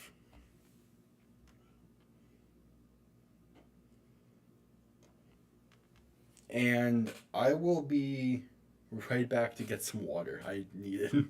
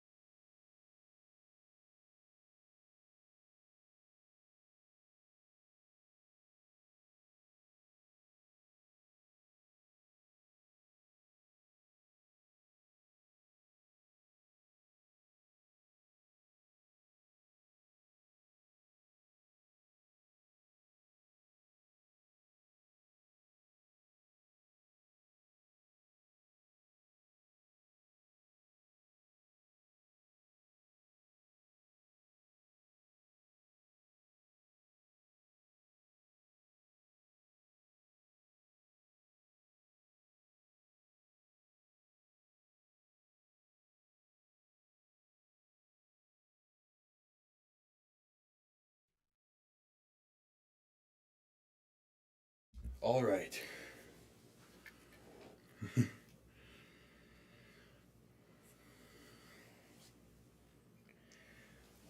We're back. It is halftime.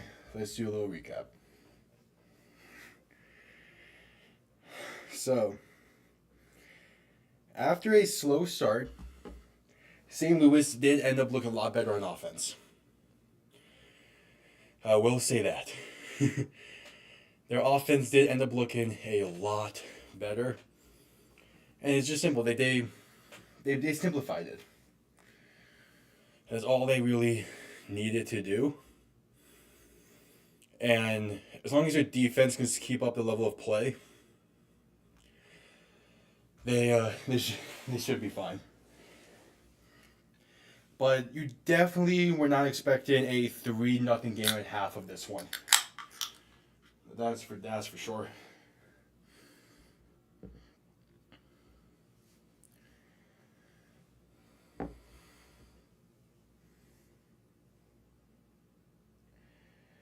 Michigan's offense, they had one really good drive. They got down to like the 4.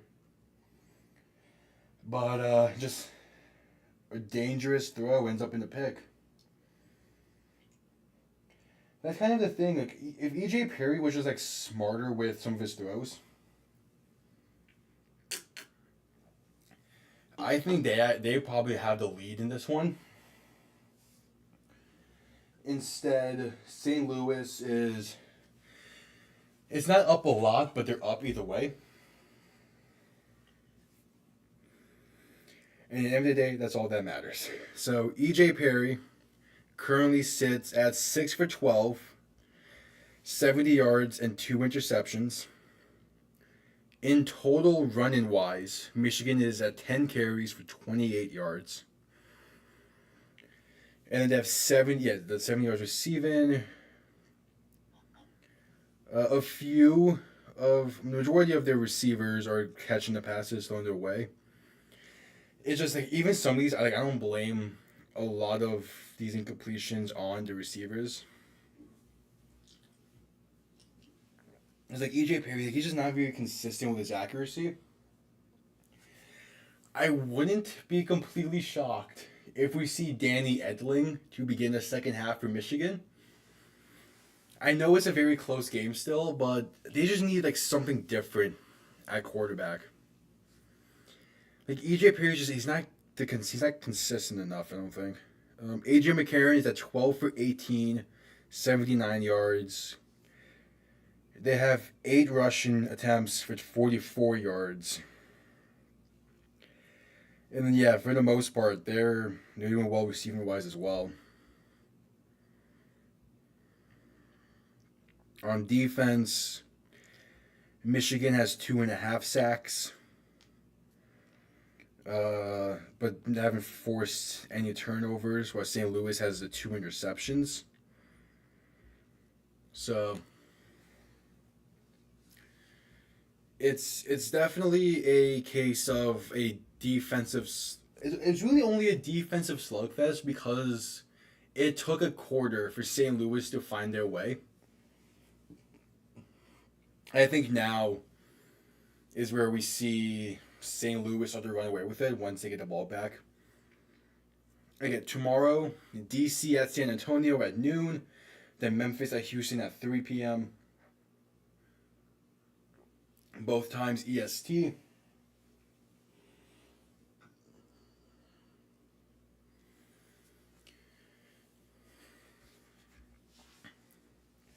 It's it's hard to say what Michigan could be doing better, besides just have a more like besides playing safer with the football. 2 picks, especially that second pick, that was just not a good throw at all. Like that's just you could not be throwing that pass if you're EJ Perry. So yeah, you gotta play safer. This first drive out of half is a very, very big drive, because St. Louis has started to find their way. If this game was still 0-0 and St. Louis was still struggling on offense, this drive doesn't need to amount to a lot more. But like you could a field goal on this drive, well, yeah, it ties the game. I don't know. The St. Louis is looking like they're ready to run away with it. I'm like, and also like, switching up the quarterback position might not be a bad idea either. Try to give some new life into the offense. In the sense of like you haven't like, EJ Perry hasn't shown me a lot. Like when the Fox broadcast switched over to this game, he was at 1 for 6 for -1 yards. Now he's at 6 for 12 for 70. A lot of that came on one play. He's not running great. Yeah, like St. Louis is definitely playing a lot more relaxed, and they're not worried whatsoever, because they have no need to be worried. Like, Michigan isn't showing anything that could be like, oh, at any moment they could turn it on. While St. Louis just turned it on to get into field goal range before the half. So, I think St. Louis will start to run away with this one at this point. Unless, like, Michigan makes a change that gives them new energy. And that change very well might be throwing in Danny Edling at quarterback. Now, it's definitely more likely for that to happen in the UFL, because like quarterbacks don't have that long of a leash in the UFL. Like in last year's XFL, in last year's XFL, the Orlando Guardians had like 5 different quarterbacks in the span of one game. I know that because I fucking watched that team. It was, yeah, it's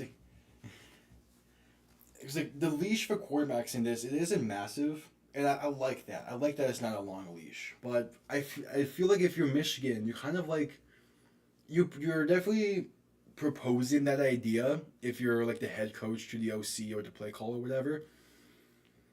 I feel like if this game was like if the game was like the 8-0, 9-0 potential, then it's more likely. But at 3-0, especially since you just had a drive that ended on the 6 yard line, they might not do it just yet, but they probably should.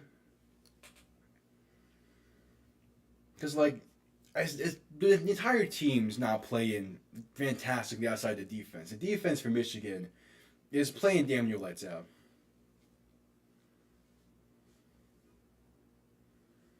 They might have still lost that one.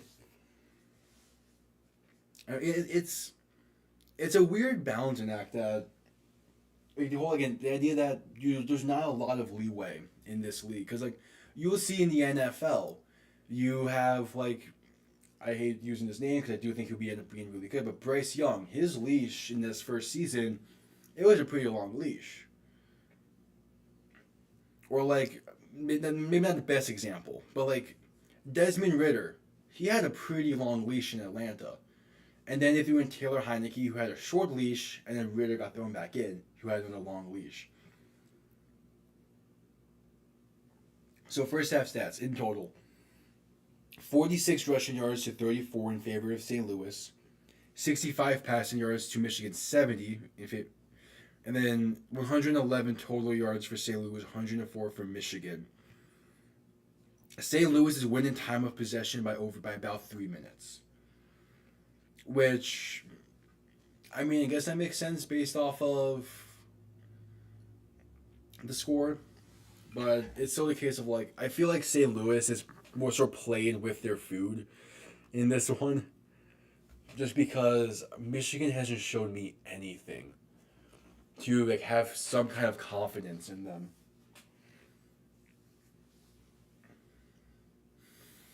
In a lot of ways, it does feel like watching a early 2010s or like not early like a late 2010s Detroit Lions team.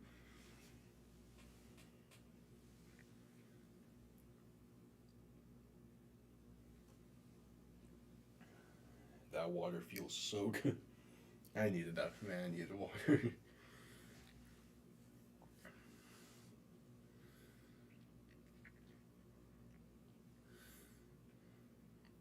I would say like all you gotta do for EJ Perry is have him find a rhythm. I don't know what that rhythm is. Like you could try the whole like shorter passing game, get into the hands of into your most athletic guys. But I mean, he's one like unlike McCarron, he could easily still miss that throw. I mean, he did earlier in the game. He missed a wide open flat route. This first drive is going to say a lot about how Michigan is viewing this.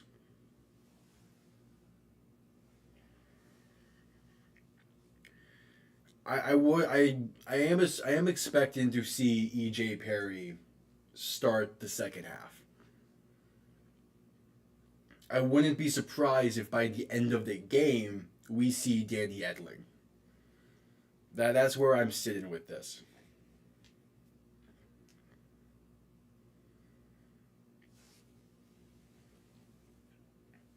Anthony Beck is being interviewed currently.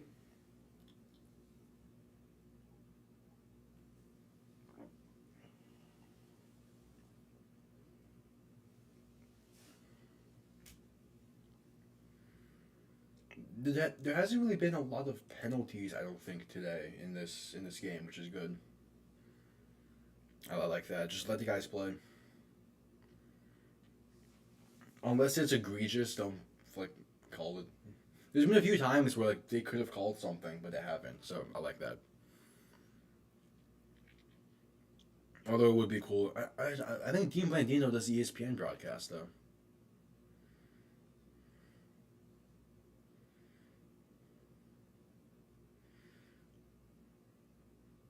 Anthony Beck, first round pick in 2000, and now he's the head coach of the St. Louis Battlehawks.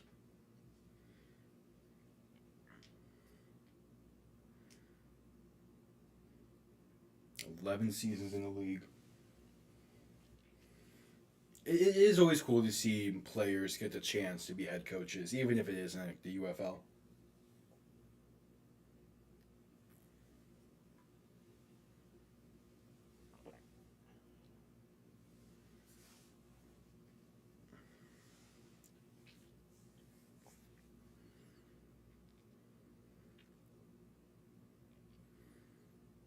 All right.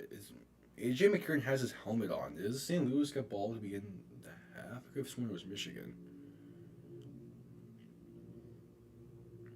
Oh no, St. Louis is getting ball to begin the half. Okay. So St. Louis can double up here. Kick is underway. It's going to be returned from about the 2-yard line. Taken up past the 25 to past the 30 to the 32.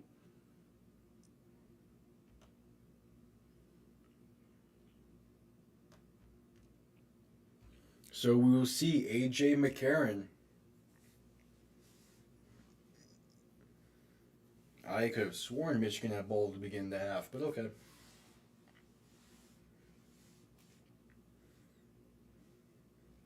First and 10, ball on the minus 32-yard line. Back to his left in shotgun, a little bit of a bunch formation. Making adjustments at the line. Seeming like they're looking for a blitz to the left from Michigan, but doesn't seem like it fully. Going to be a handoff, gain in about 2, maybe 3.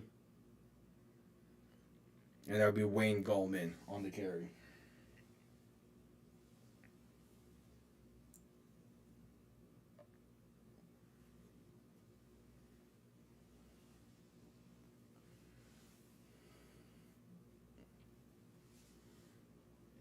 So 2nd and 7 now. McCarron still in shotgun. Back to his left. A little bit of a tight set to the right. Spread out to the left. 2 receivers each side.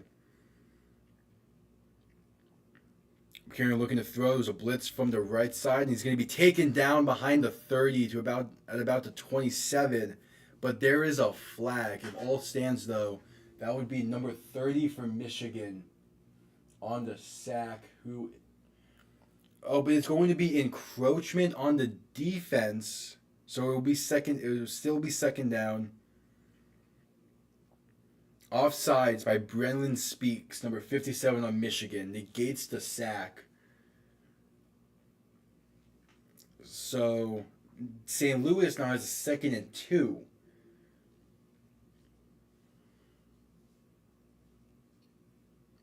Gallman is the one. I don't see. Durant's the 3rd string. As there's a handoff back to Gallman, he's going to lose about 2 on this one. Yeah, Durant's the 3rd string. Is Gallman at the 1, and then Sailor's at the 2 for 2nd string.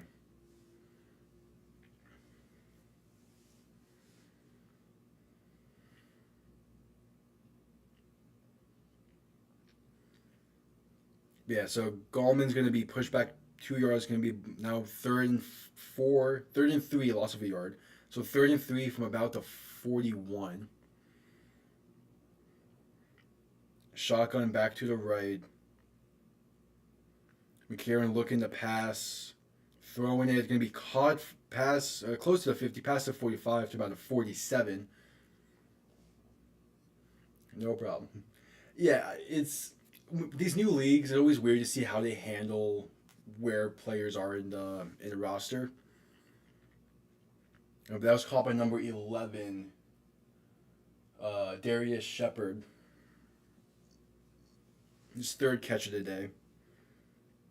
All right, Gallman motion out to the right to make it 5 wide. 3 right, 2 left. Ball on the left hash. Blitz from the left side, going to be a quick pass and an incomplete intended for Shepard. McCarron kind of just got rid of it. Corner blitz from the left. Couldn't quite put it on target for Shepard. It would be 2nd and 10.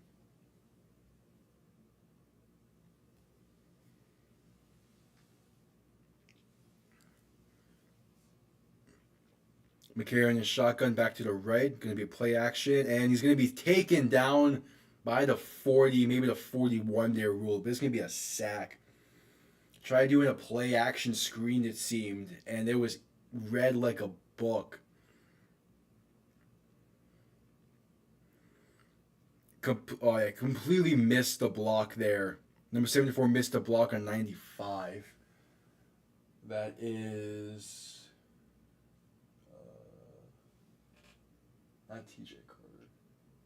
I believe that's TJ Carter on the sack. Either way, it's 3rd and 15 from the 42.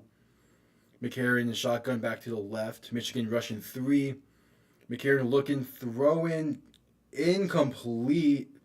They're ruling it a catch for Akeem Butler. If that is a catch, that's a nice-ass catch. But it's going to be short of the sticks anyway. But that was a nice catch if they rule it as if they rule it as such. Let's see here. Jumps up for it. Oh, that's wow. I need slow-mo on that. That looks. Either way, it doesn't matter. They are ruling it a catch. So he goes up with 2 hands to get it. It gets bobbled, and as he's going down and flung sideways, he grabs it with 1 hand to bring it in for a gain of 9. It was still 4th and 6, but holy what a catch.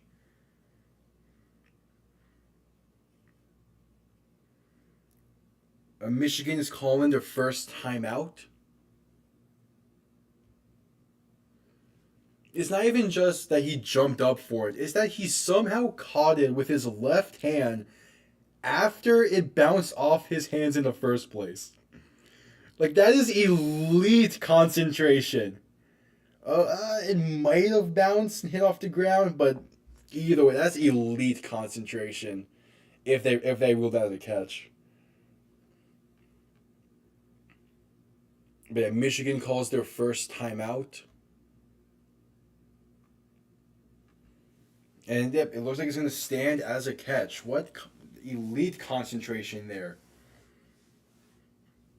So the punt is underway. It's going to be caught. It's muffed! And Michigan will start from the 6.5 yard line. Muffed punt. Michigan, man, they cannot get their special teams in order.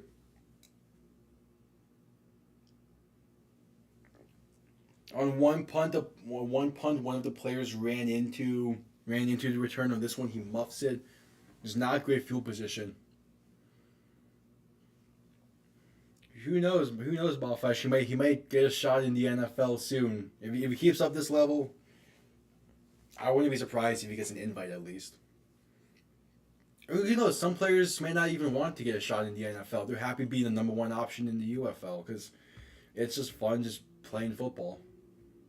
Man, that was elite concentration on that catch, though. That catch right there might have been better than Justin Jefferson's catch against Buffalo a few years ago. But just insane concentration on that, jeez.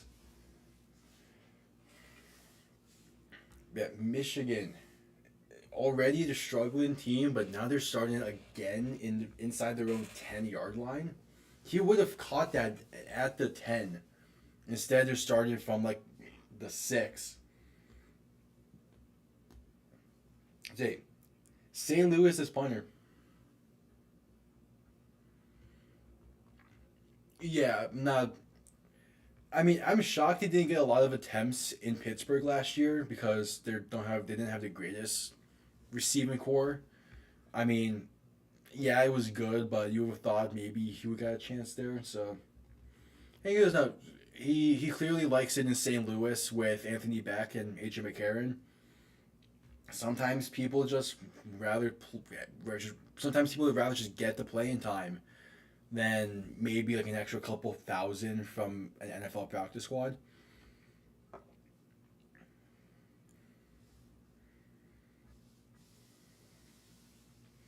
Because that was the thing with AJ McCarron. He was asked to be released by Cincy, so that way he could play in the UFL, so that way his kids could watch him play. sometimes it just means more to actually have actually seen the field.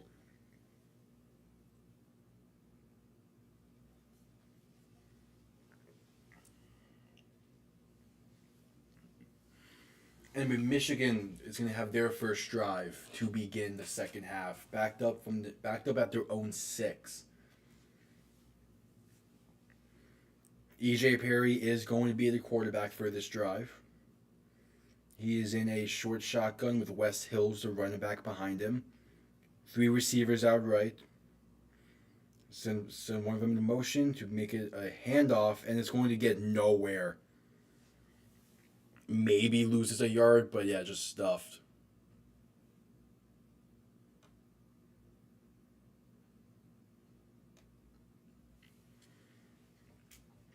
There's now 10 minutes left in the third, and it's going to be 2nd and 10. So they got back to the line of scrimmage.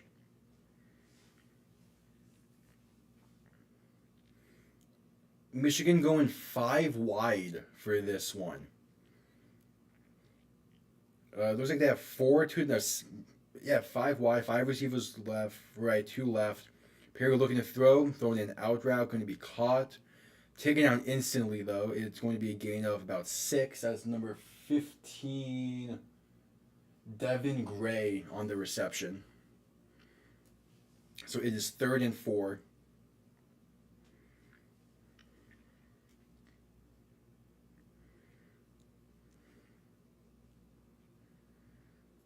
And ball is on the 13-yard line. So we need to get to the 17. Looking to pass. Perry gets rid of it just before getting sacked. It's going to be a first down and more. Marked down at the 23-yard line is Trey Quinn. Nice simple slant route. Picks up the first down. EJ Perry nearly taken down on the blitz there by St. Louis. Instead gets rid of it. Right on the money, and it's a nice solid gain for a first down. So now 1st and 10, ball on the 23-yard line. Perry and shotgun back to the left. It is a tight trips to the left. Play action looking deep. Has him and it's caught. Beautiful place ball, number 9 reception. That is Marcus Sims. He got the inside leverage, and EJ Perry just put it right where it needed to be, right in between the corner and the safety. And it's going to be a nice pickup by Michigan there.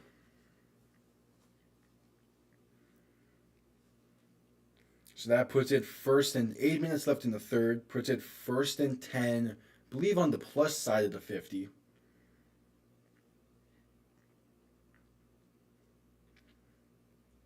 As EJ Perry might be finding a rhythm, who knows?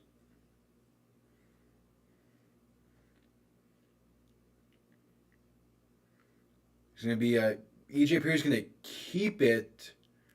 Picks up a few yards there. It looks like they were about to call a timeout, but EJ Perry just snapped it and kept it. Couldn't see how much he picked up. I think it'll probably be about 4. Gain of 2. So 2nd and 8, 7.5 left in the third. Ball on not quite the plus side of the 50 yet, it seems. Oh, no, it is on the ball on the plus 45. Perry and shotgun back to the left, trips to the left. One's motion towards the right for a quick pass over the middle, caught. Has room to run to the 30, 25, 20, 10, 5, down at like the 4, maybe the 3-yard line. That is number 80, Cole. Can I see the back of his jersey, please? Cole something. Can I see the last name? Cole Hikatuni, I believe. Just a very simple slant route from a bunch set, and could have been a horse collar called there, but instead he gets down to about the 3-yard line, so it'll be 1st and goal for Michigan. with 6:20 left in the third. And they ruled him down at the 4-yard line. And Michigan is calling in their second timeout. Okay. Michigan has called 2 timeouts in the quarter so far. That's definitely not good. Hey, it was Hikatuni, I believe. Hey, I got it.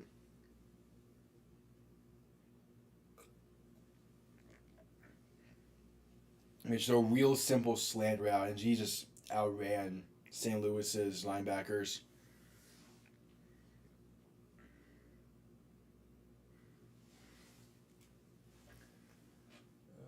Yeah, that was like Hikatuni. Okay. So 1st and goal from the 4.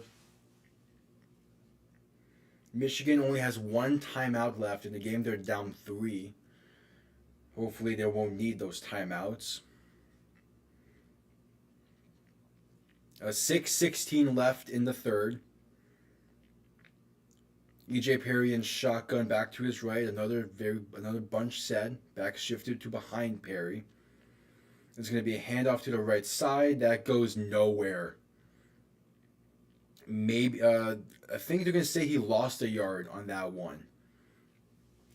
But great run defense by that one on St. Louis. That was number 6 on the tackle, who is Chris Payton Jones.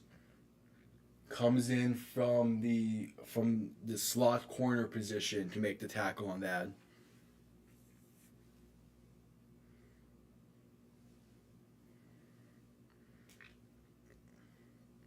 So it was now 2nd and goal. No, okay, they got back to the line of scrimmage from the 4. Back shifts out left to make it 5 wide. E.J. Perry going to keep it himself and just gets laid out, but gets in the end zone. It's a touchdown for Michigan. But he got leveled on that one. Hit pretty much directly towards the side. Towards his ribs on the side there. He even feels it. But Michigan's going to take a lead in this one. Yeah, he got sandwiched in the worst way possible.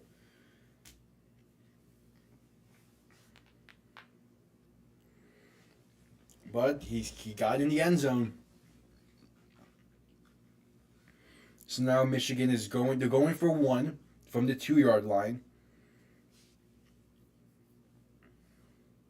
He's in shotgun back behind him. Back shifted to the right of E.J. Perry. They're going to hand it off, and he dives in to convert.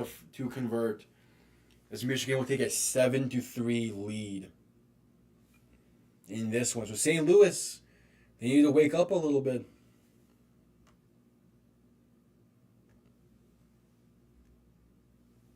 Yeah, he'll still play, but that's a shot to the side there. He's definitely going to he definitely got a win knocked out of him at least.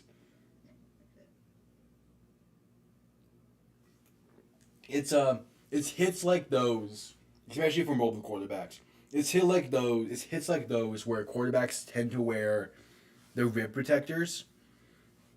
It's like especially mobile quarterbacks, if they know they're going to be running, you occasionally see them wear the hip protectors in case a hit like that happens. Some don't like wearing it because they feel it they feel that it weakens. It hinders their throwing because it adds some weight around the hips. But yeah, typically you'll see you'll see rib protectors often, or not often, but you'll see them. They exist, and I wouldn't be surprised if he's at least has something there to protect it. Maybe some extra padding from not a gurney, but a girdle. That's a shirt girdle that has padding there as well. There's a lot of ways to protect that area. I never liked having I never liked wearing the hip protectors or that kind of stuff because it restricts with throwing. And plus, like, I have enough extra shit on the side when it comes to the weight, so that way I never really needed to. It's, but but yeah, like, it all depends on like how they feel. Like when it comes to like playing quarterback, it's a lot of superstition. There's a lot of superstition. Whereas like for me, I hated when my sleeves are too long or too short. Like I need like standard shirt sleeves if I'm going to be throwing, just because when you practice it a certain way, you want it to be that way in the game. So everyone's different. I wouldn't be surprised if he has something there to protect him. But Michigan 7-3 lead. Now St. Louis needs to step it up a little bit. They had that one good drive right before the half. They need another one of those.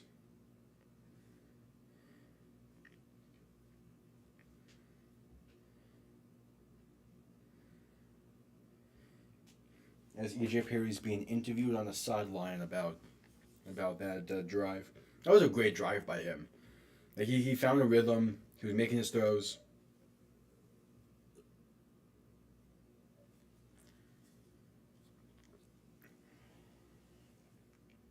Like, that was a very, very solid drive.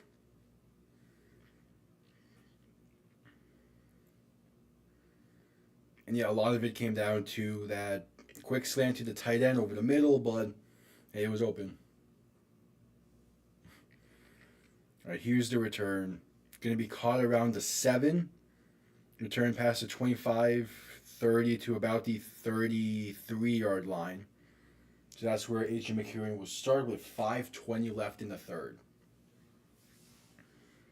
Okay, we've ended up getting some scoring in this. We got a touchdown. And on that as well, we'll see like, team strategies for the point afters. And both Arlington and Birmingham went for 2 pretty much every single time they scored because like it just makes sense. So McCarron, 1st and 10 from the 32-yard line, back behind him in shotgun. So the man in motion going to hand it off. Solid gain of about 4. Keep pushing, maybe he got 5 there.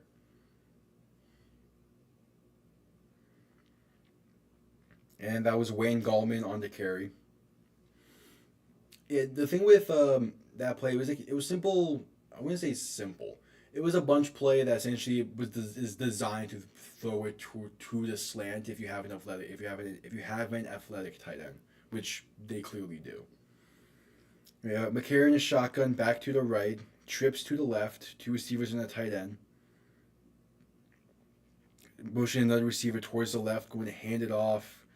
Maybe gets a yard, as that is Jacob Sailors on the carry. So it will be 3rd and 4 for St. Louis. And they gotta do something here. Like they need to have a drive here. Well, not need to, but like, a drive here would go a long way. Even if it's just ends in a field goal, you need to get something here. Shotgun back to the right, 2 receivers left, 2 receivers right. Back to pass. Throw, going to dump it off to the back who's wide open, going to get the 1st and more, past the 50, 45, down to about the 42. It's Jacob Sailors on the reception. And he was just left wide open in the flat for a dump off, and was able to make a guy miss. Make a guy miss. He was able to get around one guy, cut back inside, and just use his speed to avoid him. So now they move the ball on the 43. So 1st and 10 from the plus 43. McCarron is shotgun back to the left, trips left, going to hand it off, going to get a yard, maybe 2. That's Jacob Sailors on the carry again. Short pickup, but you get a yard at least. It's not a loss of yards basically, but they did give him a 2nd yard, so it was a 2nd and 8, a 2-yard carry. So ball on the 41, McCarron is shotgun. I feel like I'm gonna be saying shotgun like 10,000 times by the end of the season, but here we go. McCarron is shotgun back behind him. Motion to tight end left. There's two receivers left already to the left already. Play action. McCarron throw in. Has a man. It's called number 84 to the 2015 down to about the 14. That's number 84. Jake Sutherland on the reception right over the defender. And the St. Louis Battlehawks are in the red zone. Solid corner route from the slot from the crouch tight end position, wide open in the window, right behind the flat corner.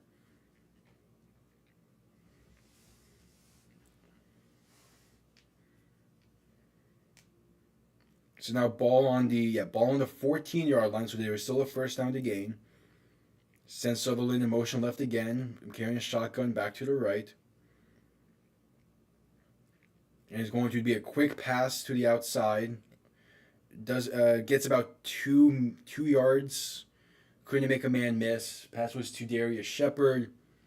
Tackled by number 3, Noel Brooks.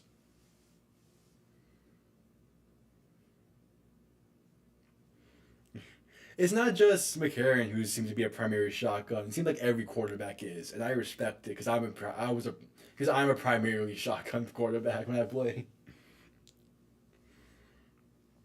McCarron shotgun back to the right, trips left. Looking to throw, snap a little high. McCarron steps up, has a man wide open. Tries to make a man miss, but just goes down. That is number 3, Marcel Aitman. Yeah, Sailors is playing pretty well. That's the thing I love about the spring leagues as well. You kind of just find random guys. You'll be like, oh wait, he's pretty solid.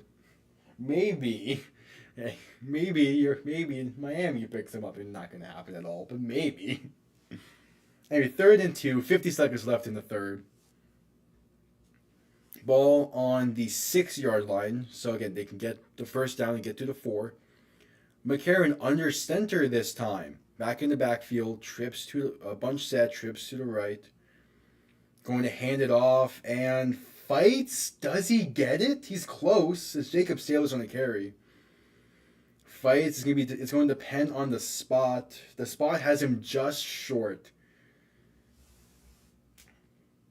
And that might be the end of the third quarter. I mean, he's close. The current spot has him down short. It is under replay. That's replay of the stadium.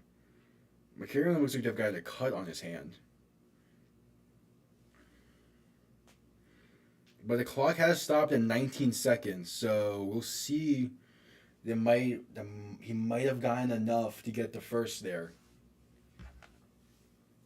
But he was close. Yeah, McCarron cut his middle finger on his throwing hand.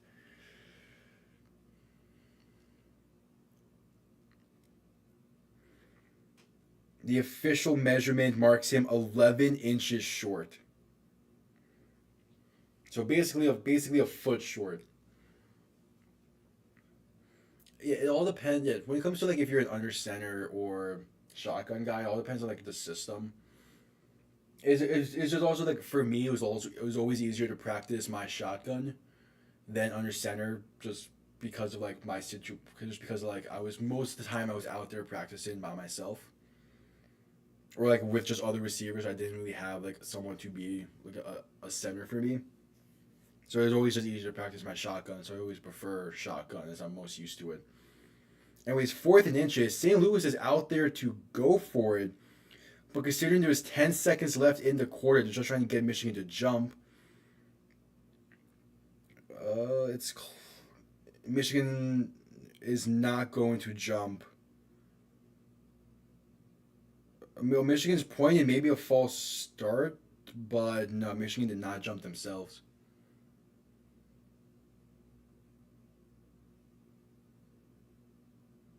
Yeah, he'll be fine. AJ will be fine. It doesn't look like a large cut.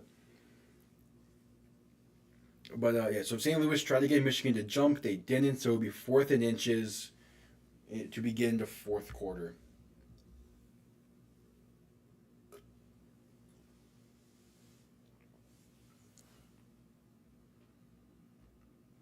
15 minutes left, and this is still anyone's game.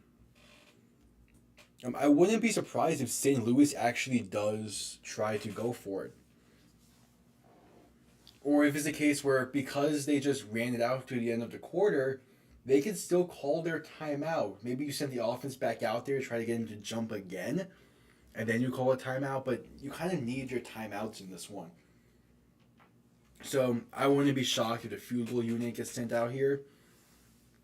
I think if you really do trust your defense, you would send the offense back out there, try to get him to jump again, and then just call a timeout.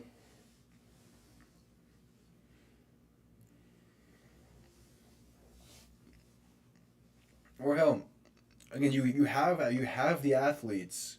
You could go. It's you need a foot. You could get that pretty easily.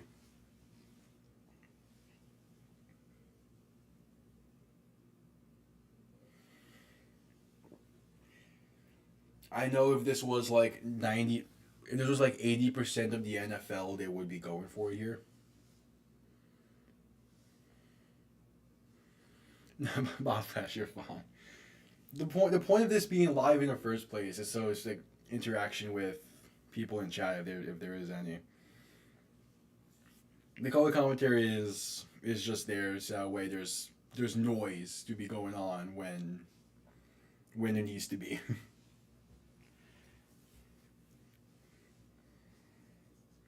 Because it would be to call a play, then I look to see if anyone's chatted and I answer that. But yeah, for the most part, you're fine.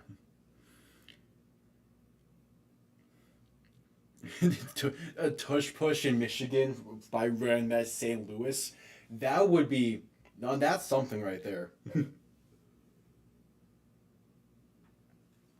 That would be something. All right.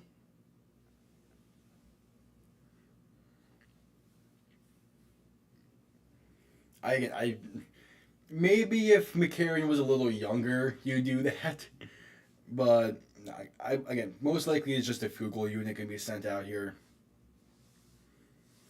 Again, like it's a close game. Take the points. You only be down by one.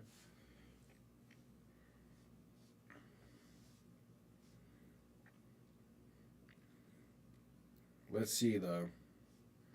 It looks like they're preparing for the offense to be back out there.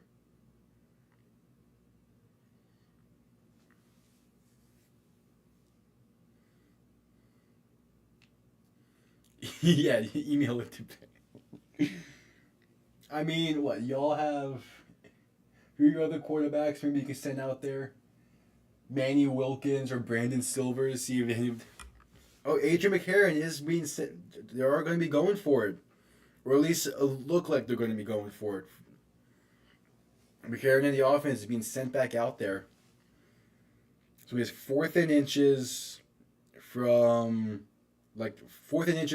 pretty much the 4.5 yard line. They were 11 inches short according to the official measurements.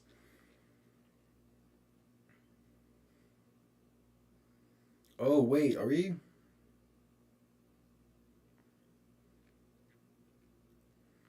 Oh, Michigan is using their challenge.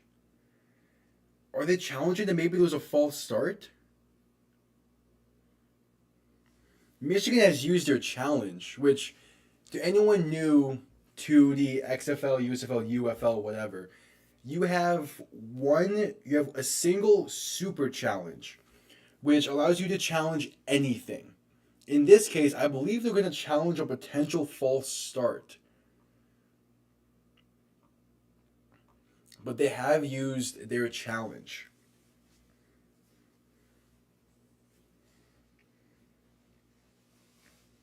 Okay, we actually do see a challenge today. After review, there was no foul for false start. So Michigan has lost the challenge, and I believe their final timeout.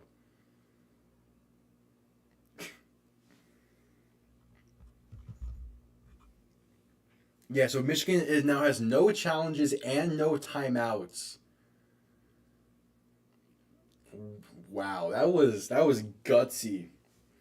And yeah, so yeah, they failed the challenge there, and now Michigan's St. Louis's offense is on the field for 4th and inches. McCarron under center. They're actually going to go for it, handoff, and he gets. It looks like he gets stuffed. Maybe. But it looks like he got stuffed. And yeah, they're ruling he got stuffed. So Michigan stops St. Louis on the 4. That was not a great play call. You just run straight up the middle on 4th and inches. I don't know about that. That was not a great play call.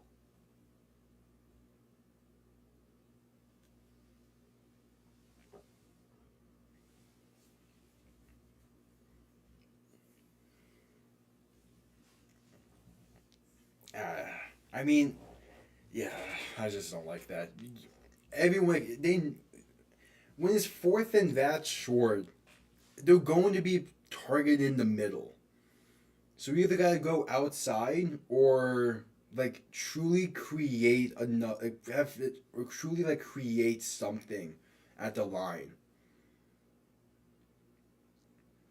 But yeah, I think I would rather try to get him to jump, call a timeout, then kick the field goal, especially because they have no timeouts left.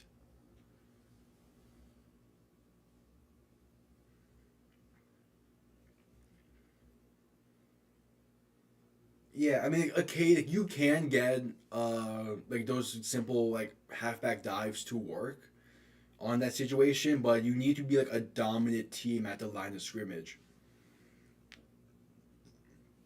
Because I mean, like Michigan had damn near all 11 players crowding the line, and yeah, I mean, you.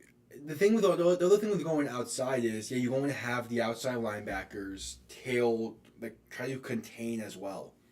So what happens is you have typically the 3 defensive linemen, and then or the 4 defensive linemen, and then either the 3 backs or the 4 backs, depending on if you bring in a safety. So you have the 2 middle linebackers coming in either in the either in the B or C gap, and then you have the 2 outside linebackers either going all the way to the outside to contain or going towards the C gap. So that's why it's tricky to get that to work, and yet just, they blasted through the line there.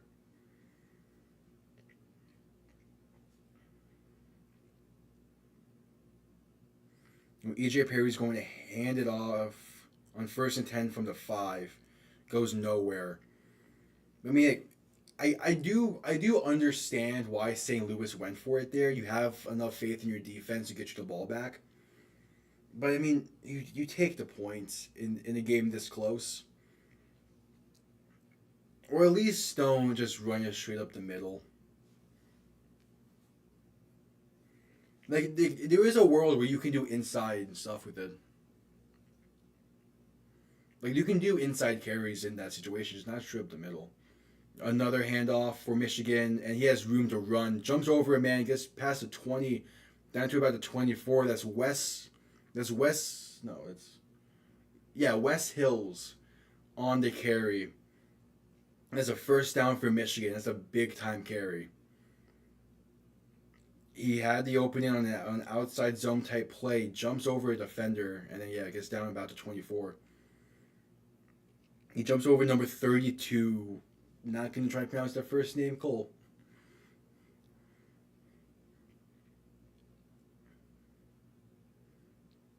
EJ Perry in 5 wide, looking to pass those over the middle and almost picked off. Instead, it bounces off the hands of the receiver and it's incomplete. So 2nd and 10. Nearly picked off. That was a bad decision on the throw there. You see, it was a blitz from the right, and yeah, Yeah, it gets tipped by number 51 of St. Louis, who is Willie Harvey, and he just slightly overruns it, but that's nearly picked. Play action for Michigan, gonna look back on his screenplay, but nothing's there. EJ Perry then runs for 8 yards. So his screenplay that gets blown up, he then runs for 8 yards, but there's a flag on the play. Ugh.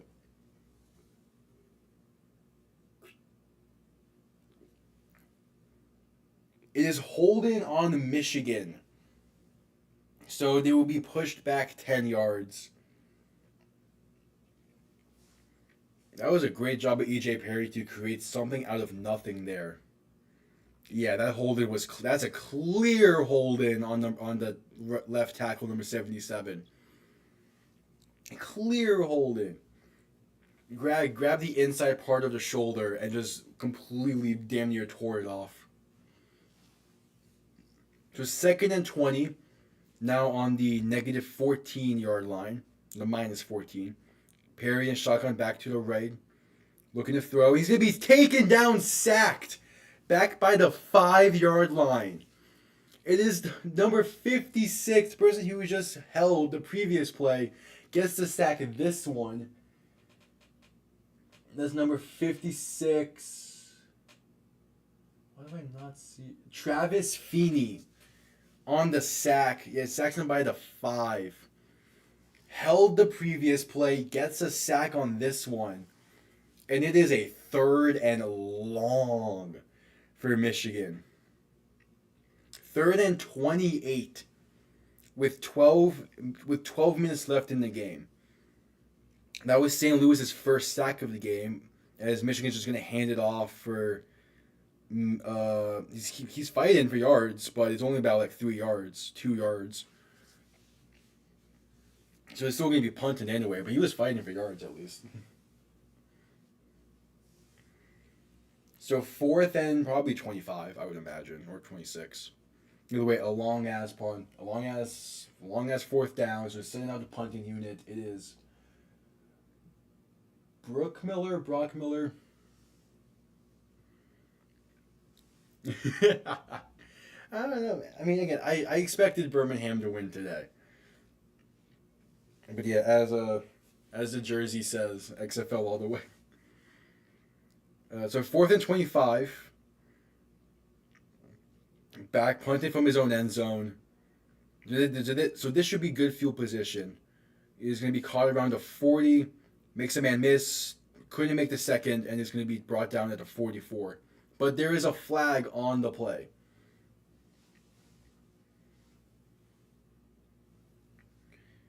And one ref is pointing towards St. Louis's side. One was also pointing towards Michigan. So it might be offset. Let's see what they say. The main ref is talking to Anthony Beck about something, the St. Louis head coach. Maybe they're asking if they want Michigan to re-kick. It's on Michigan. I couldn't see what the call was, but they're going to re-kick. Illegal man downfield for Michigan, and they're going to re-kick. I don't think I've ever seen that called on a punt before.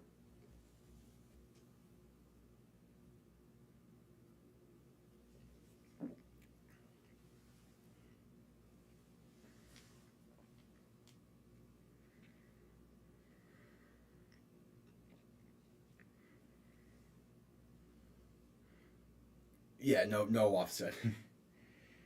But yeah, so what the refs were talking about was like pushing back or that, and talk to Anthony Beck. So yeah, they pushed him back.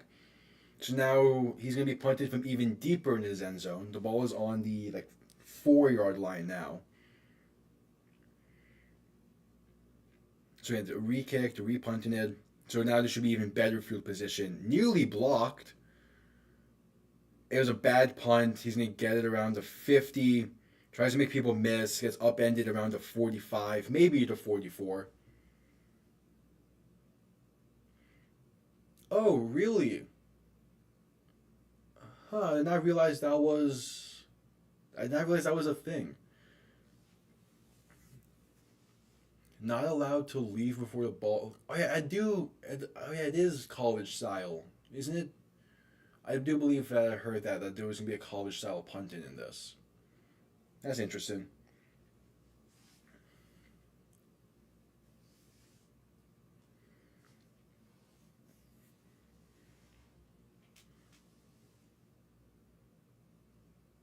Hmm. Yeah, and I don't. I would need to do some more digging into it. I did not realize that was gonna be a rule in this. That's interesting. Yeah, I guess it does make sense though because the whole idea is to try to get more returns out of everything. Either way, yeah, that repunt was not a great punt. So St. Louis is going to be in pretty good field position here. But again, just like I mentioned in the first game, those holding penalties, the false starts, those are drive killers. And EJ Perry had a nice 8 to 9 yard run that gets called back because of a flag, and now they were punting from legit the back of their end zone.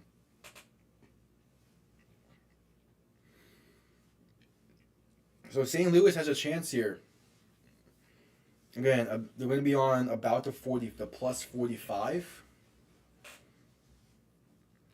So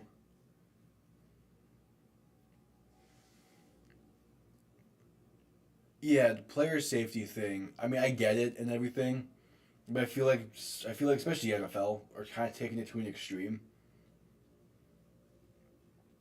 But then I was thinking again, like, I understand the whole like kicking plays can be weird and all that when it comes to health and safety, especially. So I mean that's why the kickoff has been changed like 4 times in the past 20 years for the NFL.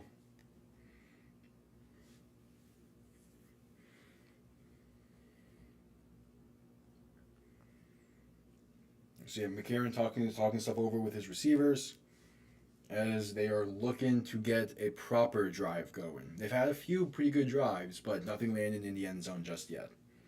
There is about 10:40 left in this game. They have the ball on the plus 44. They need something. McCarron's shotgun back to the left. It is trips left. Well, two receivers left plus a tight end. Going to hand it off and loses about 3. Jacob Sailors on the carry. So it would be second and about third. No, this is a loss of 2, so second and 12. I like that leagues are starting to promote run backs. It's something that's been missing from the game. Yeah, McCarron shotgun back to the right, trips left, looking back to pass. Going to be a screenplay that bounces off of the lineman's helmet and incomplete. The screen was there. There was space for it. But yeah, it just bounces right off of the lineman's helmet. Right off the side of the helmet. And thus falls incomplete, leaving it third and 12. I don't even know who that's on. Like McCarron probably could have gotten it a little higher. The lineman also was delayed coming out of his block. So anyway, third and 12. Tighter formation. McCarron back to pass. Throwing down the field, wide open caught. He runs backwards. And is going to be a yard short of the first. There is a flag on the play. But he caught that like 2 to 3 yards in front, like, past the first down marker.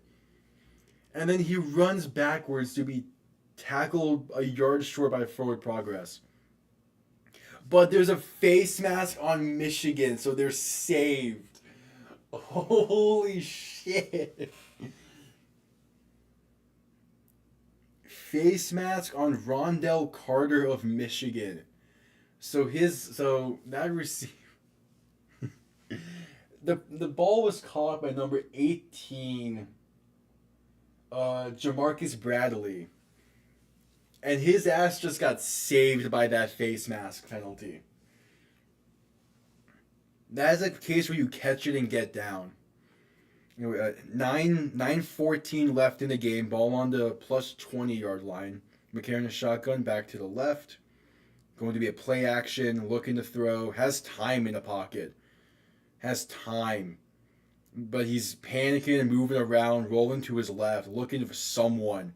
And it's caught wide open. Darius Shepard inside the 10 at around the 5. McCarron had all day to throw that ball.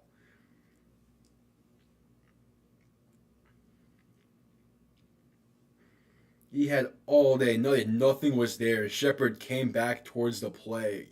Eventually. Jeez. Yeah, came back towards it, catches it at around the 5, maybe the 6. So his first and goal. That's a broken play and a half. McCarron under center, back in the backfield, tight end motion to be a fullback. Michigan sending some pressure. It's play action. Have it guarded pretty well. And McCarron just puts a little too much under it as it's incomplete. Going towards the back of the end zone on the left side. Pretty sure he's looking for Akeem Butler there, who's been pretty silent today.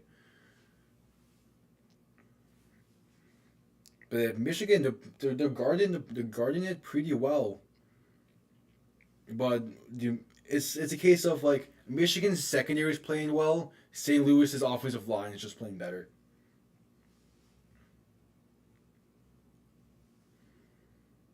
So 8 minutes left in the game. McCarron is shotgun back to the left during a bunch set.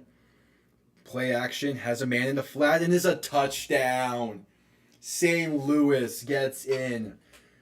The tight end on the flat, number 84.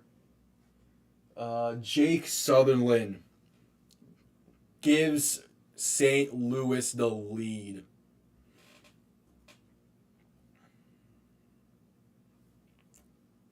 There we go. Gives St. Louis the lead on a flat route. It looks like a very similar play call to the first and goal attempt, but they moved it to shotgun instead, and it works for them. They're now going for 2 from the 5. McCarron a shotgun back to the left. Akeem Butler motioned out to the right. Now Darius Shepard motioned out to the right. So now it's trips to the right. McCarron back to pass, throwing, looking, trying to find time, throws it incomplete. 2 receivers were in the same spot, and is one shaken up?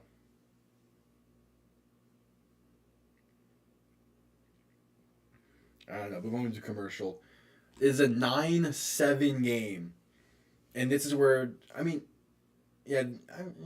it's the argument of do you get into this spot with the field position if you kick the field goal on the previous drive? Maybe not, but at the same time, maybe it is a 12-7 game or better if you do that.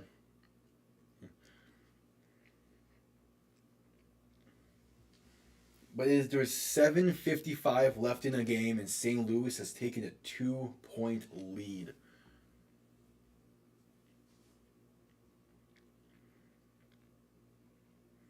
This is where their defense, again, they've been playing really, really good defense today. This is where they need to make a stand. We saw in the first game today that Birmingham was able to kill damn near 8 minutes of clock. There's 7:55 left in the game. Yeah, so basically 8 minutes. And again, like Birmingham was able to kill basically 8 minutes earlier today. Usually you need to be able to stop the run, force E.J. Perry to throw, maybe get lucky with a penalty call or so. And like a defensive stand here could set up St. Louis pretty well.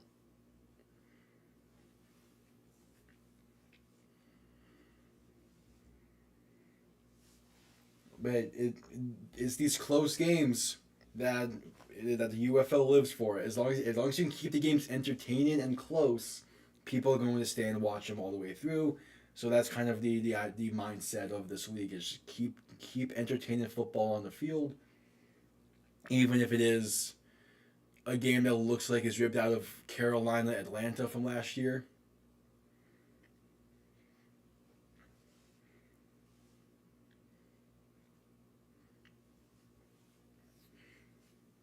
I mean, like, what's the yeah? Just got the defense just needs to make pretty much one stand is what the defense needs to do.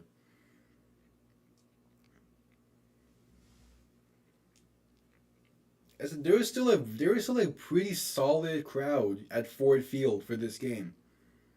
It's been an ugly one, but it's still a very solid crowd. I would say probably about half full right now. Earlier in the game, it looked like it was about 75 from what like the tickets they were selling. So it's still a very solid crowd for the UFL.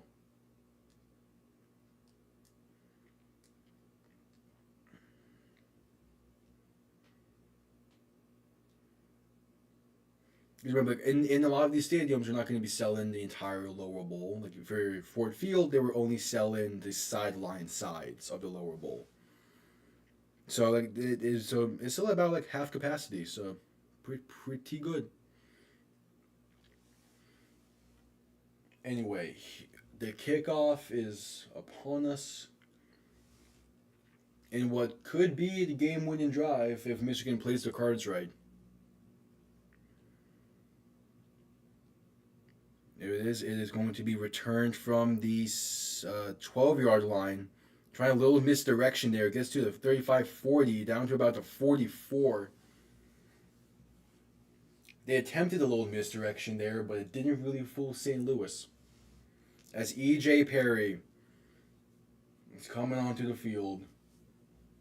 Does he have the drive in him? 7:50 left in the game, basically.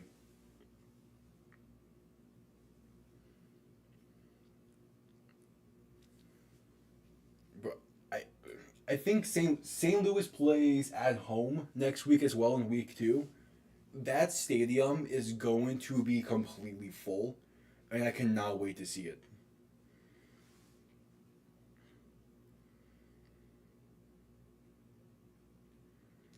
Like, it's the case where like again like I mentioned this. This has been a long stream. I mentioned it early on in the stream that DC and St. Louis are going to be the best environments in the UFL. So, like, if you truly want to see what the UFL has to offer when it comes to not only the product but the fan environment, pretty much any of the St. Louis DC games are going to be great watches. Which the first one is in DC, seems week 5. Or, yeah, week 5 is the first St. Louis DC game. That's going to be a great game. Well, St. Louis has also rallied behind the Battlehawks because they are desperate for football since the Rams have left. Because like even when the Rams were there, they were a strong fan base. And now you just have St. Louis being able to say, "Fuck you" to the Rams by being like, "Hey, we're going to sell out this stadium for a UFL team." This could have been y'all.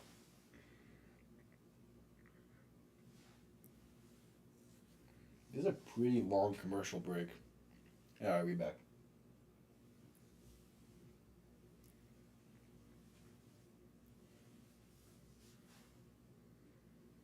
We back. 2-point game. Ball on about the minus 44. And EJ Perry has been playing safer with the football this quarter. Or this half. It's a ball on the 44. Perry in shotgun back to his right. Trips to the right. Gonna hand it off. Gets to the outside. Has a blocker. Gonna get past the 40. To about the 37, 38. That is Wes Hills on the carry. And they were running that outside zone really well. Yep, got the hole, had the blocker, and able to get out towards the 40. Maybe have gotten to the 40. It looks like 39-ish. Ruled him on the 38-yard line. So shotgun back to his left, handed off, and gets another big hole to the 20, down to the 15. Might have gone in even closer to like the 13-yard line. Two big runs by West Hills. And Michigan is just controlling the line of scrimmage today. Or at least in this half. Simple inside zone from shotgun, and there was just a massive hole. Even the receivers are out there blocking, and yeah, he gets down to about the 13. Might rule him at the 14. West Hills so far today, 10 carries for 84 yards. And they're giving it to him again. But he slips, only gets 2.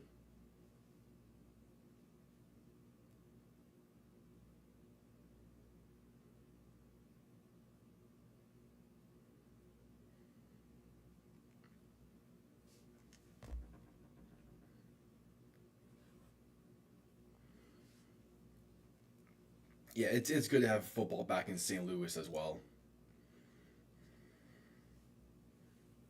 To this drive alone, West Hills is at 3 carries for 43 yards. Damn. But he's taking a little break for this play as EJ Perry's in shotgun with a back to the left and trips to the right.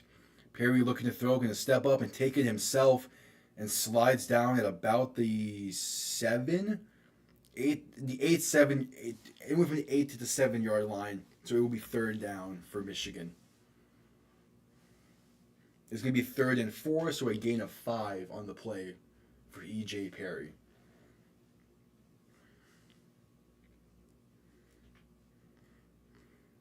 .5:25 left in the game. 3rd and 4 from inside the 10. No, from inside the 15. Michigan is 2 for 6 on 3rd downs. Ball on the 8-yard line, so inside the 10. Looking to pass. Perry going to step up again. Trying to run for the first. Going to get the first and in. Touchdown, Michigan. Wow, what a run. Runs to the left, makes his way back towards the right upon crossing the line of scrimmage, and just pretty much walks into the end zone. So Michigan's going to retake the lead with 5 minutes left. Still plenty of time if you're St. Louis. But again, this is where that field goal, there was also like 2 receivers open in the back of the end zone, but whatever. But this is where, if you're St. Louis, that field goal, Michigan is going to be going for 2 from the 5 to try to make this a 6-point game, which would force St. Louis to need to get one of the attempts in order to win the game. Currently where it stands, all St. Louis needs is just a standard touchdown. Perry and shotgun back to the right. 2 receivers left, 2 right. Gonna throw it, has a man, and it's in. He gets it. He has number 12, Devin Ross on the reception, beats his man on an out route, or a waggle route, and is just easy money for the conversion. So it is a 6-point game with 5 minutes left. And St. Louis's defense just fell apart.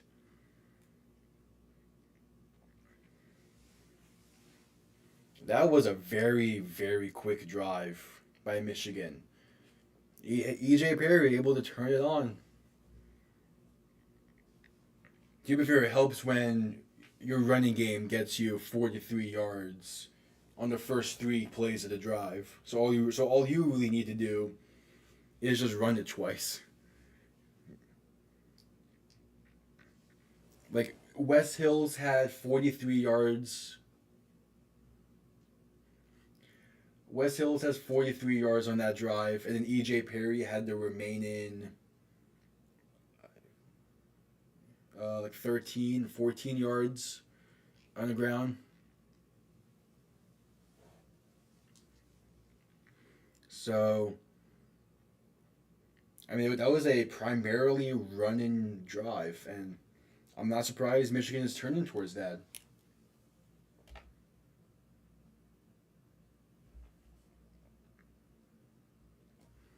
I mean, like EJ Perry, like he did what he needed to do. We'll see if St. Louis can respond. I think they could. The XFLs of past, they have they have definitely turned it on in the fourth quarter multiple times.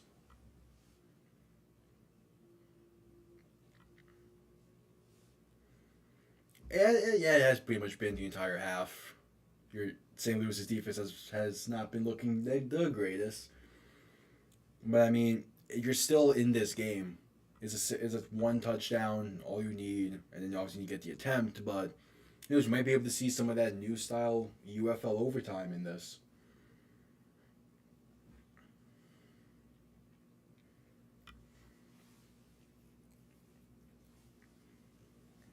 Either way, this game is going to this drive by St. Louis is probably going to decide the game.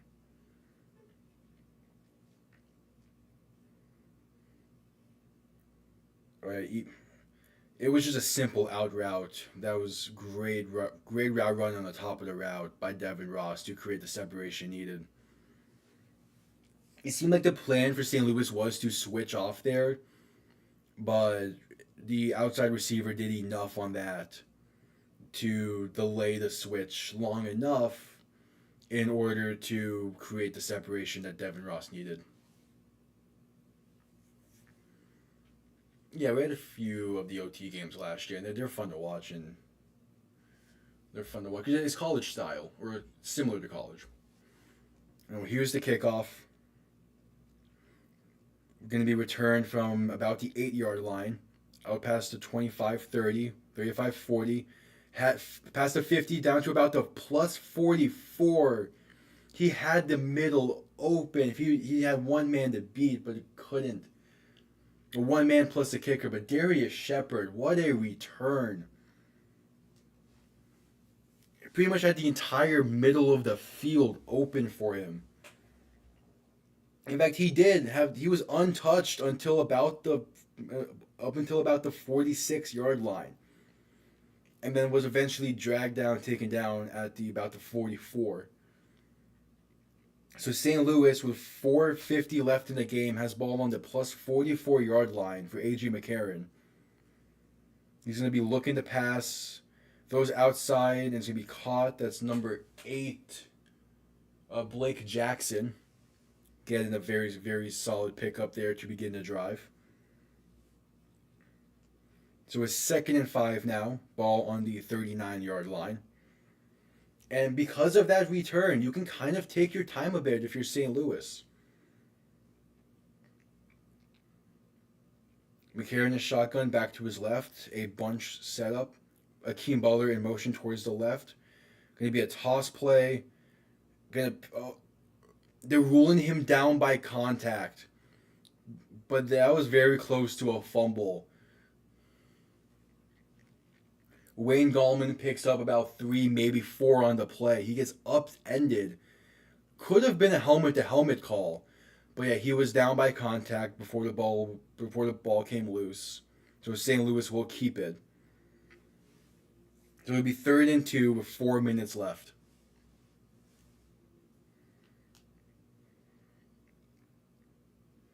McCarron is shotgun back to the right. 2 receivers out right. Going to hand it off again. He's going to have space up the middle for the first down and more. Down to about the 28-29. That's Wayne Gallman again. 3:36 left in the game. And the clock is just running. St. Louis is probably going to get this down to the 2-minute warning before truly trying to punch it in. Remember, Michigan has no timeouts left. McCarron is shotgun, just going to hand it off once again. This time it goes nowhere. maybe loses a yard, but Gallman is stuffed. Yeah, I removed the timeout. I got to move to possession. That's what I forgot to do. Yeah, there we go. All right. 2:50 left in the game, 2nd and 10. McCarron alone in the backfield as it is 5 wide. 3 receivers out right. Michigan has 118 yards rushing compared to St. Louis' 65. Needing the 19-yard line, McCarron's back to pass. Has space to the left side, throws it, just throws it away. Maybe he was trying to get back shoulder to Gallman, but no, not there. So 2.5 left in the game. It's 3rd and 10. St. Louis has all 3 of their timeouts. So they could play for a field goal here if they choose to. But most likely they're going to try to just get it into the end zone. But with 2:10 left in the game, we're probably going to see the 2-minute warning here. McCarron's in shotgun back to the left. No, they're going to get one play off before the 2-minute warning. McCarron tries to get it to Jacob Sailors on a dump off, but he drops it.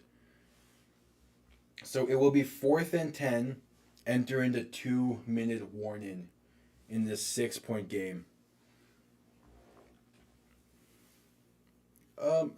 It's going to come down to St. Louis's defense at this point.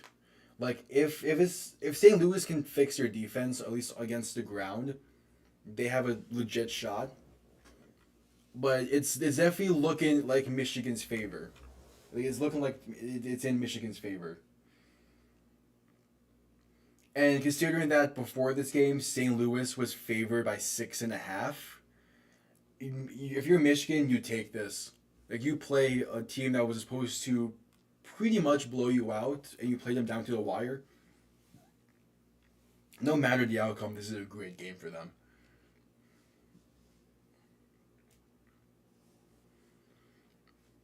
But with it being 4th and 10, I would expect the field goal unit to be brought out for St. Louis.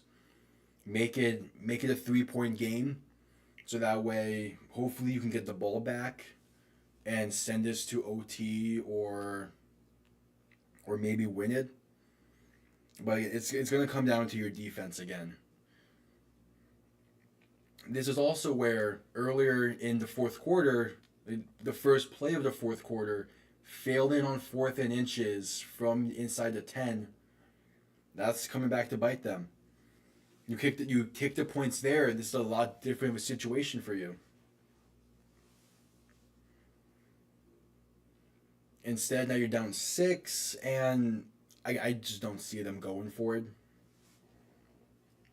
If it was a case where they had like if they had less timeouts, then yeah, maybe they go for it. Or if it was a closer, like it was like 4th and 5 or less. But those 3 plays there, once they got inside the 30. Oh, McCarron is staying. The offense is staying on the field, it seems. I don't know about this one. 4th and 10 from the 29-yard line. 1:59 left in the game, and A.J. McCarron is in shotgun with the back to his left. That has to be like the 30th time I've said that today. Trips to the right. McCarron looking to throw. Michigan only sending 3.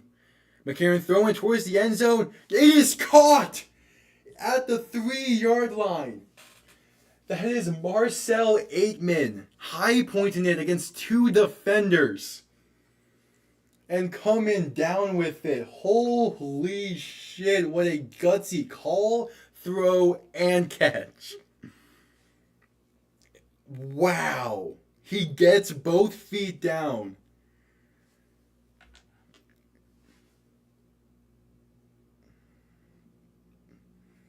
Wow. Yeah, gets the boat. Wow.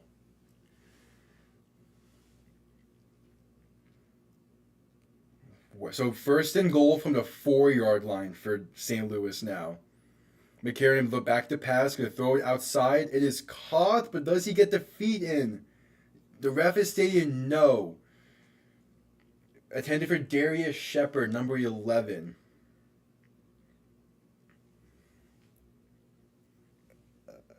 Let's see. He gets one, but yeah, no, doesn't get the second foot. So it's going to be second and goal from the 4. With a minute 47 left in the game. McCarron is shotgun back to the right. 2 receivers out right plus the tight end. McCarron going to hand it off and loses a yard. Wayne Gallman just could not create enough separation there. Or the O-line couldn't do what they needed to move bodies, and great play by the safety to realize it and just blow up the hole that was there. So it's going to be third and goal from the 4. A minute 20 left. St. Louis needs a touchdown here.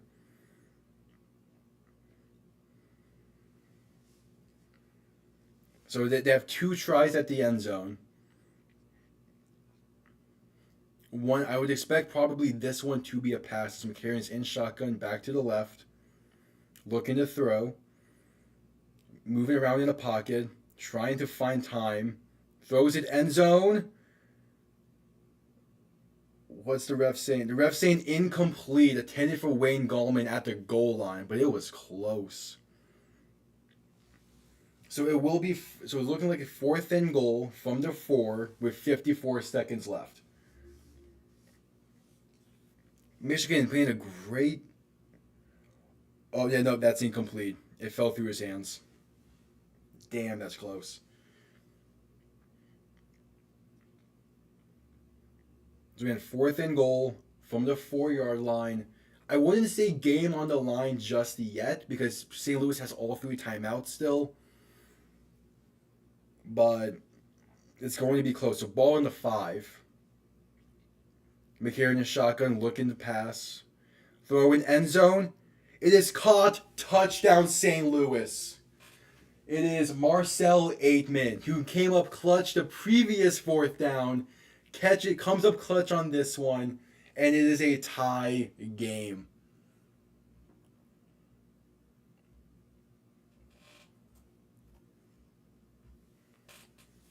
Just a simple comeback route towards the close corner, towards the goal line.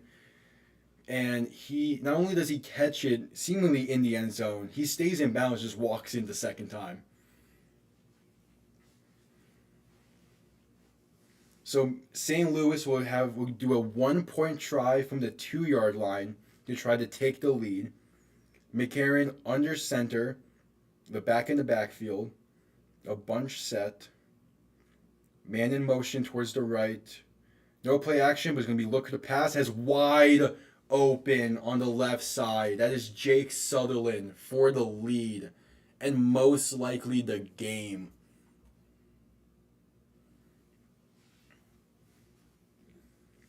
Just no one even near him. And the St. Louis Battlehawks are up by 1 with 49 seconds left. And Michigan has no timeouts. St. Louis was sending everyone right with the motion and misdirection. And Jake Sutherland just sneaks out towards the left. Wide open. And now Michigan has 49 seconds to try to get into field goal range, which is possible. It's all going to start on the return here. But having no timeouts is definitely going to be worrisome.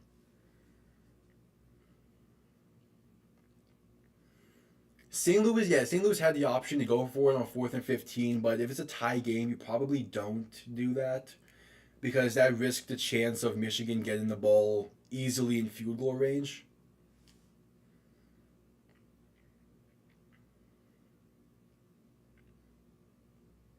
And plus, you can't go for the 4th and 15 if you have the lead.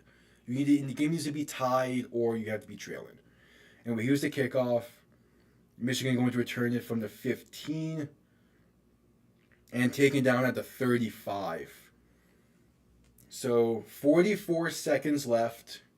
E.J. Perry and the Michigan Panthers are looking to get into field goal range to win this. And remember, since we're under 2 minutes, a first down stops the clock until you either get into a huddle or get to the line of scrimmage, as college style, or old college style, at the very least.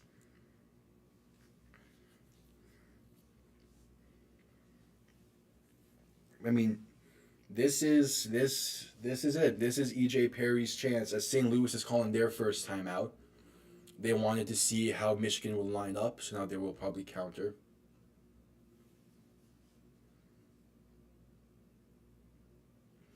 No, the 4th and 15 thing is in replace of the onside kick.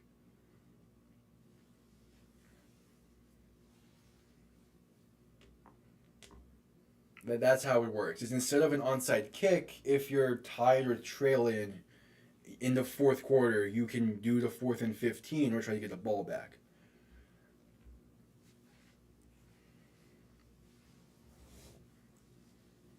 They need a field goal here.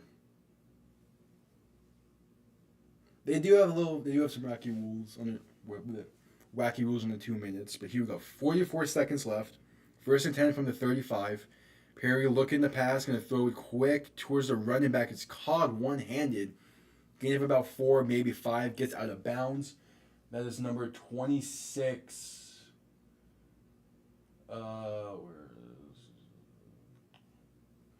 Number 26, Matthew Colburn. So 41 seconds left, 2nd and 6.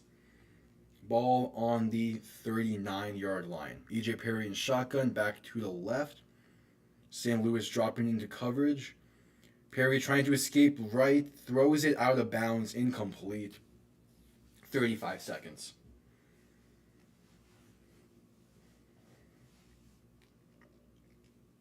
St. Louis disguised the pressure well, which forced the pocket to not be a great pocket. Michigan tried a bunch scheme there, just didn't work. St. Louis played it well. So now 3rd and 6 from the 39. E.J. Perry in shotgun, back to the left. Gonna be dropping back to pass, looking left, rolling out, throwing back towards the right, has a wide open running back, and get the first, is ruled incomplete. That was close, but they're saying that it took a hop towards him.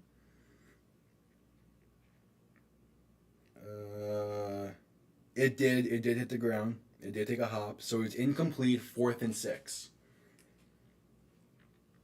Michigan just needs a first down at this point. There's 27 seconds left. You get the first down. The clock stops for a little bit.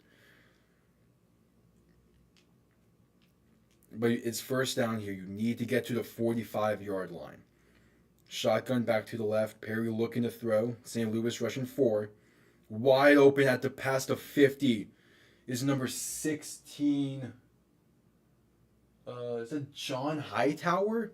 Is going to get the first down. And they're hurrying up. E.J. Perry is going to spike it at the 46-yard line. 18 seconds left. Michigan on a plus 46. 2nd and 10. John Hightower made the reception there. I don't know a lot about Michigan's kicker, so we'll see what the field goal range is said to be. Yeah, that was a simple 15-yard curl route that got separation. And now Michigan is sitting pretty well. 18 seconds. 2nd and 10. They need to get to the 30.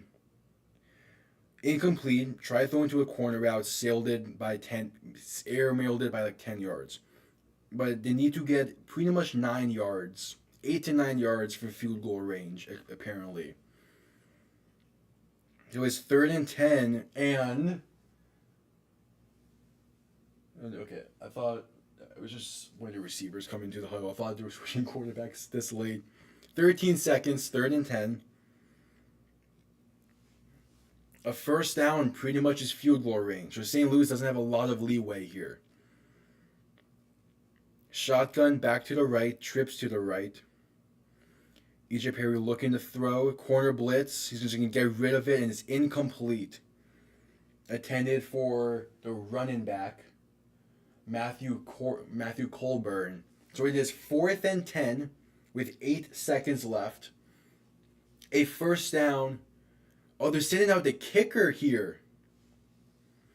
Or they're sending out I believe it's Jake Bass. They're sending out the kicker on 4th and 10. Like 8 yards out of his apparent field goal. It's Jake Bates. The kicker out of Arkansas. This is a long kick. It's a 64-yard attempt for the win. This will be his career long. And St. Louis is calling a timeout to ice him. But the iced kick attempt went straight down the middle, so there is a chance here.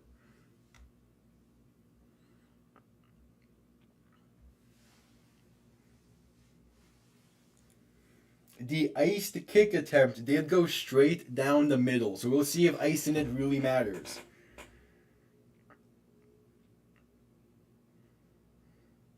He had plenty of leg on that attempt, on that iced attempt.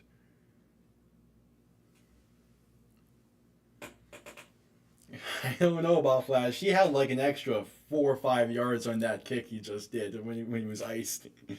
He cleared it.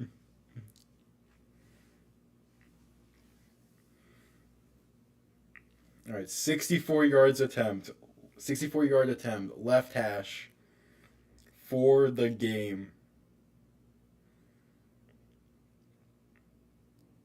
Snap good, hold good.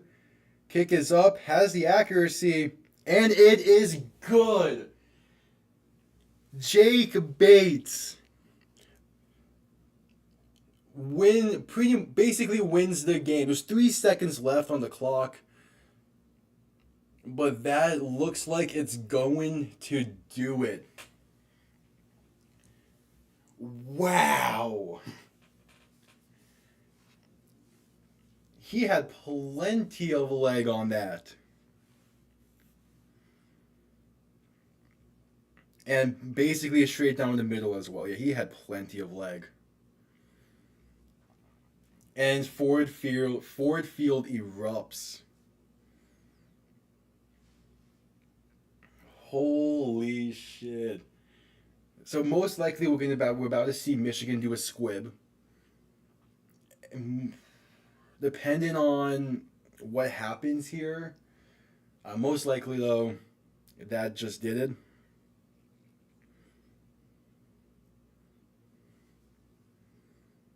Yeah, I too only got one pick right today. I picked St. Louis for this one.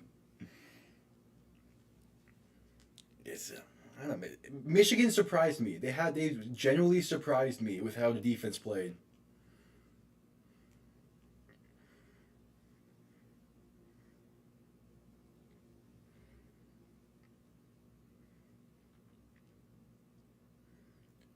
First field goal made since high school for Jake Bates. Oh, he didn't even start in college. That's incredible. Your first field goal made since high school is a 64-yard game winner. That is insane.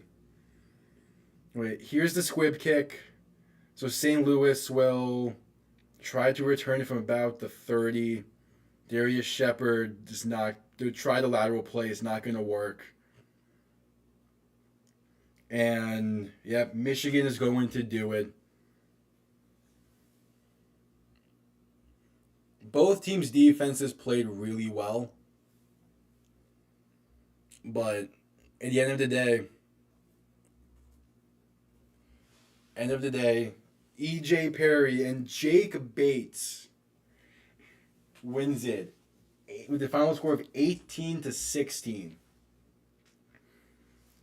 That's a game for the ages. Purely because that was his first made field goal since high school. Like that's incredible. It's a tough loss for St. Louis, but they'll bounce back. Michigan, they're looking better than I expected they would this year. I would like to see E.J. Perry kind of figure himself out a little more.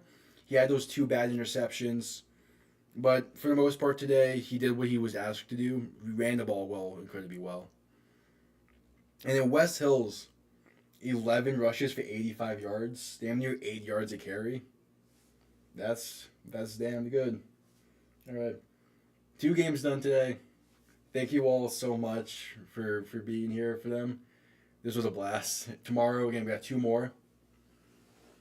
So I'll see you all, hopefully, come back tomorrow for DC, San Antonio, and then Memphis, Houston. I'm always going to be here for whenever there's football games to play by play. So, yeah. Thank you all. I'll see you tomorrow. Have yourselves a damn good one.